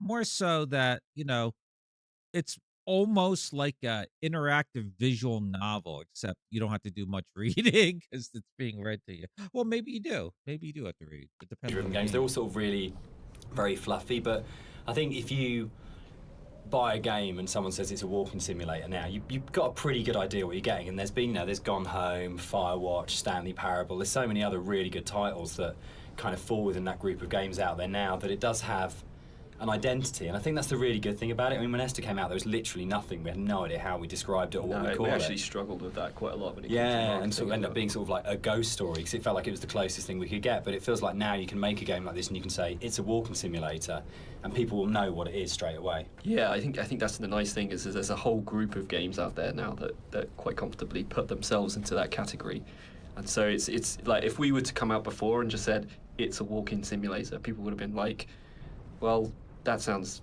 terribly boring. That doesn't. Why the hell would I play that? But now people kind of are a little bit. Seek them out. Yeah, now people are kind of familiar with what that means. The people out there who actually seek this sort of stuff out, and it's kind of really cool. I mean, me myself, I would actually do that, use that as a term to search. But yeah, I mean, it's a very simplified term for what our game is, and there's obviously a lot. I mean, you can also say like there's games on PC. Well, there are, like you have farming simulators. You have survival games where you're just sitting there like I play Conan, just building. There's those ones, the automated factory ones, where you just build assembly lines trying to get the best the productivity out of your assembly line that you're made. Yeah, there's all that type of things. You can even say like it's min-maxing in a sense. Like you have like Vampire Survivors type games where you're trying to get the correct build in order to defeat all the enemies and up your high score. So there's different type of genres, and that's what you come to expect from a walking simulator. A lot more to it than walking, but I think when you look at other genres, they're also kind of very simplified. Because a lot of people are like action. I got to run around. I got to do this. But like like I was saying earlier this past week, I need a break. I need a break from DBD. I need a break from games where I'm just shooting, killing, and stuff. I just want a chill game where I can just vibe out. And plus I wanted the achievement hunt, which is what we're doing now. But speaking of which, but yeah, that's the genre. First person shooter, role playing game. Anyway, it's, There's a bit of an illusion of simplicity with games like Dear Esther that people kind of assume because there's not a lot of mechanics and there's not much going on in that sense that they're easy to make. There's the person. I think actually it's kind of the opposite in a way, that because right there, I don't know who that is. They're so simple. Everything thankfully, is exposed, there's everything has to be exceptionally good for it to work. Director because commentary there. You're carrying a player's experience on a fairly sparse, minimal kind of framework, and that really means that every aspect of it has to be produced at a really high quality and has to be done with a lot of passion and a lot of thought.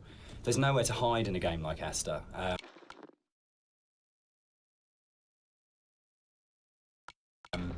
And that's something. One of the things that I think was added more frequently in the final version of Dear Esther was the inclusion of a number of ghosts in the game.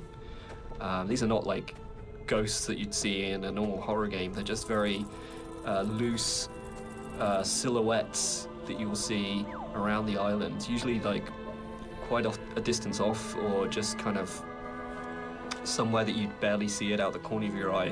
I think this is a good example of where it's kind of really in your face.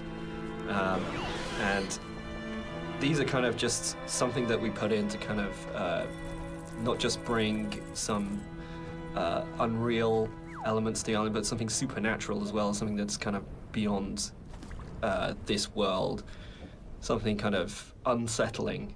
And yeah, we've, a lot of effort's been put in to make these things very subtle. Didn't really want them to be like, I didn't want it to be a ghost story, so to speak, but I just kind of wanted to bring some of this supernatural element into the game, and this area is the Overlook. The point about this to me is that it's probably the voiceover in the game that kind of sums up the whole story and the experience. It's almost like a recap of everything that's gone before you start the final climb, and it's that pause before you're going to start the final climb and before the game's kind of builds to a climax. But you can also see the whole level, and it's like the idea that you are standing looking down on your own journey, a bit like the idea of your life flashing before your eyes, or sort of like seeing your body but having an out-of-body experience at the moment of death. And it was really designed to try and get that feeling as the player that you stop and you take stock of everything, and there's a bit of a sense of there's no going back. You take a breath and now it finishes. And I really wanted to kind of achieve that sort of sense, and I think we did. I think it really came together here, that you got that sense of going, I think I got right, it. Now this ends and now I move forwards to it. There's all this writing here too. And has come near to Damascus. There's one up on the wall I can't completely read.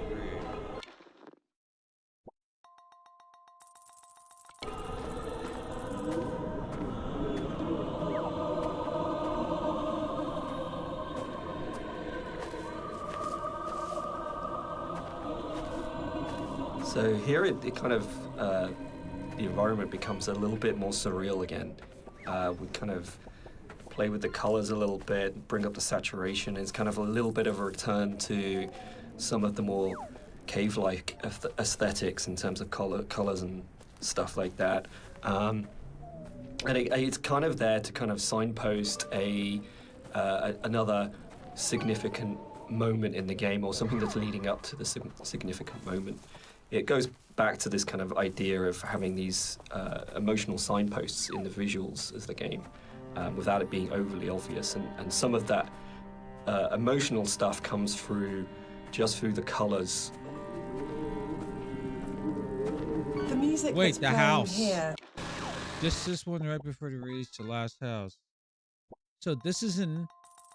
There's Is none in this a house. repeat of another cue, and two up originally we here. hear it played on the piano, and the string quartet take on the piece That's here. Lucy's friend Jess. And it's one of those really nice instances where we were in the studio and I had this idea of how it was going to sound. And I thought it was going to be quite full and rich and, yeah, full-bodied.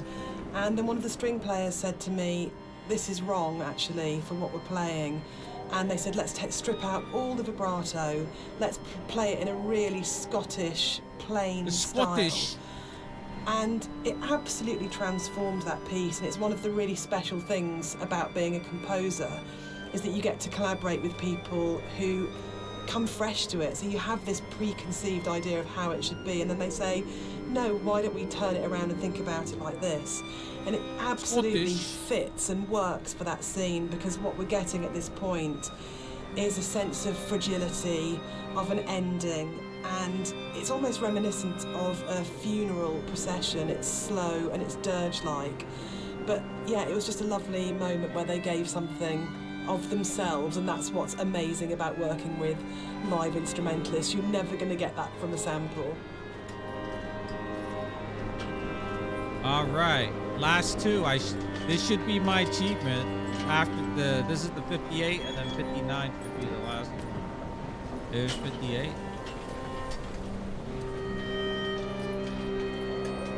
It was possible that this last section of the game could have felt quite laborious and forced, because it's two long zigzagging paths that just go up, and there was a real importance to getting it right. Quite a lot of I was work trying to into it. read I think this, at this but I was point afraid for I was me, going to fall. you probably as a player understand that the narrator's going to die at the end, and that this is it. And Spoilers! unlike where the rest of the island, there's this sense of this could just keep and keep going on forever and ever and ever, and you're going to keep the motif of come back.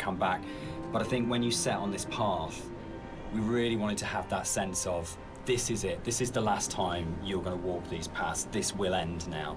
And that sort of idea of going, you're kind of climbing towards your death, but you're also moving towards a point where that glimpse in the caves where you see the motorway and you go, I understand what this is about. For me, the whole path up the side of the mountain is about saying, it's okay. It's that kind of starting to kind of release. Here, no, don't say it's that, kind Lucy. Of okay that Here we Esther go. died. It's kind of okay that the accident happened. With the climb being quite a poignant moment of the game overall and of the story. Wait, it was didn't. quite a difficult Wait, task there's to a try prompt. and make It that didn't climb prompt. still interesting and not too laborious, because it's kind of this zigzag up there. There's a with prompt after he's nothing done really, talking? There's no real environment. You just kind of have the sea on one side and the cliff face on the other. So there was quite a lot of work that went into kind of building up this feeling of tension as you're rising and kind of making this moment as poignant as possible while still making it interesting. No. So a lot of effort I was gotta put walk into, again. building up this weather, building up the wind and the swaying of the grass and kind of the volume of the soundscapes and everything mixing together with the music. No, and just kind of maybe there's visually another one. really trying to make this a tense moment, and I think it's hopefully been pulled off all right. And you'll notice when you get to the top, this kind of tension dies, and that's very purposeful. You'll see no more wind. It's just kind of like a symbolic thing where you're coming to the last moment, the point of no return, and that's been very deliberately designed that way. I hit them all.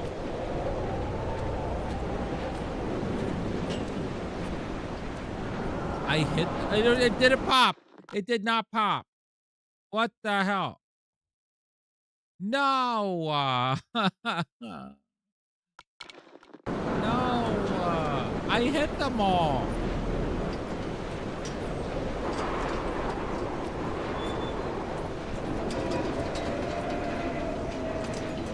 Wait, maybe.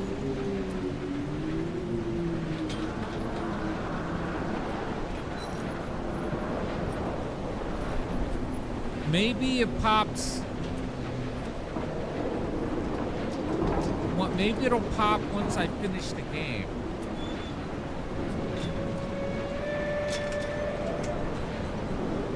This is it. This is it. The guy. We had a lot of debates, didn't we, about the ending of the game and whether the player should retain control or whether it was okay to go to a cutscene at this point. I personally don't mind it. I actually actively like it because I think it works really well as a metaphor for loss of control of that. So the main character, spoilers for anyone who doesn't want to know, the main character. Well, if you're hearing the commentary, then you probably figure it out. Main character's wife or girlfriend or someone he cared about, a woman, got killed in a car accident on the M5 via drunk driver. And this guy is having some sort of paranoid delusion about it, or is going into psychosis or is psychotic over it. And he's on this island. We don't know if this island's a metaphor for his self-conscious or if he's actually doing it, but this is him about to take the final dive. So, yeah, and he in the voiceover is talking. I'll start the game again so you can hear the voice, at least one voice. I'm hoping it'll pop at the point. Dan, I know you're not as keen. Yeah, I'm not. I would have loved the player not to have had control taken away from them, but to me it was a balance between two evils. The evil of having a cutscene and the evil of the player accidentally falling off the ladder halfway up and destroying the ending. Yeah, I agree. Like I think we tried a few different things, and the tech at the time just wasn't, the ladder tech at the time just wasn't there. So, and the other thing for me was pacing. It was making sure all the music, the voiceovers, the timings and everything were perfect for that final jump off point. And just letting the players kind of noodle around going up a ladder for what may have been like 7 minutes because it's a tall tower was kind of an impossible task.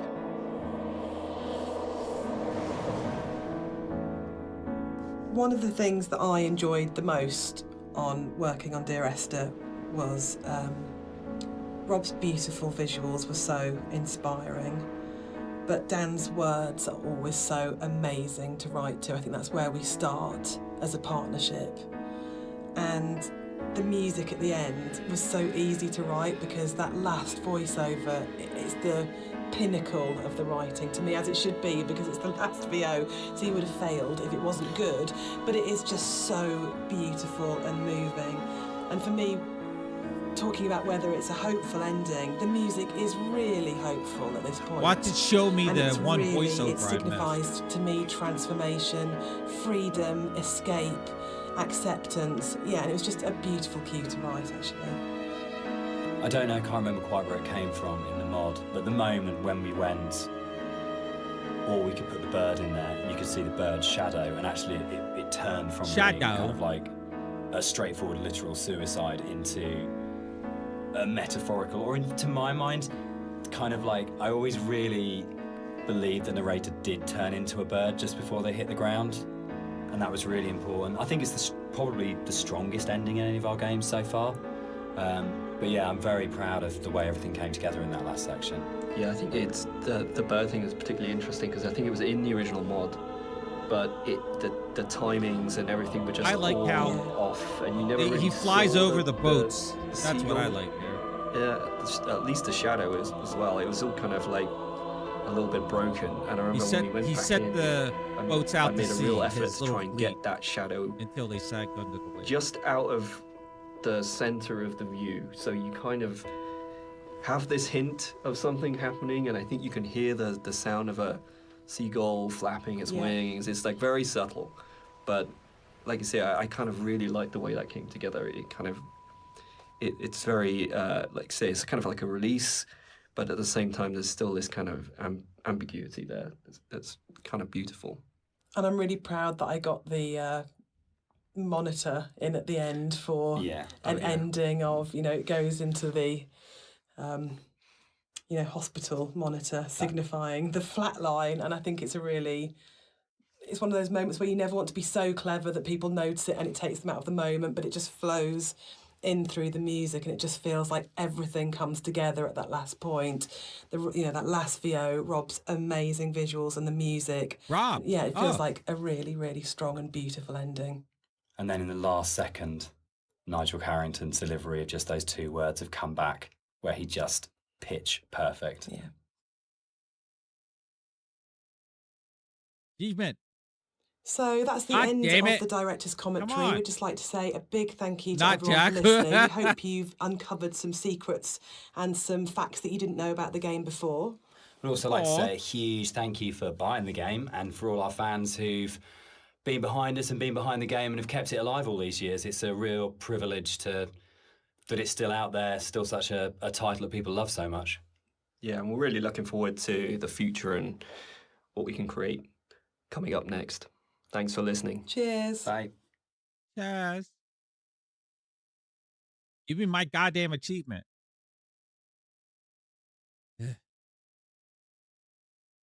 They stop. All right.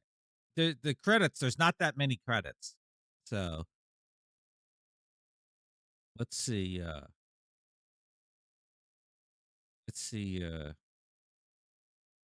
What they did. I wonder if they had this music for, I guess they didn't have it for the mod. I'm curious because if they went through the whole thing of hiring a voice actor for a video game mod, I wonder what I'm curious about the original mod. I want to see if it's on YouTube or something. I mean, don't say that. No, you cry if it does. Stop. I want my goddamn achievement. Wait.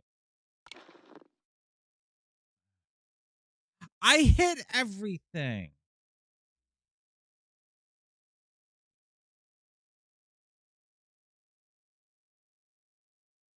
I hit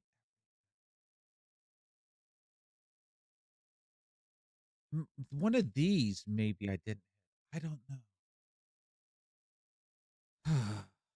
I don't think I have to go through the whole game. I think I just do the last part again. It's right where the guy, the ghost guy was. All right. Oh, I think it's raining.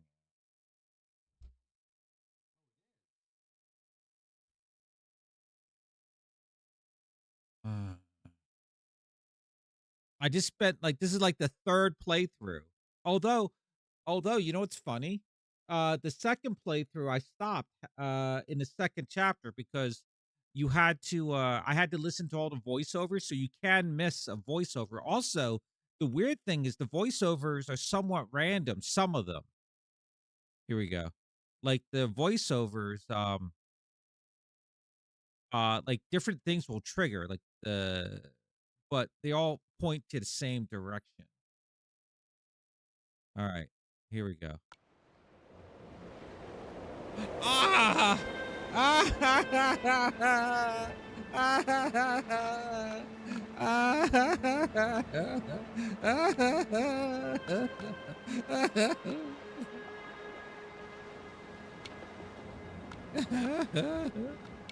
uh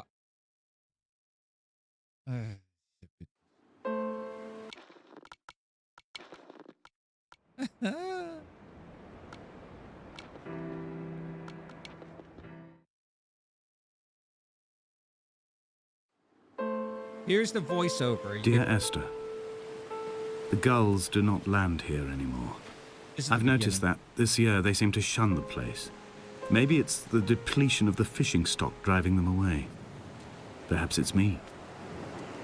When he first landed here, Donnelly wrote that the herds were sickly and their shepherds the lowest of the miserable classes that populate these Hebridean islands. Hebridean. 300 years later, even they have departed. All right, so that's the voice. That's the voice actor.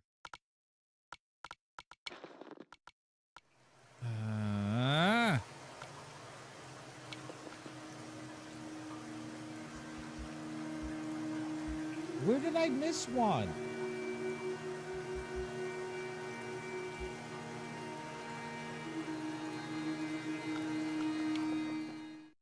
I want to uninstall the game. I can't uninstall it. All right.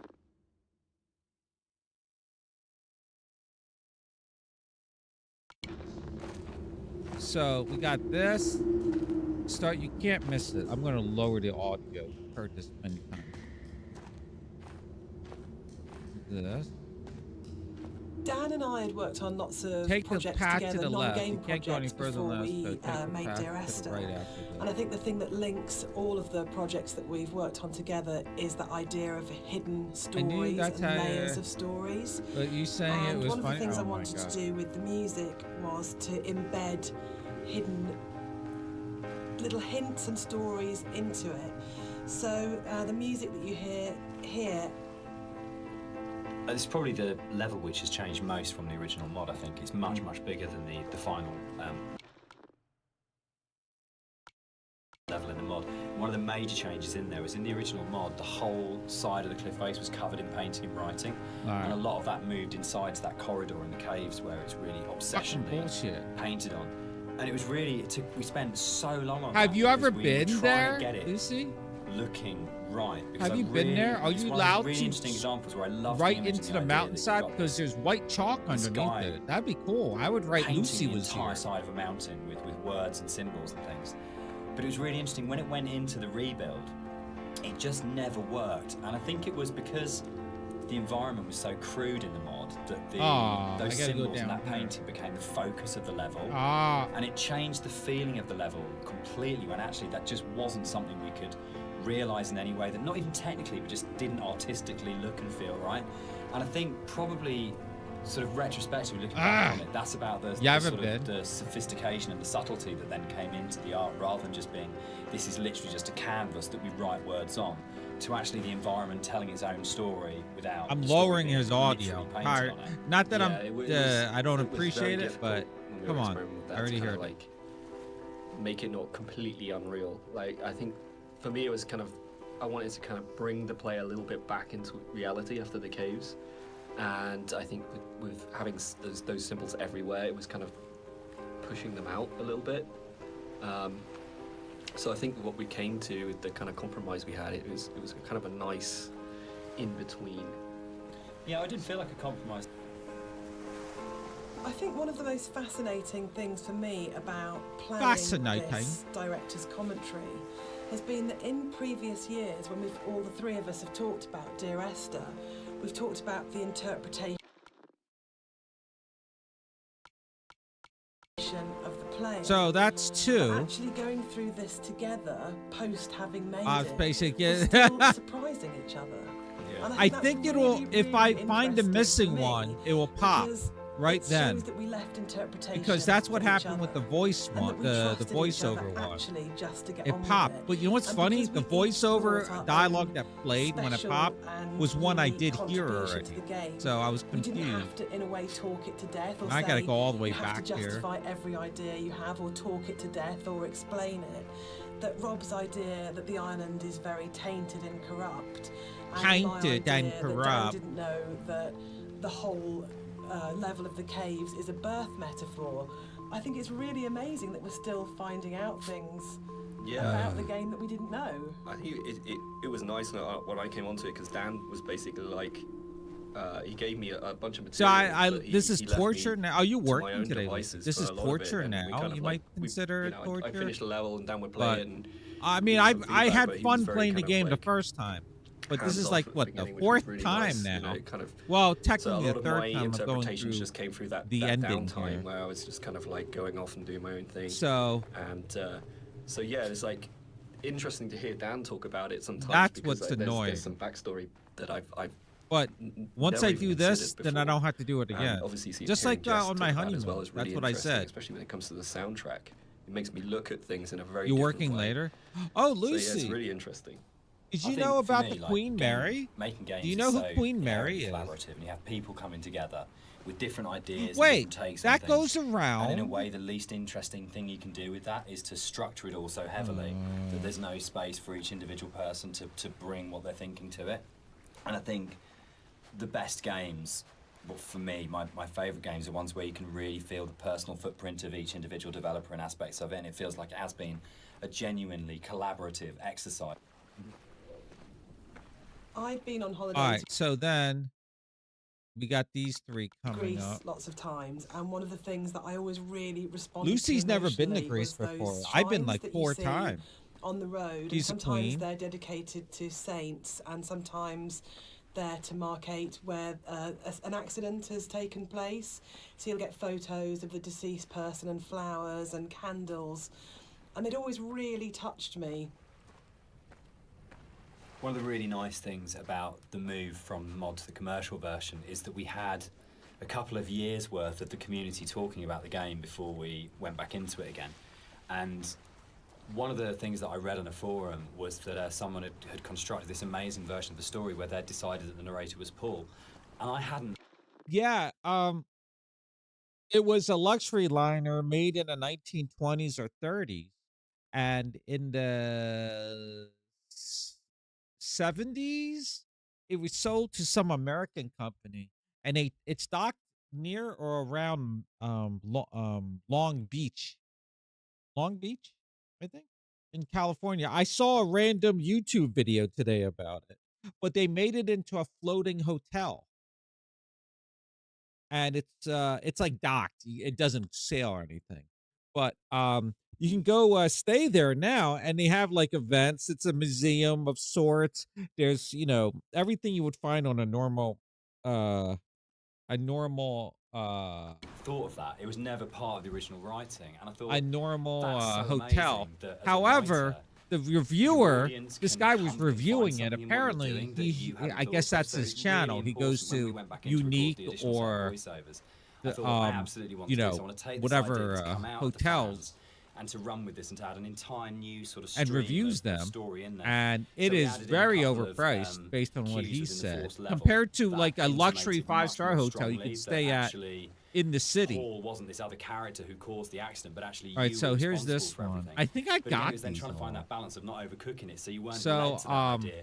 But just if you it was very intriguing, though. I was What's thinking fascinating about to that. me, Might be Dan, a is that fun place. you're an They have like atheist, but halls each you of the can three rent out. I guess games like that for we've corporate made are businesses so and stuff. strongly You know, they about have like religion, either the language or event. taking allegories and stories. Only a path Why you find are you so 49. drawn to it?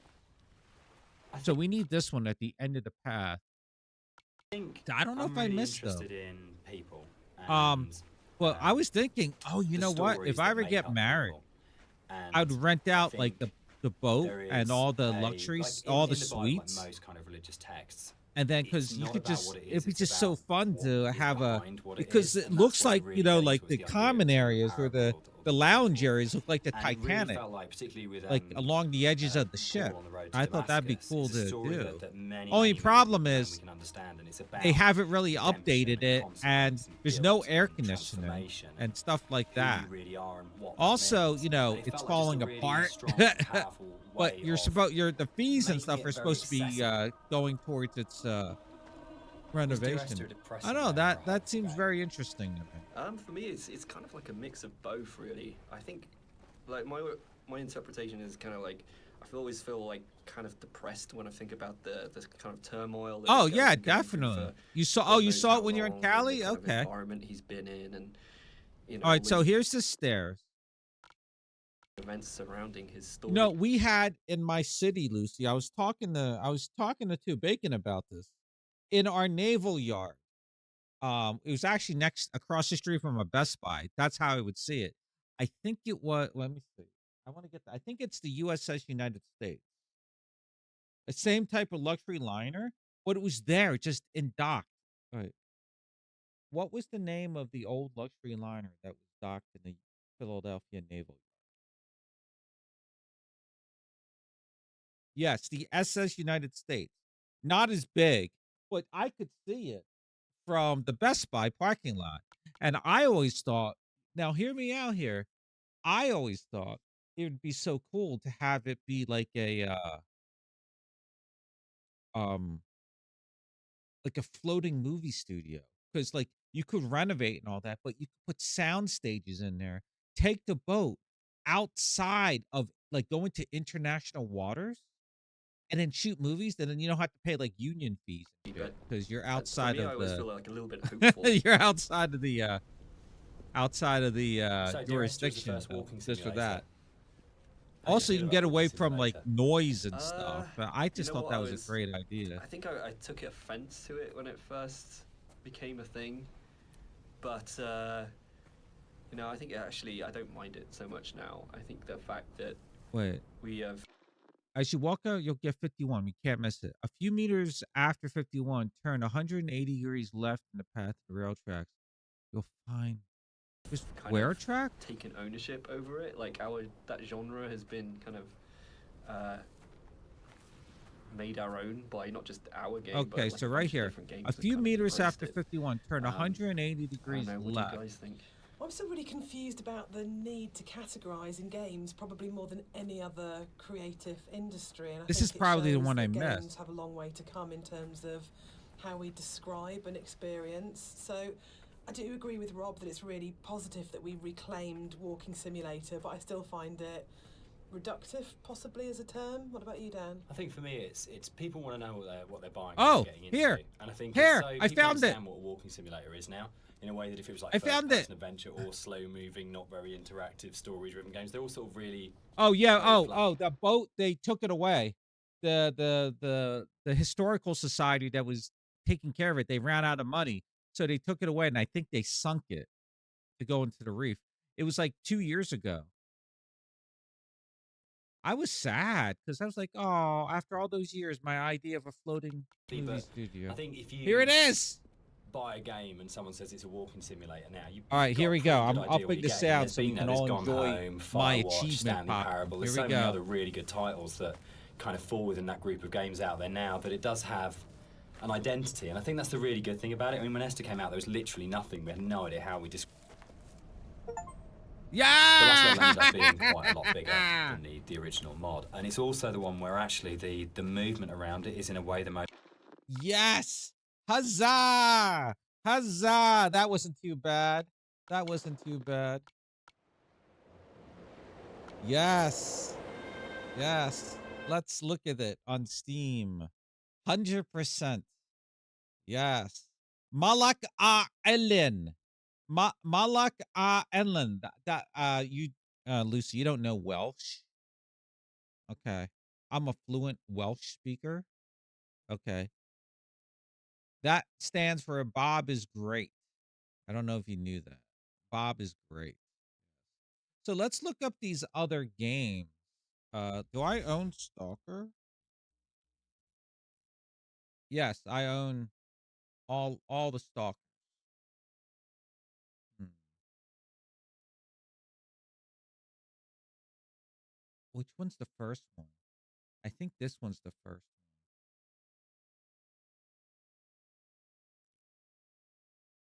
one. Okay.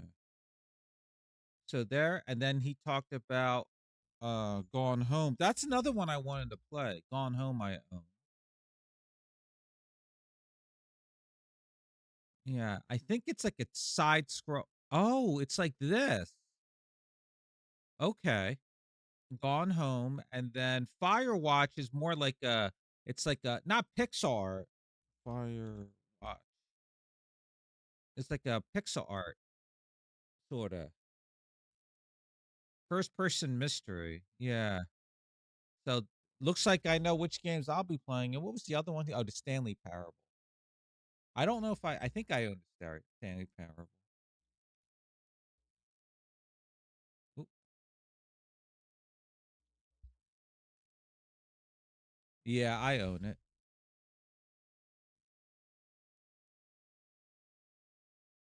All right. Well, here are the other games I've got to play. Also, was there a Stalker movie? Saturday Education with Bahab Faction never. Yes. Anyway, here, let's go before we end this. Let me put this to full screen.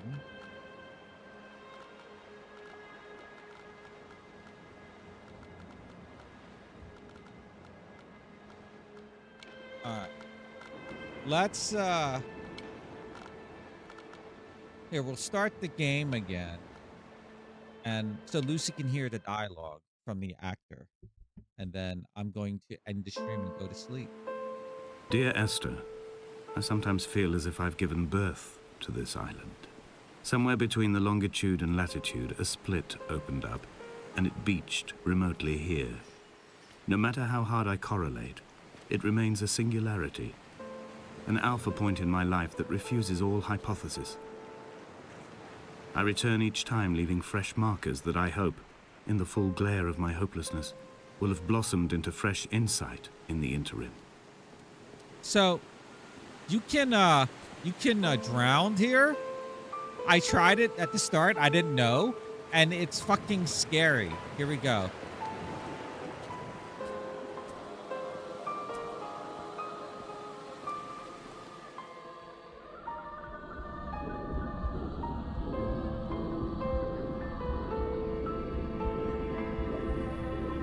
Oh my God, Bacon! Come Bacon's trying to fish me out of the water. Bacon woke up.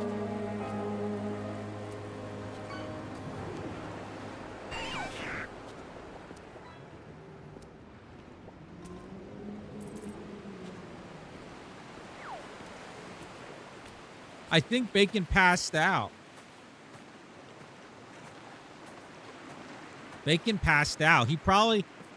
You did have a good, you passed out with the headphones on, and you fell asleep at your monitor right then, or you fell backwards on your chair, and you were sleeping like that. And then the gummy did good, and then you were like, woo, woo, woo, woo, woo, woo, woo. You were snoring, and there was like a little thing of drool coming out of your mouth, but then you would suck it back in when you would like snore like. Donnelly reported the legend of the hermit, a holy man who sought solitude in its most pure form. Allegedly, he rode here from the mainland in a boat without a bottom, so all the creatures of the sea could rise at night to converse with him. How disappointed he must have been with their chatter. Perhaps now, when all that haunts the ocean is the rubbish dumped from the tankers, he'd find more peace. They say he threw his arms wide in a valley on the south side, and the cliff opened up to provide him shelter. They say he died of fever 116 years later. The shepherds left gifts for him at the mouth of the cave, but Donnelly records they never claim to have seen him. I have visited the cave. All right, let me see if on YouTube they have the original version of this game. Leon is with me. Yes, leader. No, not leader. Why did I pronounce thyself. Leon's name Leon? Leon approached me. Is he in name? Yeah. Okay. He If kicked you it. want, I'm doing Shackjin. He's jumping down again. He's going back into Maine. Like, fuck Maine. Shackjin, I'll be right there. Yeah. Setting. It adds just a little red to it, which is actually more. All right. Apparently, this is it. Let's see. We'll watch it for a couple minutes. Well, he thought he got the achievement, and I said he had it turned out, and he did because he missed one, and he cried and had to do it again. Oh, you fell asleep in the chair. Yep. Yeah, and did the little drool come out, and then you were like, and then it went back in, and then you went. Boo, boo, boo, boo, boo, boo, boo, boo. Boo, boo, boo, boo, boo, boo, boo. All right, here we go. This is Dear Esther, the Half-Life 2 mod. Okay, this is not a Half-Life 2. This is Half-Life 2, but this is not the mod. Oh, the gravity gun.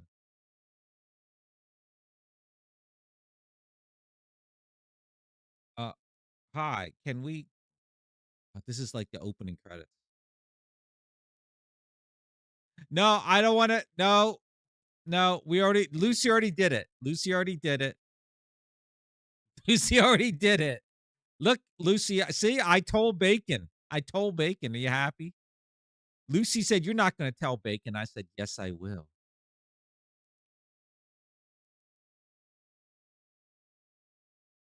Can we show the goddamn mod? Why are we like, we're 45, almost a minute in now. We're a minute in. How old is this channel? It's from 11 years ago.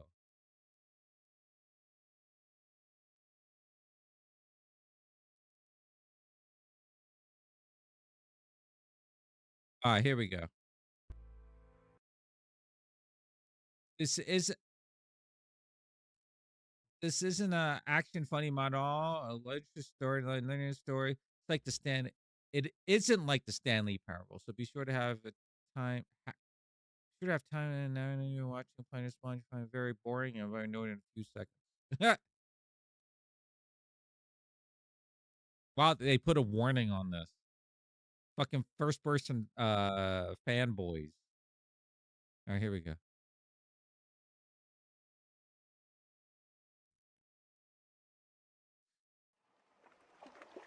Oh, wow. Oh, don't tell me it's in French.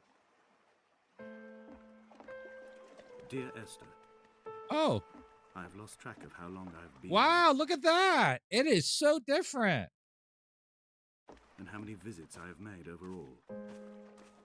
Certainly the landmarks are now so familiar to me that I have to remind myself to actually see the forms and shapes in front of me. I could stumble blind the Half-Life the edges of these flashlight clicking without fear of missing my step and plummeting down to sea. Besides, I have always considered that if one is to fall, it is critical to keep one's eyes firmly open.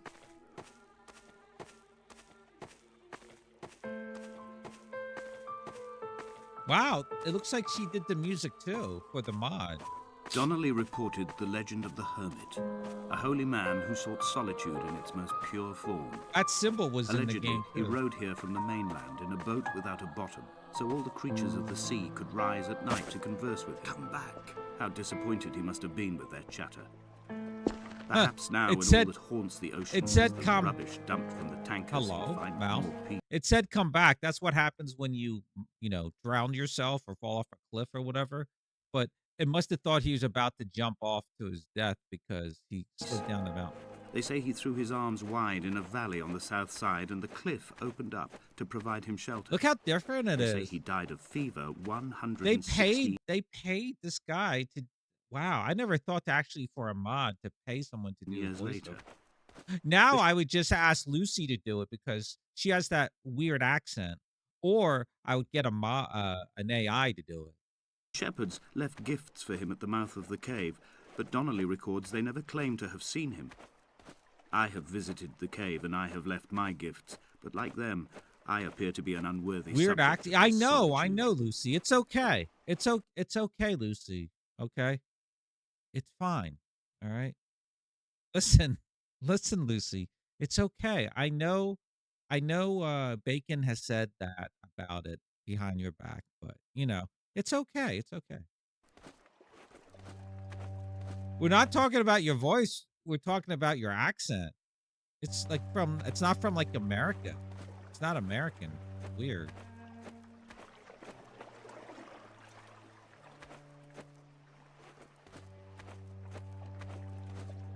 At night, you can see the lights sometimes from a passing tanker I get told I should work at the airport making announcements. or trawler. From up on the cliffs, What, like, y'all? American Airlines. Oh, I'm sorry. What is it? Wait, not Kwanzaa. British Airlines flight number F69 is available on runway D24. Y'all, is that how? Lane. But down It's here, wait, they fleet wait. into ambiguity. For instance, I cannot readily tell if they belong above or below the waves. The distinction now seems banal. Why not everything and all at once? There's nothing better to do here than indulge Wow, they in made a full contradictions game out whilst of this waiting for the mod fabric that of they life to made. unravel. I mean, cool on them. Donnelly's book had not been taken out from the library since 1974. Yeah, that I was one of decided the it weird would never be dialogue missed as I scenes there slipped it under my that coat and avoided the were librarian's you know gaze what? on the way.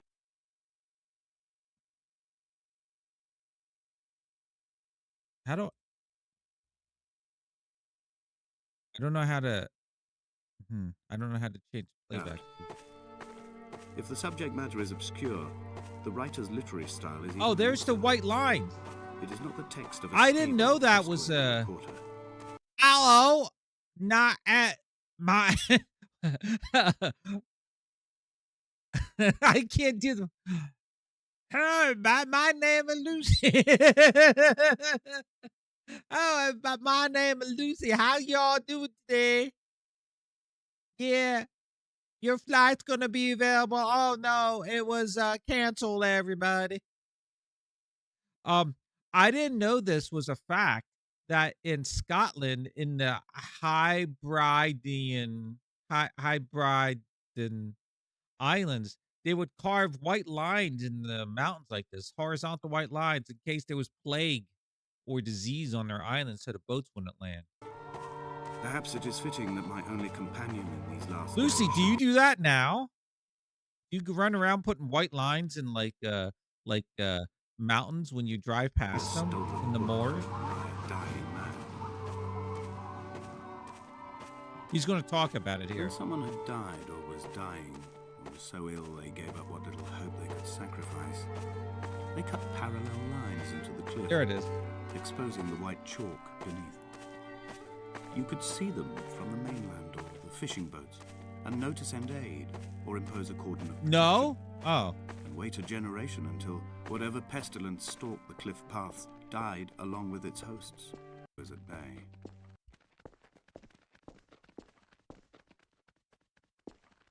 The hell's that? Tap, tap, tap, tap, tap.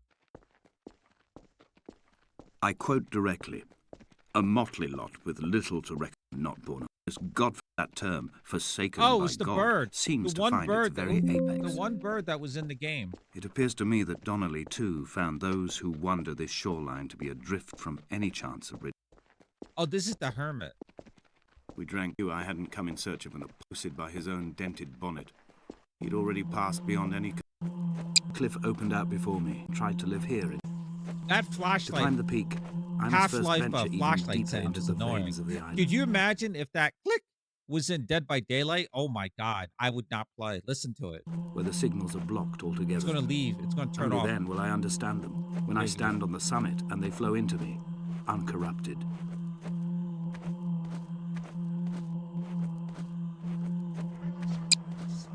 Oh my God. Click. Oh my God. Can you imagine? Click, click, click. Oh my God.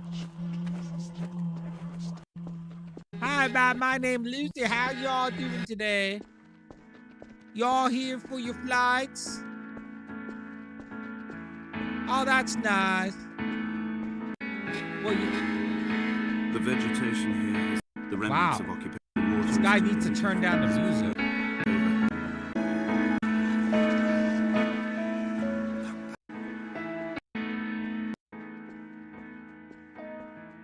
Oh, we're sorry to tell you that, inform y'all that, flights have been canceled.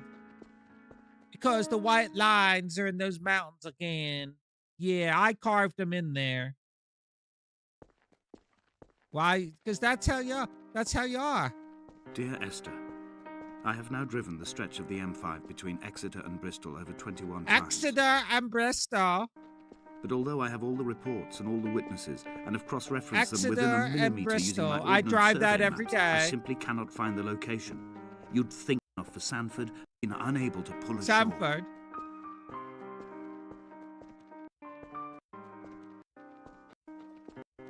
How disappointed not to have found the bones of the holy man. No wonder he's clinging because of it.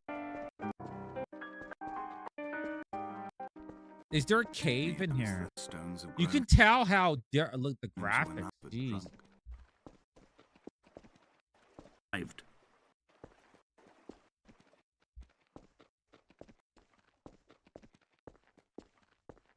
Bob, be nice to my bestie. I am nice to her. Do you like my imitation of her? I sound just like her, Jordy.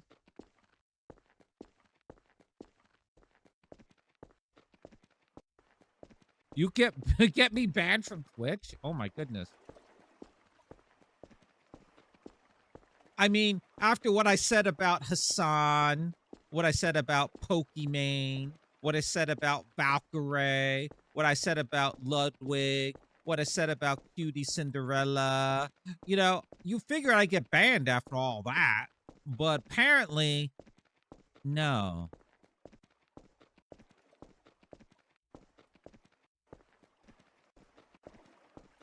Oh, I'm pressing the wrong way on the keyboard.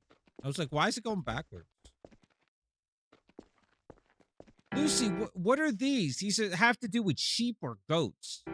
I've begun to climb, away from the sea and towards the center. Oh, that flashlight sound. It is a straight line to the summit, where the evening begins to coil around the aerial and squeeze the signals into early silence. The bothy squats against the bothy. What the hell's a bothy? The mount. Do you have a bothy, Lucy? To avoid the gaze of the aerial. You get banned if you are not start being nice. Listen. I'm always nice to Lucy. In fact, I did a perfect imitation of her voice. Northern shore. Hi, God. My name is Bob. I'm a cozy little slug. Yeah, this is my chat. Got a Jordy, a Lucy, a Bacon in here tonight. What's a bothy? Do you have a bothy? Is it for goats and sheep? Originally in the early 1700s. By then, shepherding had formalized into a career. Shepherding. It has something to do with shepherding. I assume all people in Europe, including Jordy and Lucy, they know how to shepherd. Like, I assume they just have sheep running around. The first habitual shepherd was a man called Jakobsen, from a lineage of migratory Scandinavians. He was not considered a man of the bothy. Hope Donnelly records that it did. This is a bothy. What the fuck's a bothy? Inventory. A trestle table we spread wallpaper on in our foot. I was uncomfortable. You have to remember not to dream. A chair burn them all on the last. 21 and likely to have spent the last years of his life in considerable pain. Him an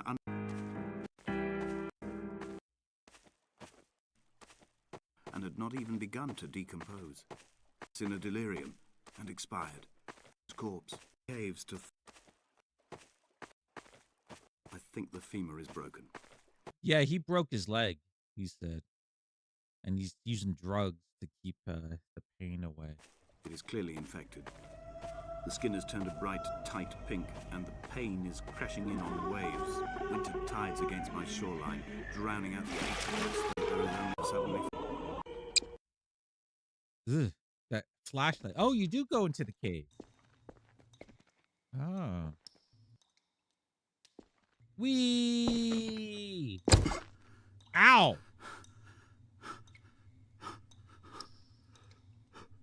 Well, there's a lot of sheep on the countryside. Especially should I get him banned? Don't get Lucy banned. Lucy's been nice tonight. For once. I'm sat by the side of the road.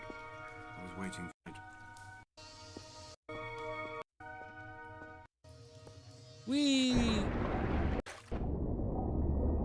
The Half-Life water tank. Where I felt the... Or source engine, I should say.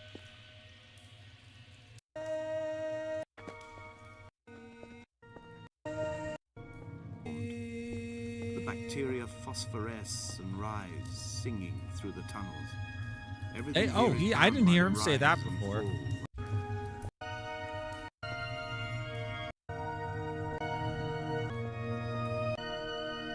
Are you telling me they did this music for this game? She was involved in that music? That's amazing. The operation. I remember the light they shone sky from the bottom of one. Behold, Damascus is taken. Oh, that's what that's. We ban Bob, I'll get bored. Saw through his windscreen. Not Lot's wife looking over her shoulder. Yeah, Lucy. So Jess did the score for this mod. Damn. Can you imagine a mod having such good music?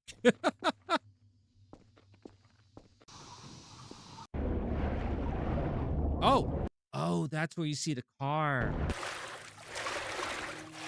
Oh, interesting.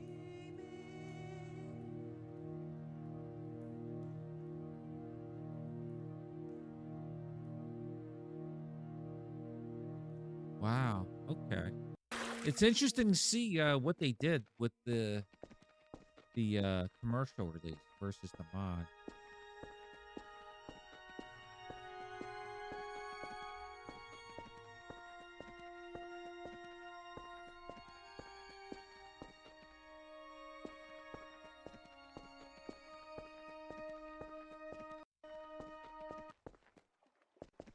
I wish I could have known Donnelly in this place. Look, we just did this. We just did this. The ending. Who erected this godforsaken aerial in the first place? Did this whole island rise to the surface of my stomach, forcing the gulls to take flight? That's what I say every night before I poop.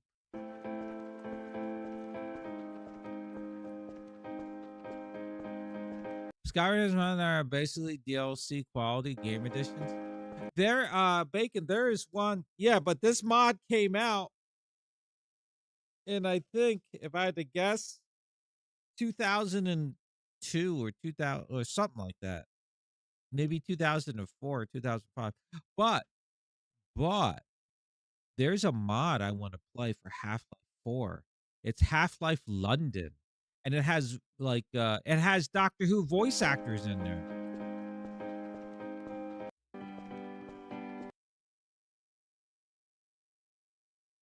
Fallen Phone? Home.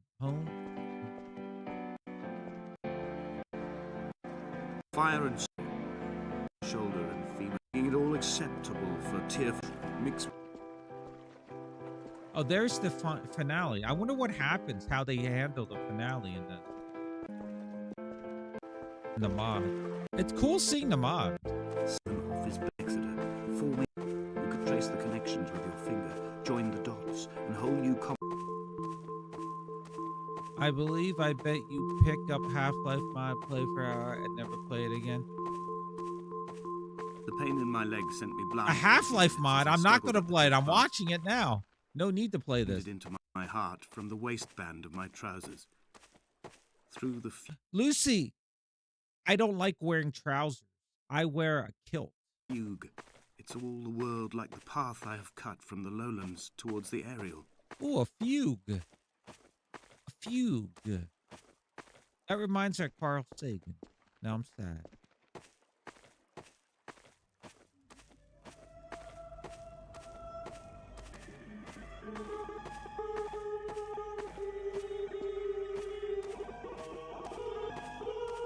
Ah, they had some crazy stuff. This is what Bacon was, when Bacon passed out earlier tonight. This is what he heard. Fly to the moon in it. I've been folded along a crease in time, but with the paper to me. Rotation. Mingle. Dark. We will come together. If only Donnelly had experienced this, he would have realized he was his own shoreline, as am I. The burning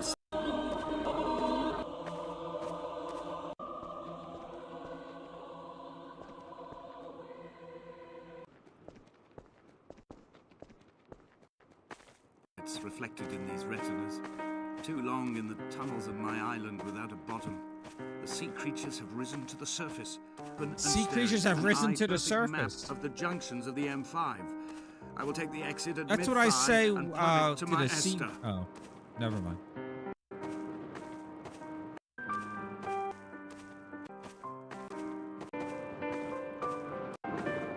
Stopped on the road to Damascus. Paul sat at the roadside, hunched up like a gull, like a bloody gull. As useless and as doomed as a syphilitic cartographer, a dying goat herd, an infected leg, a kidney stone, blocking the traffic bound for Sanford and Exeter. He was Sanford and Exeter. Drunk, Esther. He was not drunk at all. I'm driving all there his tomorrow. Roads and his tunnels and his paths led inevitably to this moment of impact. This is not a recorded natural condition. He should not be sat there with his chemicals and his circuit diagrams. He should not be sat there at all.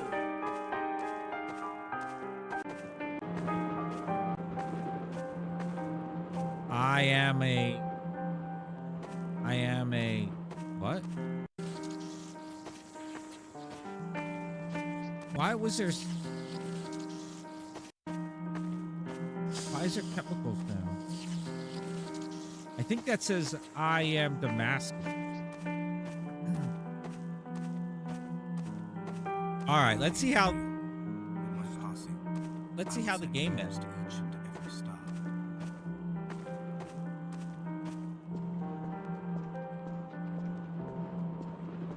The Half-Life mod is. Oh, there's the figure. Oh, wow. Oh, keep looking at it, you asshole. Whoever recorded this is a doofus. There we go. Interesting.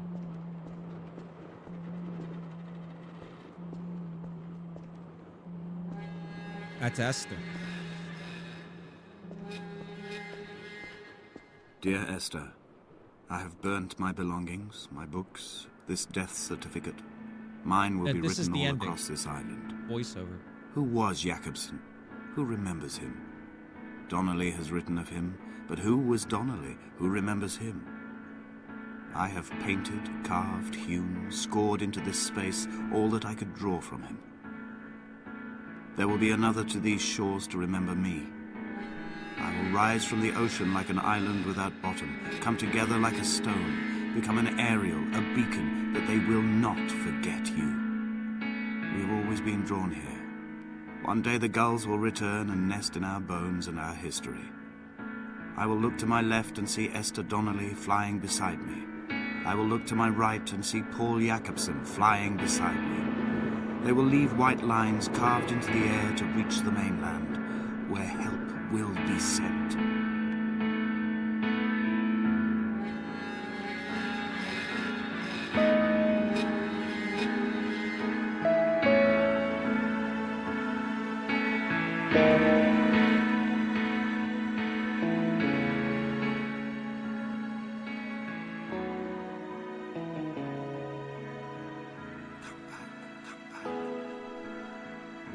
Esther.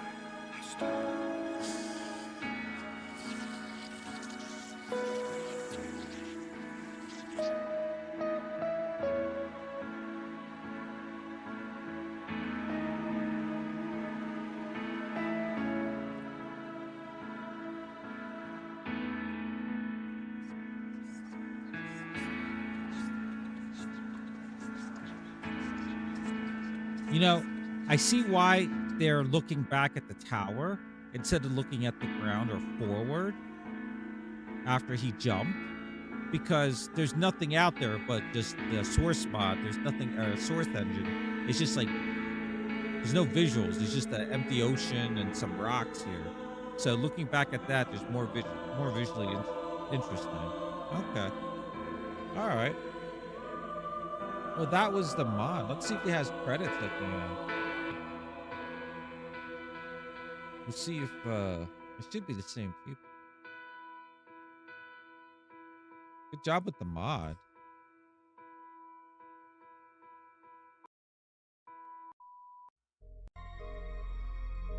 Oh, nope. All right. Well, I just realized. Oh, God. The game was still running in the background. All right, everyone. There we go. We finished Dear Esther Landmark Edition. Wait a minute. I have the original version. Do you think that has achievements? Does that have achievements? I don't think it does, but if it does, I'm going to have to play through it. And Corn Pop was a bad dude. And he ran a bunch of bad boys. No. Wait, the original one is Steam Deck verified. Oh, wait, the original one still was in the source engine.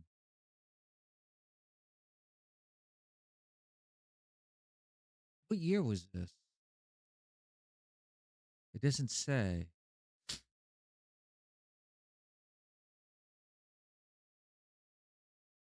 Yeah, there's some unique experiences with some random stuff here or there. Yeah, so the original one is the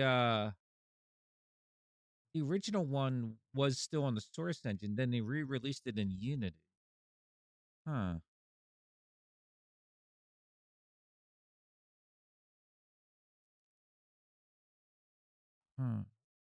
Oh, that's mine. That's mine. I need that. I need that.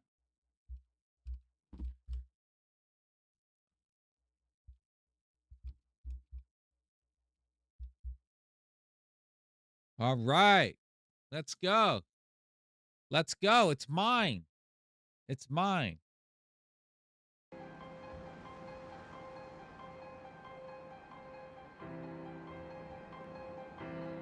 It's mine.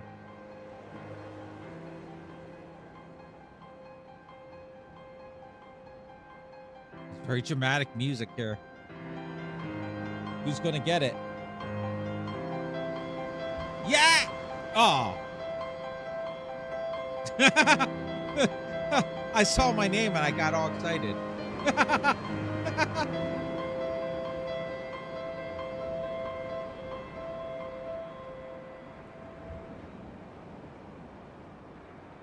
It's very dramatic.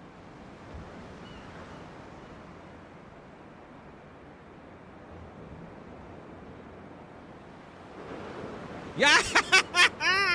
Yes! Yes! Yeah! Bobby's just a slug with a neon glow. Oh! What the hell? Why is this playing? Why is this playing? What the hell? Why is this playing? How did I have this on a button?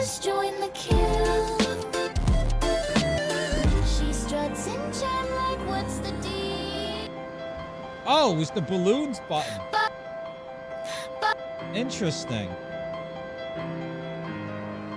Yes. All right. Well, have fun at work. Imagine that Pokemon being mine. Only mine. Only mine. And you know what? You can maybe give yourself you can give yourself some good luck by carving into the white cliffs or the white chalk cliffs or whatever. Just drive up to Scotland. But have a great day at work. I'm ending the stream. I got my 100%. I'm done. I'm going to sleep. All right. Let's see. How do we get out of here? Forgot.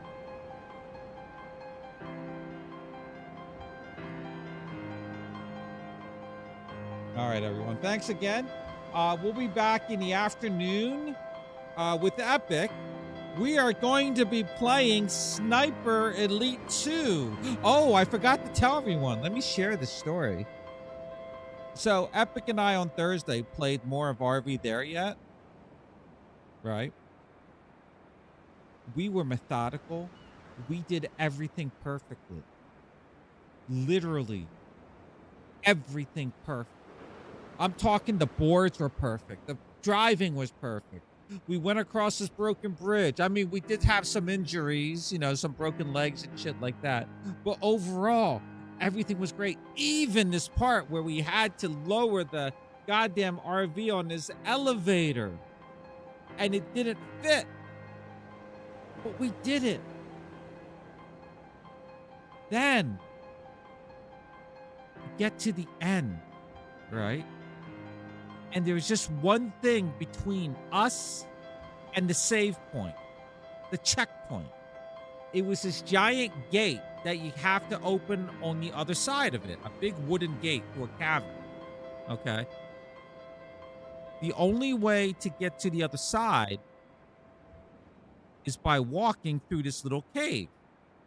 We're already in a cave, but there's like a little path. So he and I walked through to reconnoiter the area. We go through, we go around, it's like a curve, and then it goes up. The incline, as it's going up, snakes jumped out at us. Right? Snakes jumped at us. And for some fucking reason,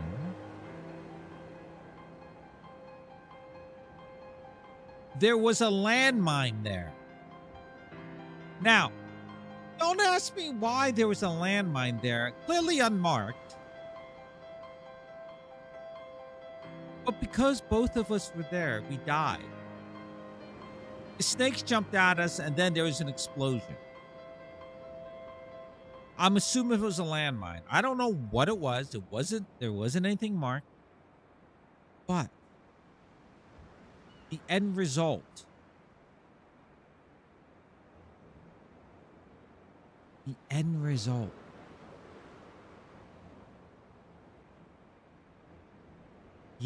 was that 2 hours of work to get to that point were lost without a checkpoint. So I told Epic, fuck this game, pick something else. So we're not playing it anymore. 2 hours of work. Why couldn't there be a manual save point, number one? Number two, we had come to our house that could have been a garage. We had done so much work to get to that goddamn spot. It was perfect. So, we're going to shoot some stuff tomorrow. Ugh. I was like, okay, we were going to respawn in, and it put us back at the starting point. I'm like, no, I'm done. Now, maybe in the future, maybe in a year, we'll come back to it. But that was bullshit. After we went so...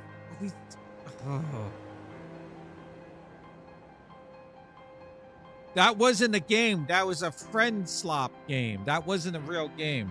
The game did not beat us. The game fucking was cheesy fucking slop. Fucking assholes. Motherfuckers. All right. Anyway, let's get out of here. I want to get to sleep. Thanks everyone who was here. Thanks for watching me get 100% achievements in Dear Esther. Yes, 100% achievements. I never lose at any game. And before you say anything, RV There Yet doesn't have achievements, so it's not a real game. Yeah, in your face. Nope. Nope. All right, good night, everyone. Thanks for being here. I'll see you in the afternoon with some Sniper 2 Elite. Oh, we're not playing the remastered version. We're playing the original version that's not for sale anymore. Because number one, it's not for sale anymore. Number two, we can get the achievements for it and then play the enhancer version and get the achievements again. Boom. All right. Take care, everyone. Sure, whatever, Bacon. All right, here we go. Have a good night, everyone. And again, thanks for being here.